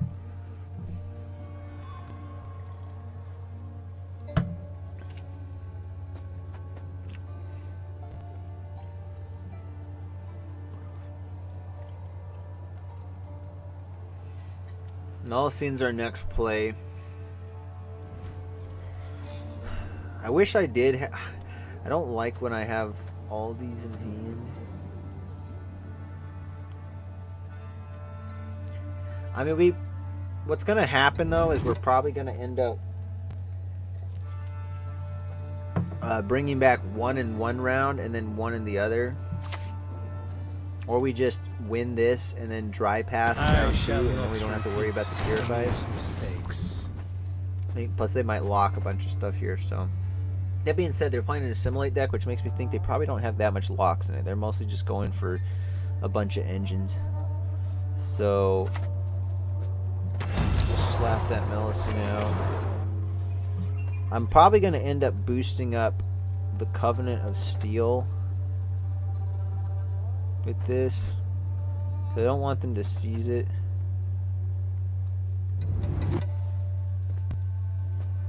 In fact, I kind of think we do the boost now.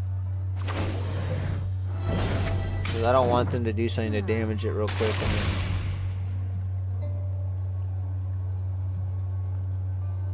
Yeah. We gotta protect it from seizure.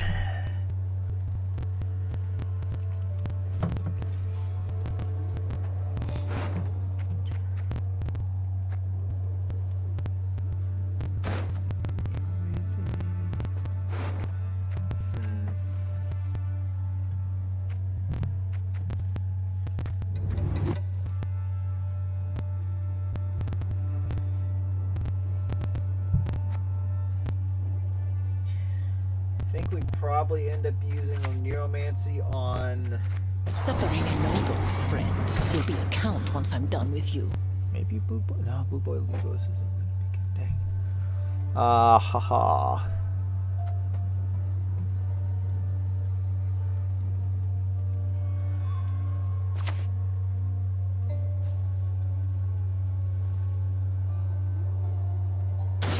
We'll probably save Nut the Callus for later.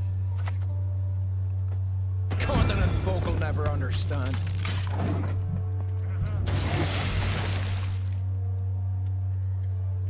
They gave Defender Spine, so there's a good chance that they're gonna play it themselves with the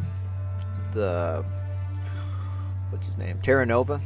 Archer Terra Nova. So I'm gonna have to contend with that later, but it's okay. I don't know what to bring out. Maybe... This isn't great. Maybe the Gyroscorpion Decoction.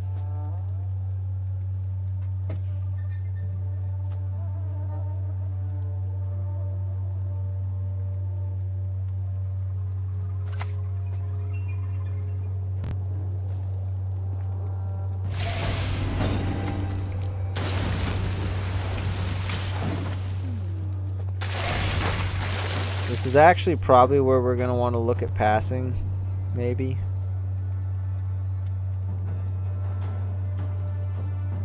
Although there's a good argument for using another Mardrome. We'll show you how blood spilling's done. No, there. Okay, we definitely are not going to pass.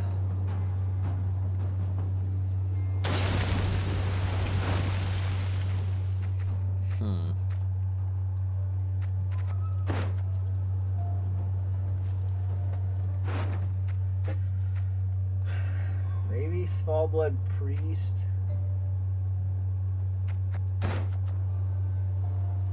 Actually, we'll leave the Defender where it's at. We will play the Blue Boy here. For the clan! For Skelliger! There's a good chance we just pass here.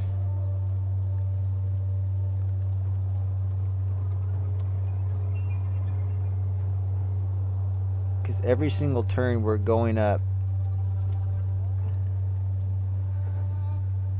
Let's see, 1.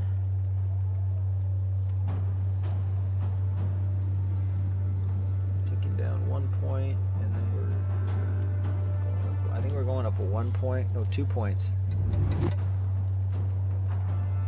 2 points per turn net at this point.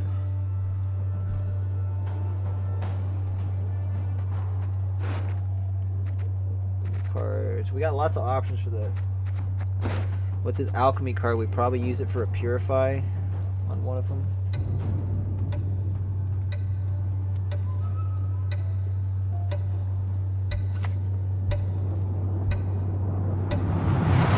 World shall one day know order again.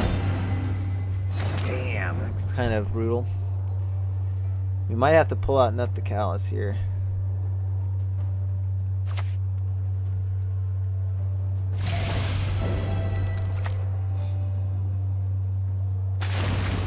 Definitely do that.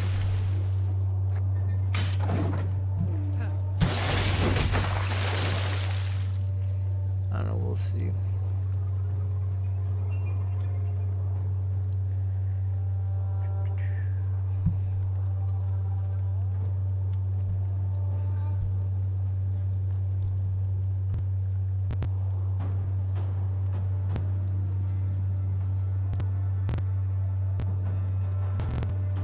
We'll see if he uses it. I guess we could use the Nut the Callous to kill him, but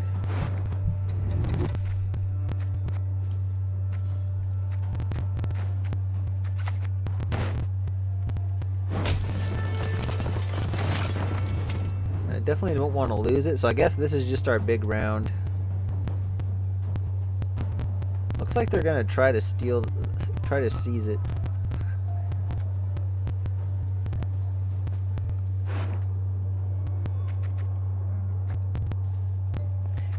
Could purify, but then that wouldn't do any good.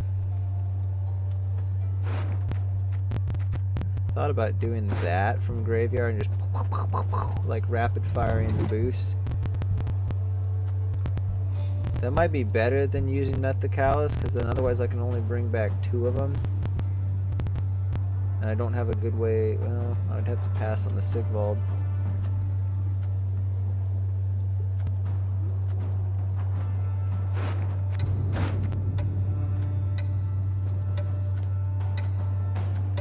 Yeah, I think we're gonna do that. I can help you if you wish.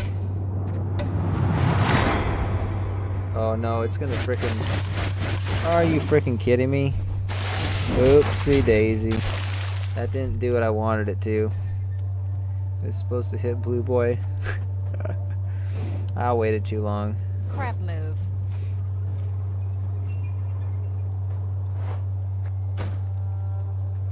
Wow, this is really bad actually. I think I have to pass. Well, I might be forced into not passing now. So the idea with Blue Boy is like whenever this unit takes damage ran any enemy unit by 2.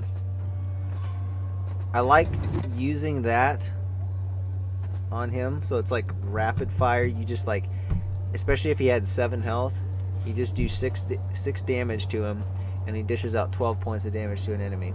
Or to the enemies.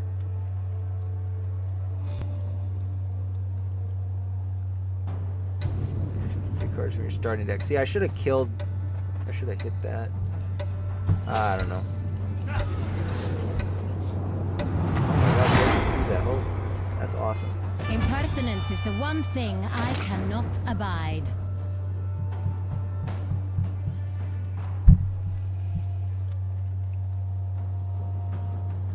Do I keep playing? Well, I think now I kind of have to. Shit. I have to now.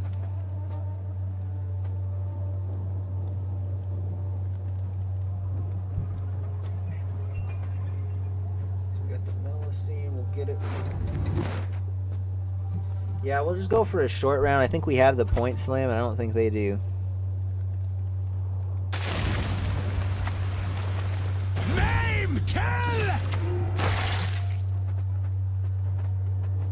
How much is that? 21, 12. I'll just kill Defender with it.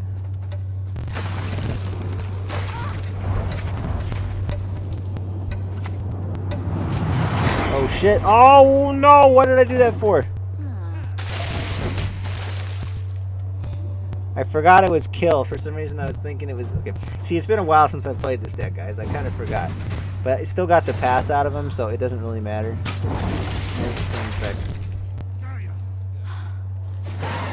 Fortunately, I go down by 2, but then we just dry pass, so I just get the resurrection cards and we don't even need the purifies.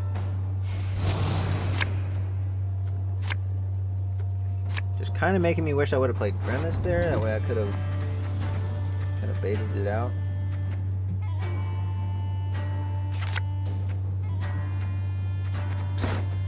What kind of bronze cards do they even have in the graveyard? Nothing.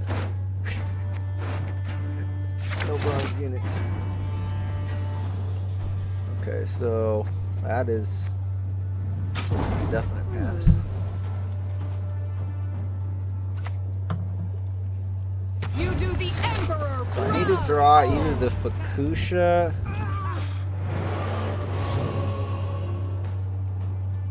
or the Fukusha or Restore. Okay, we got Fukusha through Royal Decree. This goes back, Armor Jack card. So we get the Fukusha.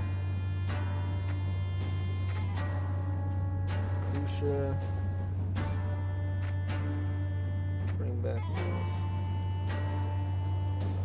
So we bring back 2 of them. This one we can use for the restore. We just bring back Nut the Callus, I think, and then we got a long enough round. We just use that as the engine. I think that's good. I don't think I'm missing anything crazy. Nope. Yeah, we got everything we need. Alright, so we better hope. What did they play that gives them that? Huh? They got my leader charges. What was the card that they played? To do I need not spill blood. Oh, it's the to make you Henrietta. suffer Henrietta, like that's what it never was. before. Okay, so assimilate, do.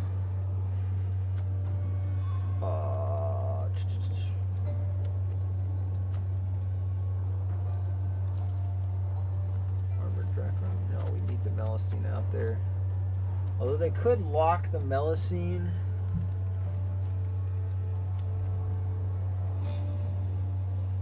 I'm trying to think of how greedy I want to be with this. Actually, no, we just bring it out with the.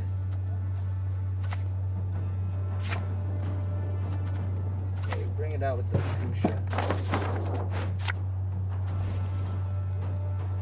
He should be mine forever.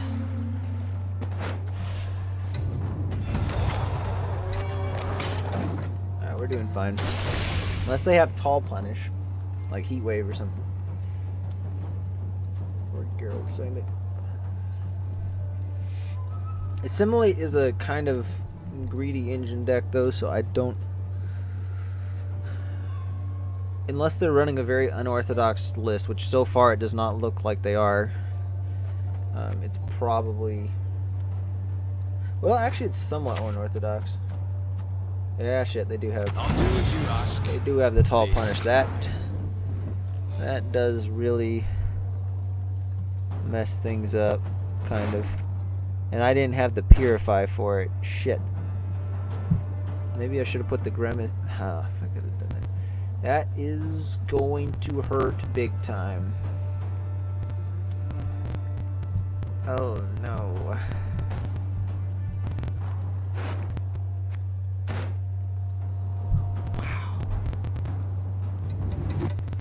Trying to think here. We do.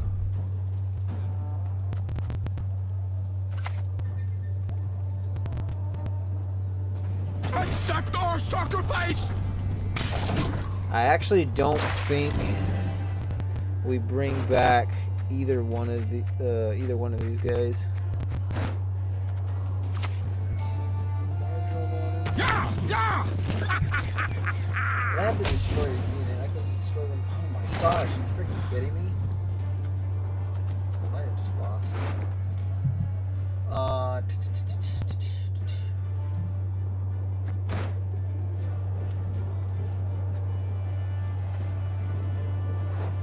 Bring back the blue boy because we need to shut that down as soon as we can.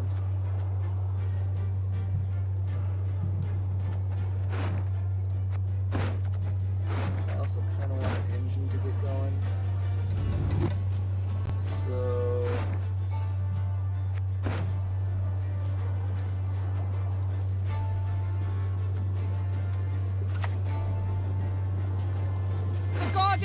protect you from all evil.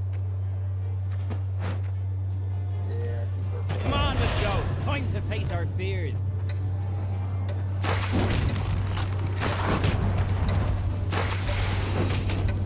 Got a lucky beat.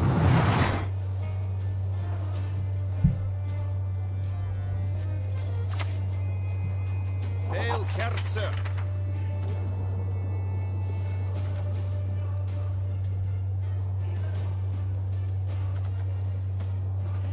So I think we resurrect given coursers, and we're gonna get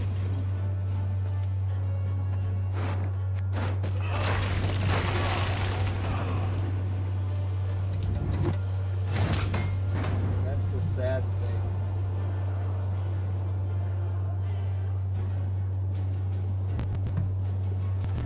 Coursers.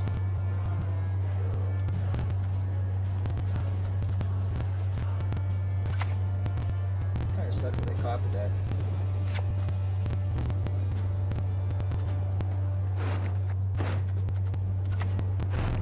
We'll just go into the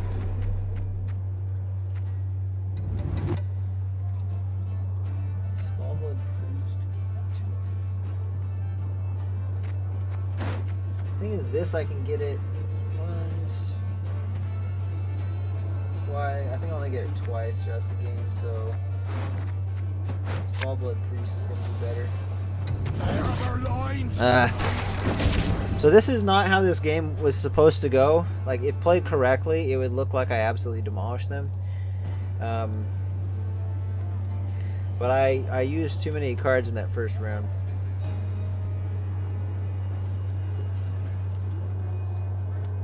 I mean, to be fair, it was assimilate though, and assimilate decks are like super meta right now.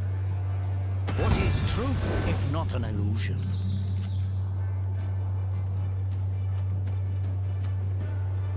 I know the truth. I simply want you to admit it.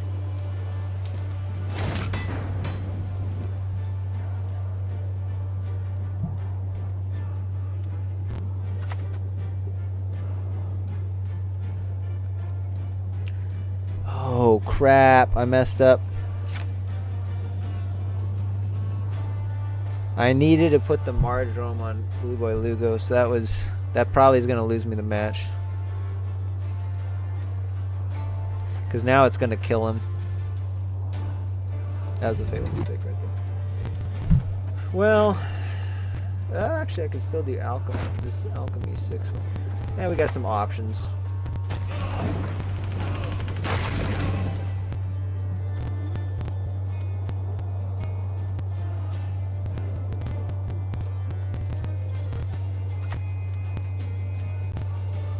True love could lift the curse, but who would love such a freak? My duty? To stick my that's nose really where it bad. doesn't belong.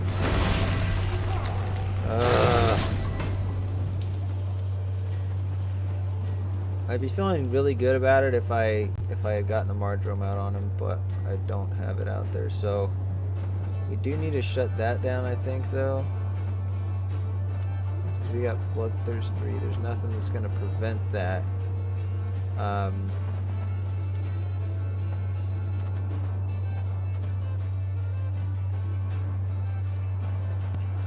Maybe I hit it for one more.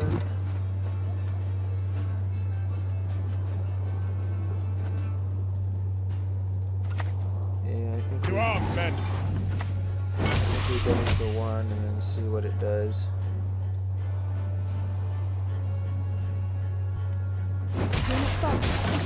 Darn it, dude! Such an unlucky ping. We're just boosting them up now. I think, yeah, we win. We're gonna kill him. Son of a gun. For the clan! For Skellige! Now they're gonna be doing the same. See, this is why Assimilate's so good, because it literally, you can basically just use the cards to copy everything I'm doing, plus it gets the point values from the things that allow them to copy it. So, Assimilate is like the best deck in the game. At least in theory. Like, they would have to nerf it like crazy. Okay.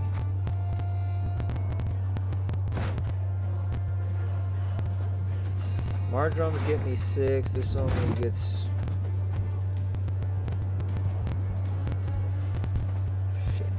die. Oh, I don't think there's any way to win this. Take my mere life and grant them your strength in return. Oh, that's right. It had to be a bronze alchemy card, or provision-wise. So that's the best we're gonna do right there. Steven Skeleton. Oh, blast is cold. Yeah. Well, a lot of the games I played tonight were not very good. There's some good ones, but I think we were only sitting at like we were, I think, a 50-50 win rate. Now I'm probably down one. Shoot, it's boosted up now. So I actually wasted points. One there, and I'll do one here. Yeah, there we go.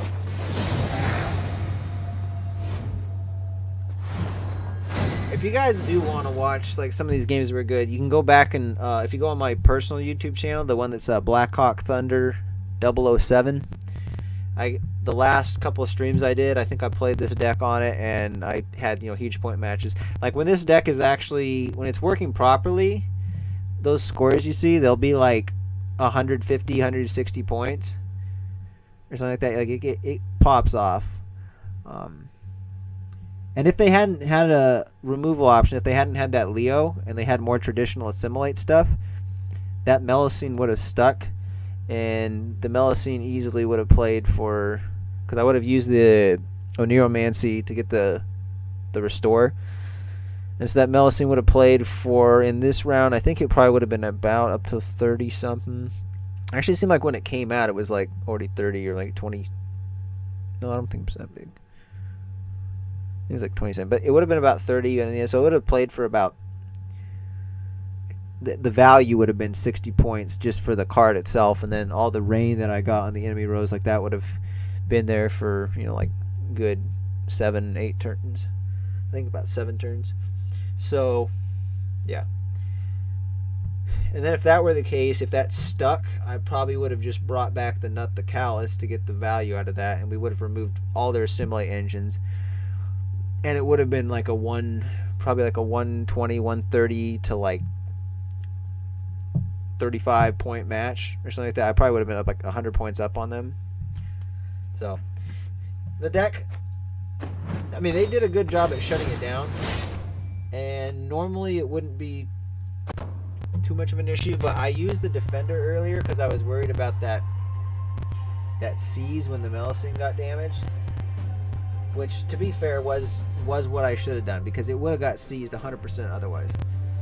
But anyway, so that's today's stream for Gwen. I'm gonna be back a little bit later, probably in a few days or so. I'm gonna get more of these challenges unlocked. That way we can get some decks for the cycle cards built. That way we can be playing stuff that actually helps us get the reward, which, by the way, at the end of the season, you get this card back right here if you get to level 250 in this. And you have 3 months to do it. I got that Year of the Swords one winter card back in only 2 months of playing, so I kind of had to kick it into high gear. But I was just tried to play as efficiently as possible with the challenges, and wasn't too bad. But I still played like I still did like a couple hundred hours to get to it. Of course, some of that time was like having the game open and stuff like that. But let's look at the standing real quick. So rank score. So far we played. There wasn't actually that many matches. We only played 6 matches, or no, 7 matches. This one down here. So we played 2 Scoia'tael. I don't remember if I won both. I think monsters. It seemed like with monsters I won one, lost one. With Scoia'tael, I think looks like I won both of them. Kind of surprised. Nilfgaard was a loss, but could have easily been one. Northern Realms, that one was a loss too. Actually, so we lost 4. Actually, I lost 4 and 1 too. That's pretty bad. Especially considering we dropped to rank 7. But you know what I've found is, like, outside of, like,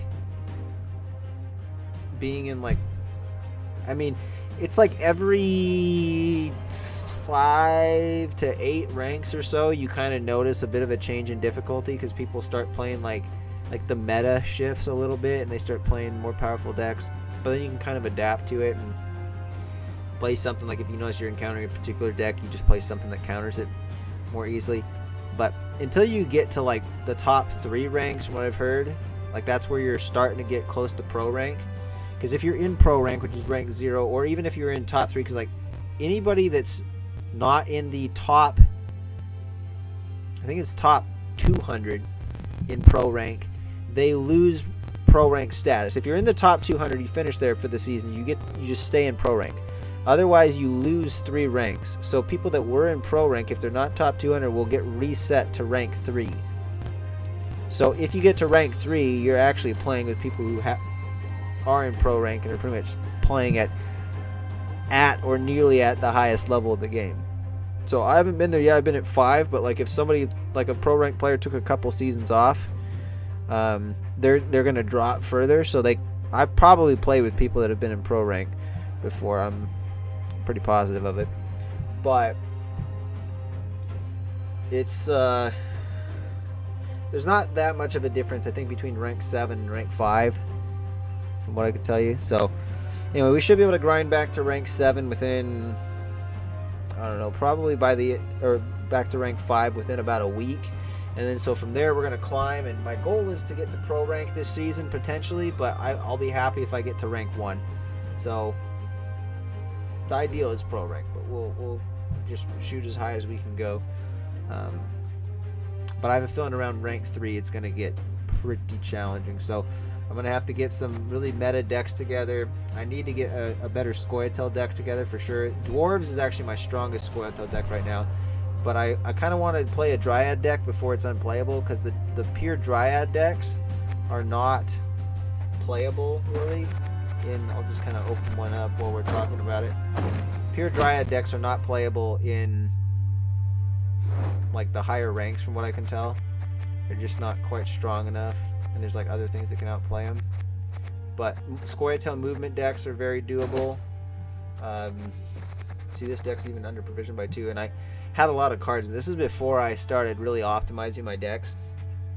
But this one needs to be tweaked. I didn't have nearly as many cards at the time too, so I just worked with what I had.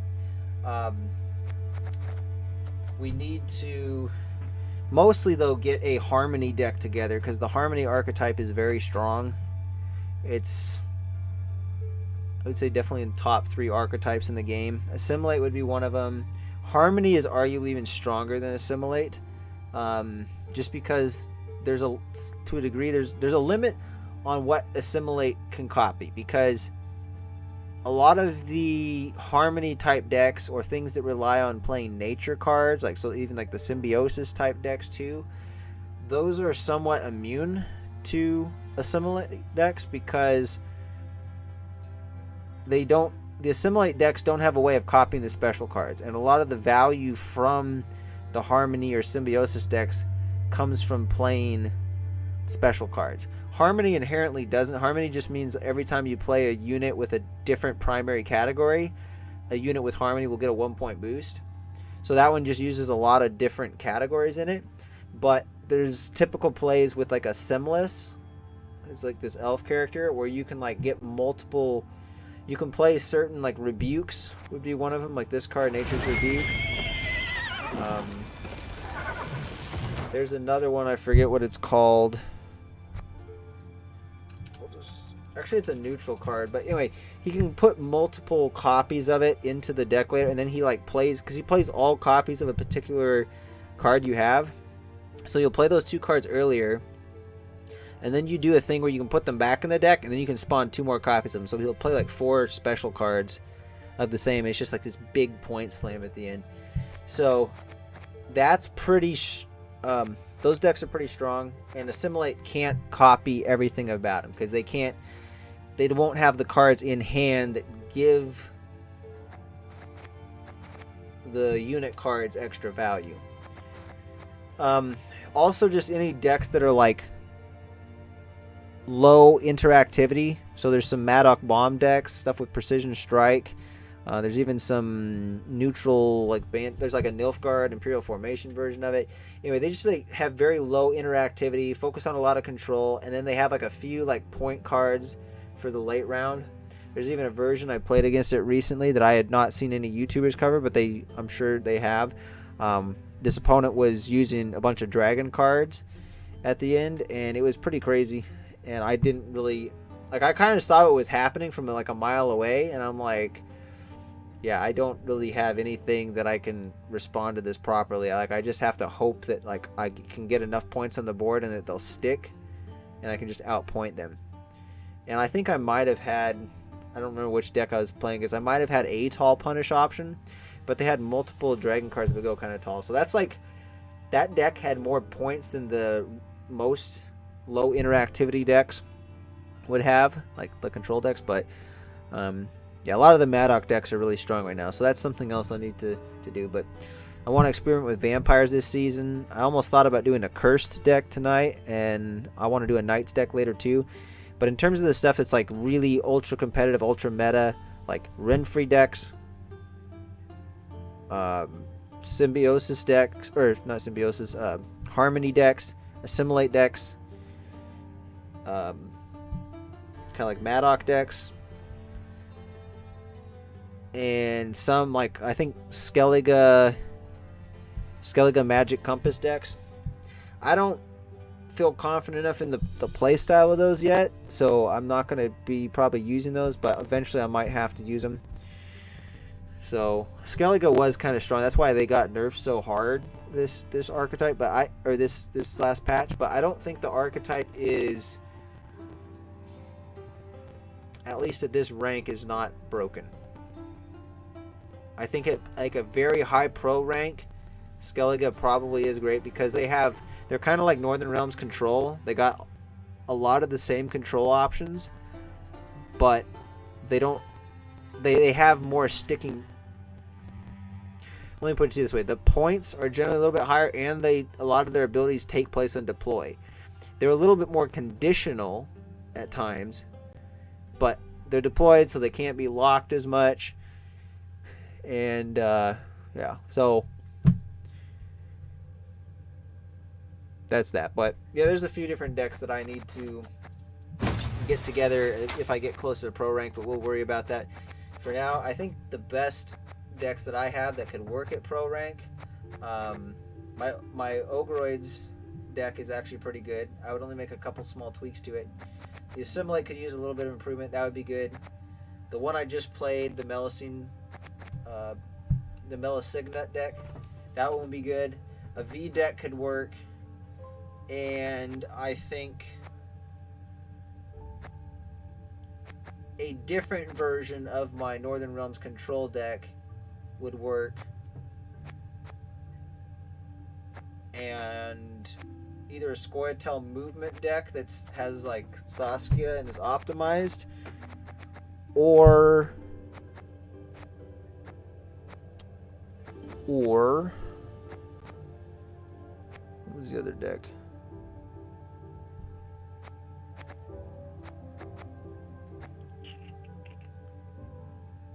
Or a Dwarves deck. This Dwarves deck is pretty strong. The thing with the Dwarves deck is it doesn't like always go really huge, and it doesn't dominate, but it's super consistent.